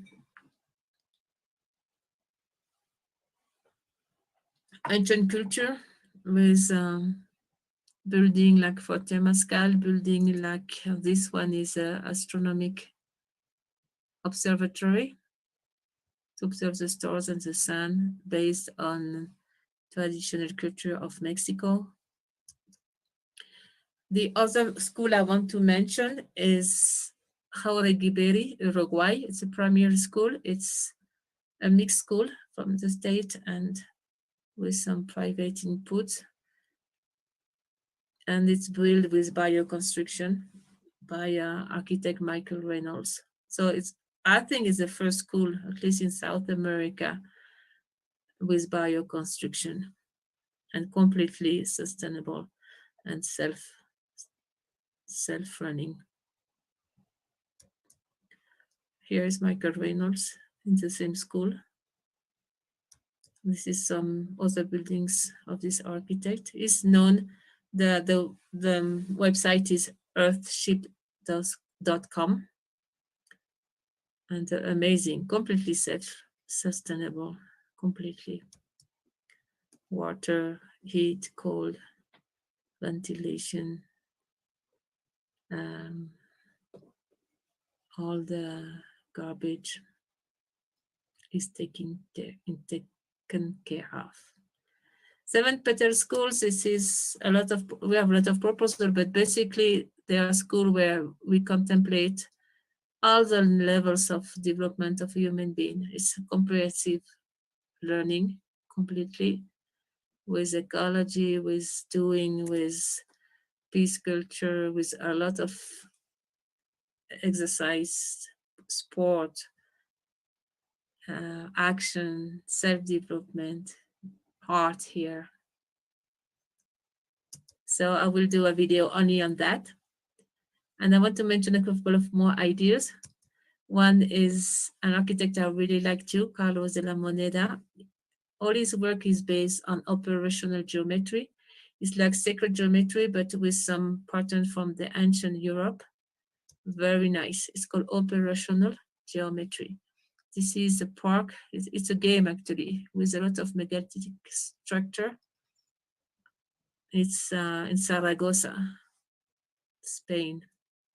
He has the bicycle pieces, and he has a couple of very nice a maze as well. It's a huge complex, and this is a stone garden by the same architect, Carlos de la Moneda.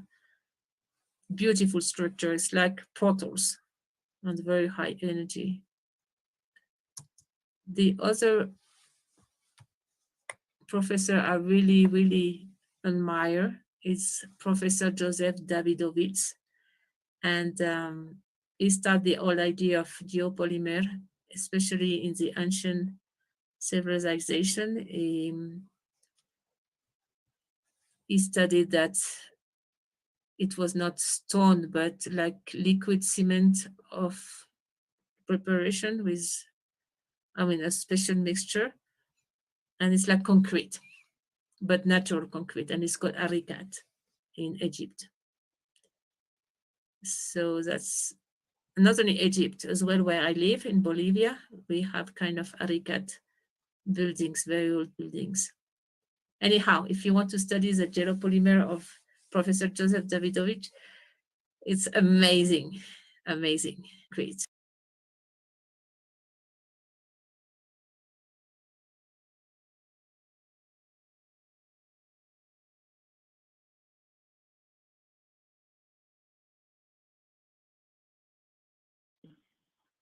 Can you hear me?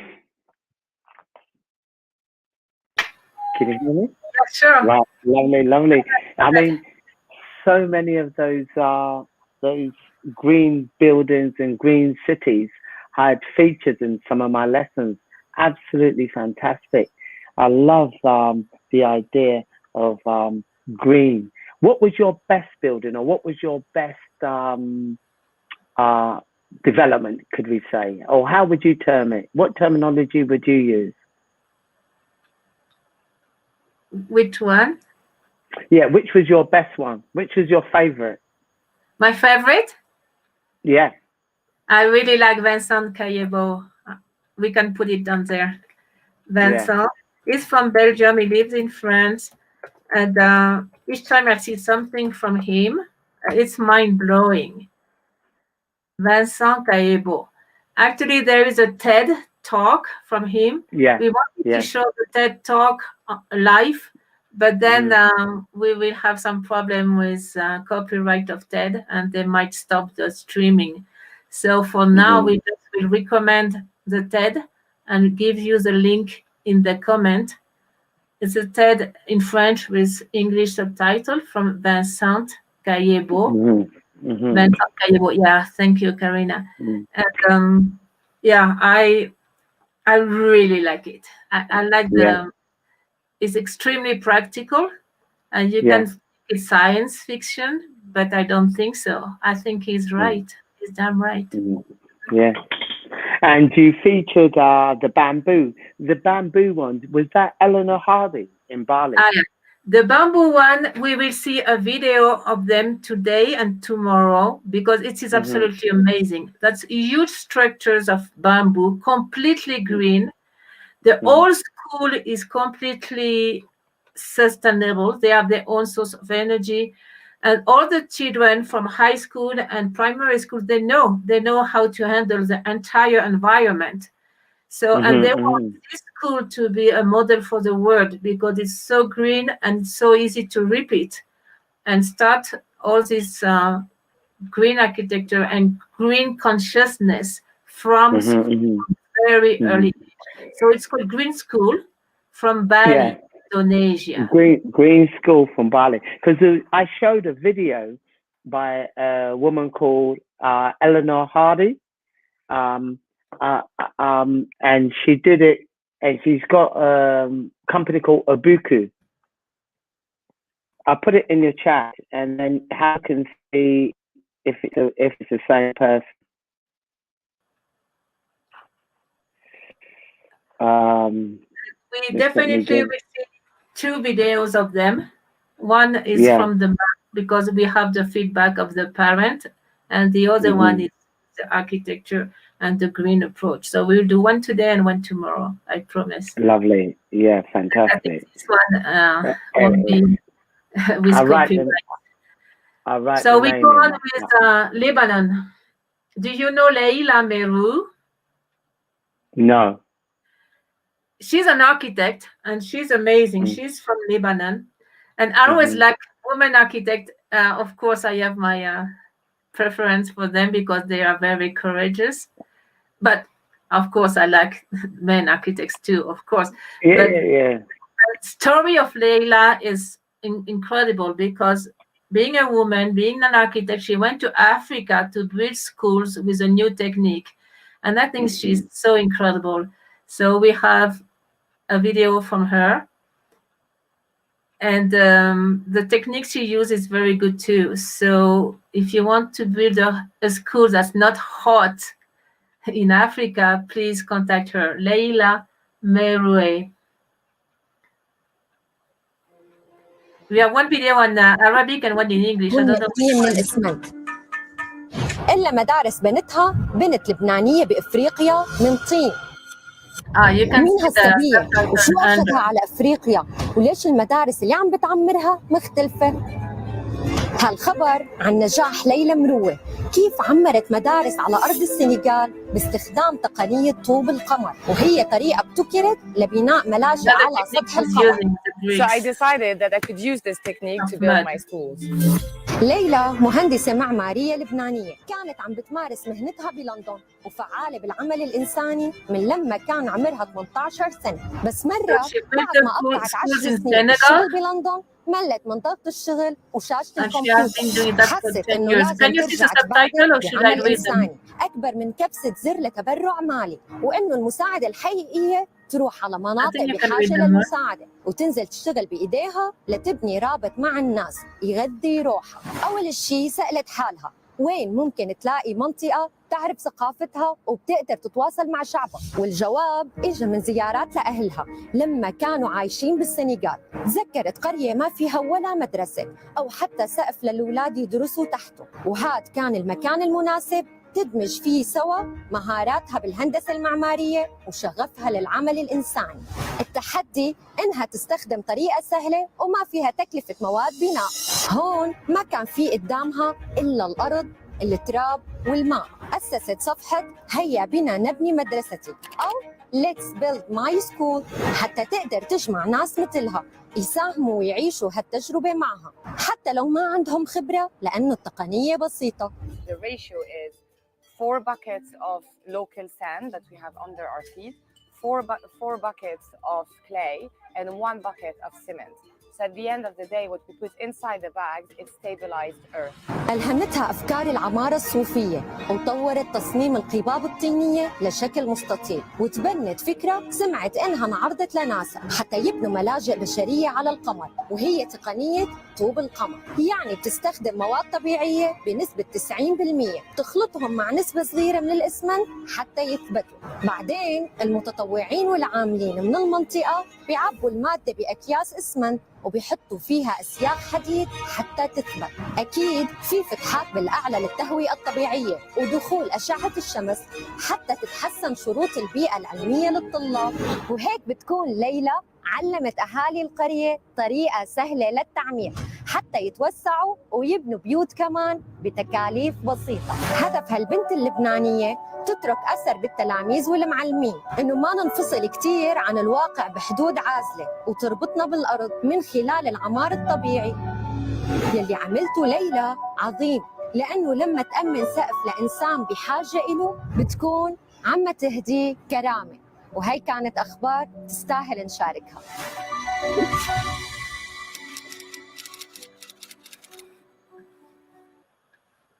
Actually, we have another video in English. We can see that because schools in Africa is really an issue. First of all, 50% of the population doesn't have access to school, and the current school are so hot and so ugly. It's not nice for the children at all. So I think this video is about Senegal. was invented as a response to a NASA call to design shelters for humans on the moon. So I decided that I could use this technique to build my schools.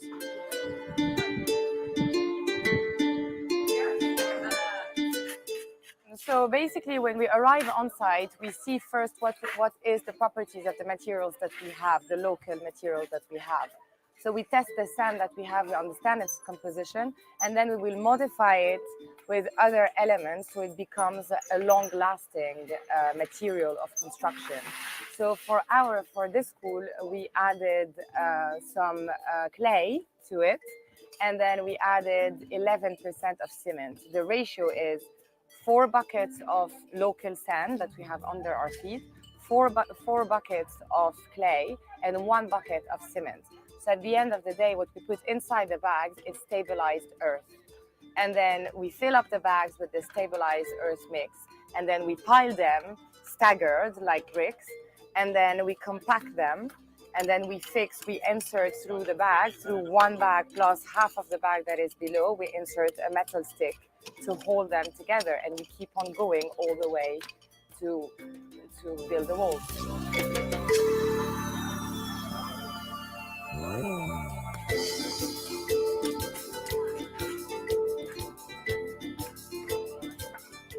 Here in Senegal, they build with cement blocks, which makes very hot environment inside. With earth architecture, we have a cool temperature inside the classrooms, which increase the capacities of the children to focus in the school. We also leave spaces above for natural ventilation so the hot air can escape.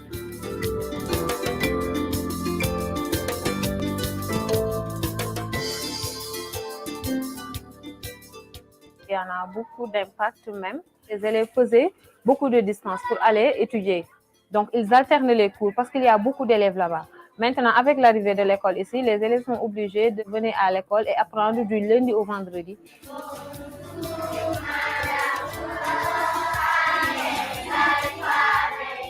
J'ai fait un peu partout les régions du Sénégal.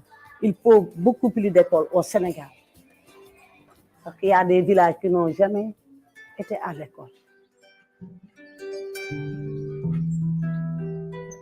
The next project will be in Casamance, and then we hope to build as many schools as possible in Senegal and hopefully export the same prototype to build anywhere in the world where they need more schools, and possibly inspire communities to build their own houses and expand their village with the same construction technique.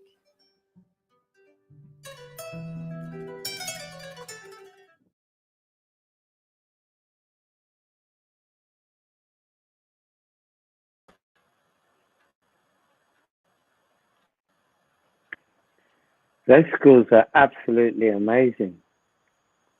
I love those schools. And she's very inspirational, Layla. What's her second name? Because I'm trying to connect to her via LinkedIn. We can see Bali now, if you want, Neil. Yes, please. So we can see the structure and the way they teach. Mm-hmm.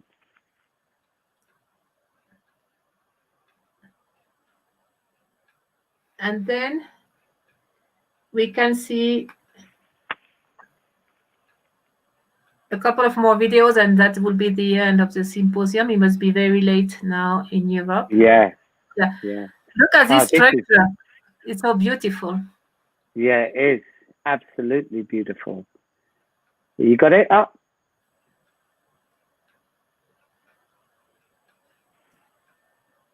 And not only the structure, the education, the way they teach, the way they live together, the community participating, the parents, and it's all over the world. They had kids from, of course, Bali, Indonesia, but around the world. So it's very what we need for the future, I would say.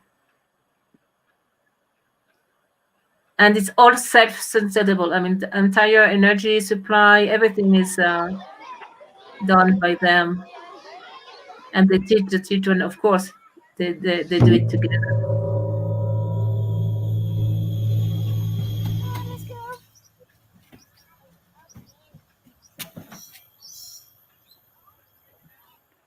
It's a school that's really green. teaching us how to live sustainably, how we could preserve our world. First time I heard about the school, I feel so jealous. I was jealous, totally jealous, that I really wish that I still a little girl so that I can enter this kind of school. The green school in Bali takes green to the next level. Built in the middle of the jungle, it's nearly completely from bamboo. The school runs a recycling center that also operates in the surrounding community. It generates its own energy to meet big part of its needs and grows organic food for its vegetarian school lunches. The school raises a generation of children who live mindfully and actively care for the earth. So then I try to find a way to send my kids here. And this is an international school in terms of tuition. That's why we feel so glad that the school have a local scholarship program. And now my older son, Gus Day, he already at grade 6 at middle school. He's learning about how to be a green leader. That's very important for me. I, integrity, R, responsibility, E, empathy, S, sustainability, P, peace, E, equality or equity, C, community, and T, trust, and all those things play a role in green school. The decade-old school applies a holistic academic approach, from kindergarten through to high school. They focus on 3 key frames of learning: thematic, proficiency, and experiential. Instead of just reading a book and seeing the pictures and learning the facts, we get to see it happen live out there, and we get to feel the animals. We get to experience it with all 5 senses. Gusta's mom now works as the school's after-school activities coordinator. Darwiati is grateful that she can give back to the school that gives so much to her family and community.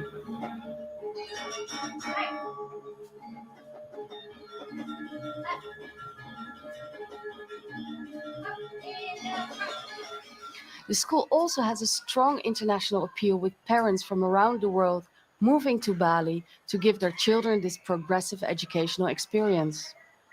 The reason we came to Bali was driven by the kids originally, because John Hardy came to their school to visit, and we came to Bali, saw the school, and they said, wow, if we could actually ever study here, that would be a great thing. Have these integrated, what are called jalan-jalan thematic learning approaches, where you're learning actually how, from a beginning to an end, how a project works. You know, you're integrating economics, you're integrating biology, you're integrating different aspects of science learning and working with your peers and collaborating at a level we haven't seen before.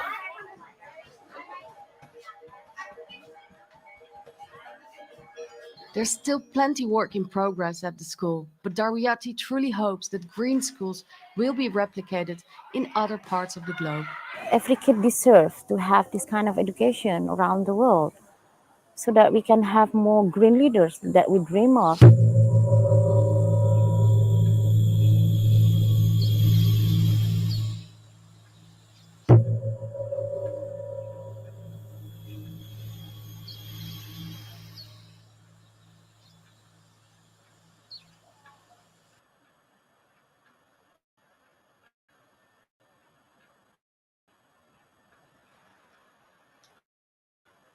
It is a beautiful school.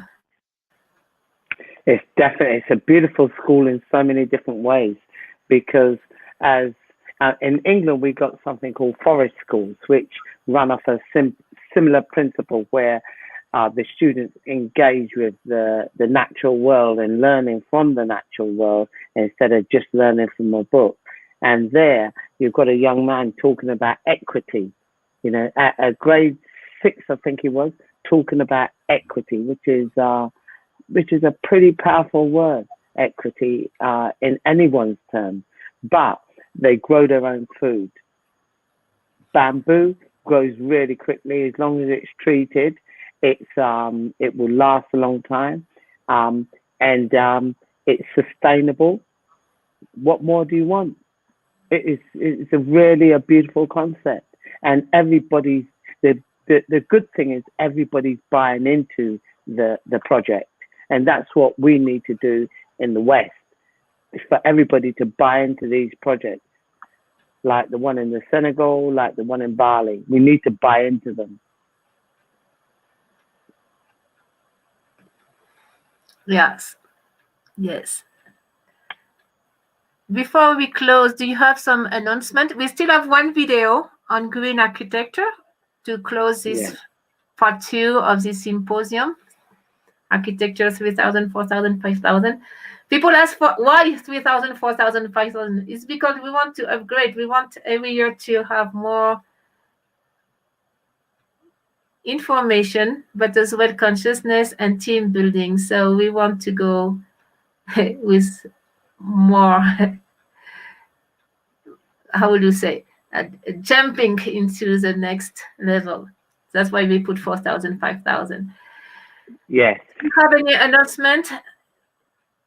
Do you want to share what you are doing this month? Yes, on Tuesday, we're launching the Victoria Thornton, the Thornton Trust. Basically, it's inspiring young people to get rewarded. Young people of all ages getting rewarded for their engagement with young people to get into architecture. It's primarily architecture at the moment, but it's all the young people. There it is, Inspiring Future Generations webinar. There it is, the Thornton Education of Trust. Yes, so that has been launched on Tuesday. Please, I've got a link on my LinkedIn if you want to get involved. Please come along. Join me on LinkedIn. I'll send you an invite, and then you just sign up to it. Yeah, 30th of March. That's this Tuesday at 5 p.m. UK time. That is Greenwich Mean Time, 5 p.m. And that's happening on Tuesday. And you're going to be there, aren't you, Naomi and Karina? Are you going to be there? Would you have time? We hope so. We hope so. Lovely. Fantastic. Fantastic. Can you tell us how we are in touch with you for people interested? LinkedIn, or on my, you can get me at Neil Pinder on LinkedIn, or homegrownplus@icloud.com. That one. Perfect. Perfect. Wow. Yes, yes, yes. Yeah. Then before we close as well, so everybody wrote down, right? Homegrown Plus. Can we see the email again? So we make sure everybody has it. Homegrown Plus at icloud.com. So you are in touch with Neil, and as well with liking. Perfect. And then we will do a follow-up of this symposium too. So keep in touch. Probably a couple of months after, we will meet again with you, Neil. Right? Yes. I think it's about 2 months. June, we're going to do 2 or 3 months. And we're doing where we're inviting all the architects and everybody else to join us again. So we have to keep in touch, because it's not only one symposium and we just leave. It's to build up a network all together for now, for the future, for our children, and it's so beautiful to be together. Yes, definitely. And talking about being together, this year we have new architects and new persons, but I want to honor and thank all the architects that helped us in the previous symposium, like Michael Rice and Zana Zhu from Ireland. They really help us with sacred geometry. The architect from Japan, Takaharu Tezuka, he gave us a very beautiful conference. You can find them in our website. On our website, the videos of these architects. The website is educatioon.info, education3000.info. So you can see the previous video as well. We had Prakash Nair, architect Prakash Nair. I really like his work too. And no wall, flexible learning environment. Cosme Espinosa from Mexico. and of course, Claudio Lucchesi, and my great friend as well, Claudia Martino. She's the founder of the Architecture 3000 network. So thank you to all of you. Fantastic. Yes, sure. So we will close up with this video, and we do. Yes, Neil, go ahead. Sorry. I was going to say, no, sorry. We'll see you tomorrow for the last day. And tomorrow, same time, 3 o'clock UK time, right? Yes, yeah, we have a lot of material for tomorrow too, and we will share with you. Tell your friends it's Sunday, relax and have some cup of tea and watch the videos and all the interviews. We have great material for tomorrow as well. Lovely. Bye, everybody. Famous talk in the world's greenest buildings, and in this video I'll show you exactly how these amazing architectural designs are able to save our planet.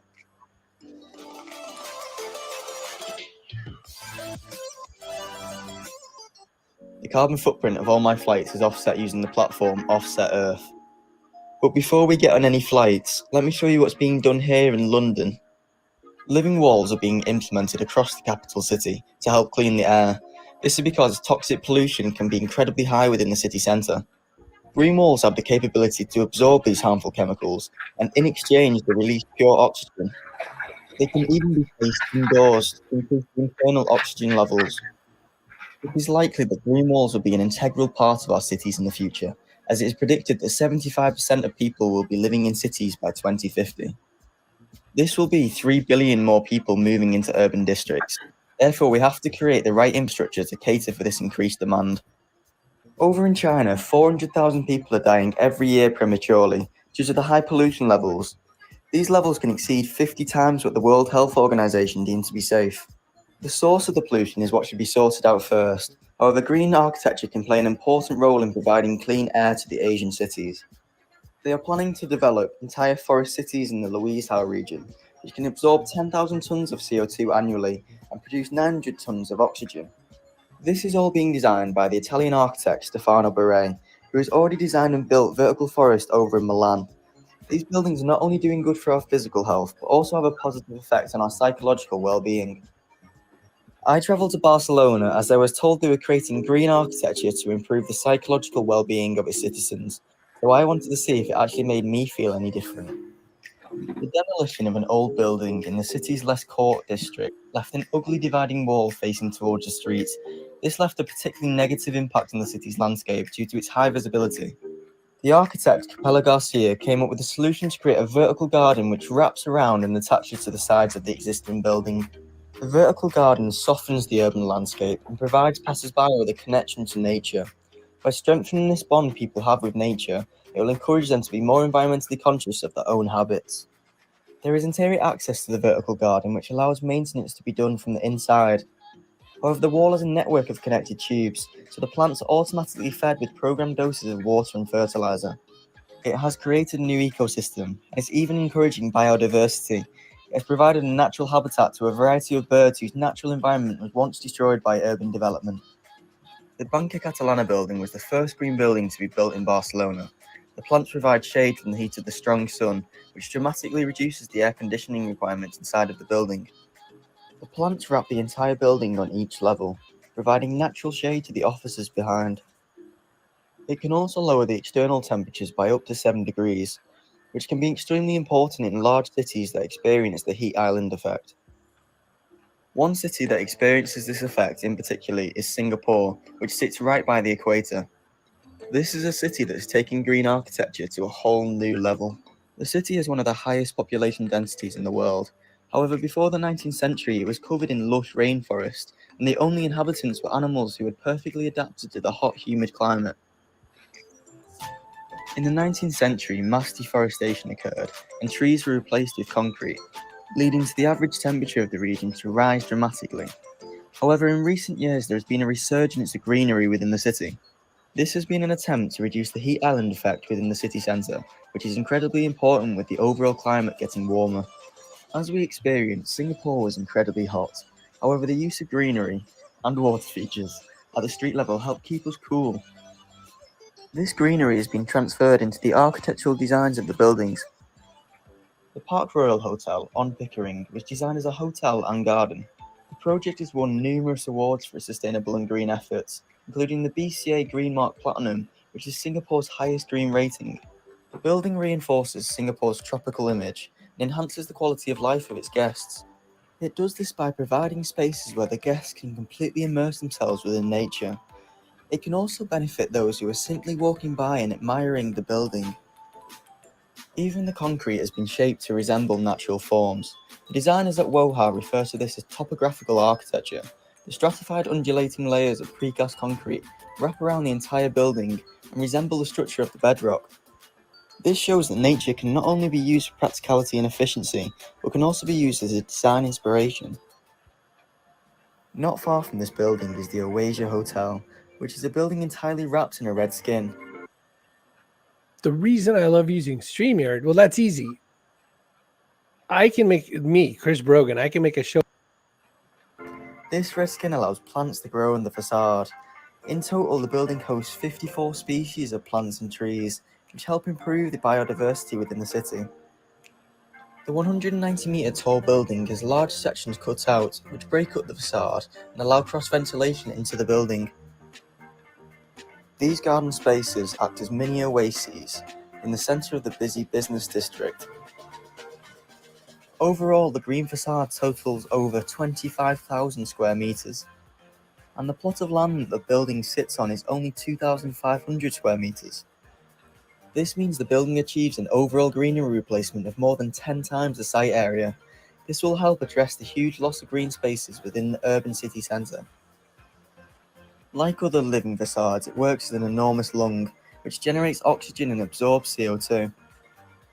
It is also able to filter out dust, fumes, and pollution from the air. The most famous tourist attraction within Singapore is the super trees within the gardens by the bay. The man-made structures are designed to emulate the biological behaviour of trees. At their trunks are information plaques which teach the public on the importance of trees for our survival. The 18 super trees within the gardens incorporate technologies such as cooling channels, which help moderate the temperature of the surrounding environment. They also hold photovoltaics to harvest energy for the evening light show.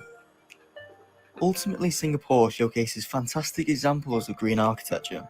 However, it has been blessed with a climate which allows for plants to grow rapidly. Over in Hamburg, Germany, they are taking a more scientific approach to green architecture. They are using algae and the process of photosynthesis to turn the sun's energy into fuel. The algae rapidly grows within the glass panels. It is then extracted and put into a bioconverter, which turns the algae into biomass. This biomass can then be used for a number of things. It can be a source of food for humans or animals, and it can even power cars, but the main purpose is to create electricity and heat for the people living in the building. Whilst we were there, we were told the process was actually producing so much energy that it can offer electricity to the surrounding buildings too. Finally, my favourite green building that I visited on my travels was in Copenhagen, Denmark. Here they are engaging the public directly with the energy sector. This has been achieved by placing a ski slope on top of the cleanest waste energy power plant in the world. We took the glass lift to the top, which showed us inside the factory where 440,000 tonnes of waste is being converted into clean energy annually. Once you reach the top, you see the toxin-free steam being released, which is said to be as fresh as mountain air. You then see the start of one of the world's largest artificial ski slopes. This building has shown that creating a sustainable future doesn't have to be limiting. It can actually make our lives more enjoyable. The architect Bjarke Ingels hopes that this project will inspire those across the world to create architecture that can be both fun and save the environment. Green architecture does propose some problems, however all of which have solutions. It can lead to additional costs of construction, but in the long term it can save a lot of money due to the greatly reduced air conditioning. Vegetation also adds more weight to the structure. However, if incorporated in the original designs, this shouldn't be an issue. As it is organic matter, it can propose a fire hazard. However, as long as the irrigation system keeps the vegetation well watered, this shouldn't be a problem. My takeaways from this trip is that green architecture can be implemented pretty much anywhere. I expect to see green architecture be used a lot more in the future, to help with both pollution issues, but also to help resolve climate change. Climate change is an issue which will affect us all. However, we have the technologies right now to prevent these horrific scenes from continuing, so we must urge our governments to act and make sure that they use these technologies which are already having a positive impact around the world. I hope that you've enjoyed this video on the world's greenest buildings. If you want to see more interesting architecture, be sure to watch my Smart Buildings video and also subscribe to see where I'll be visiting in the future.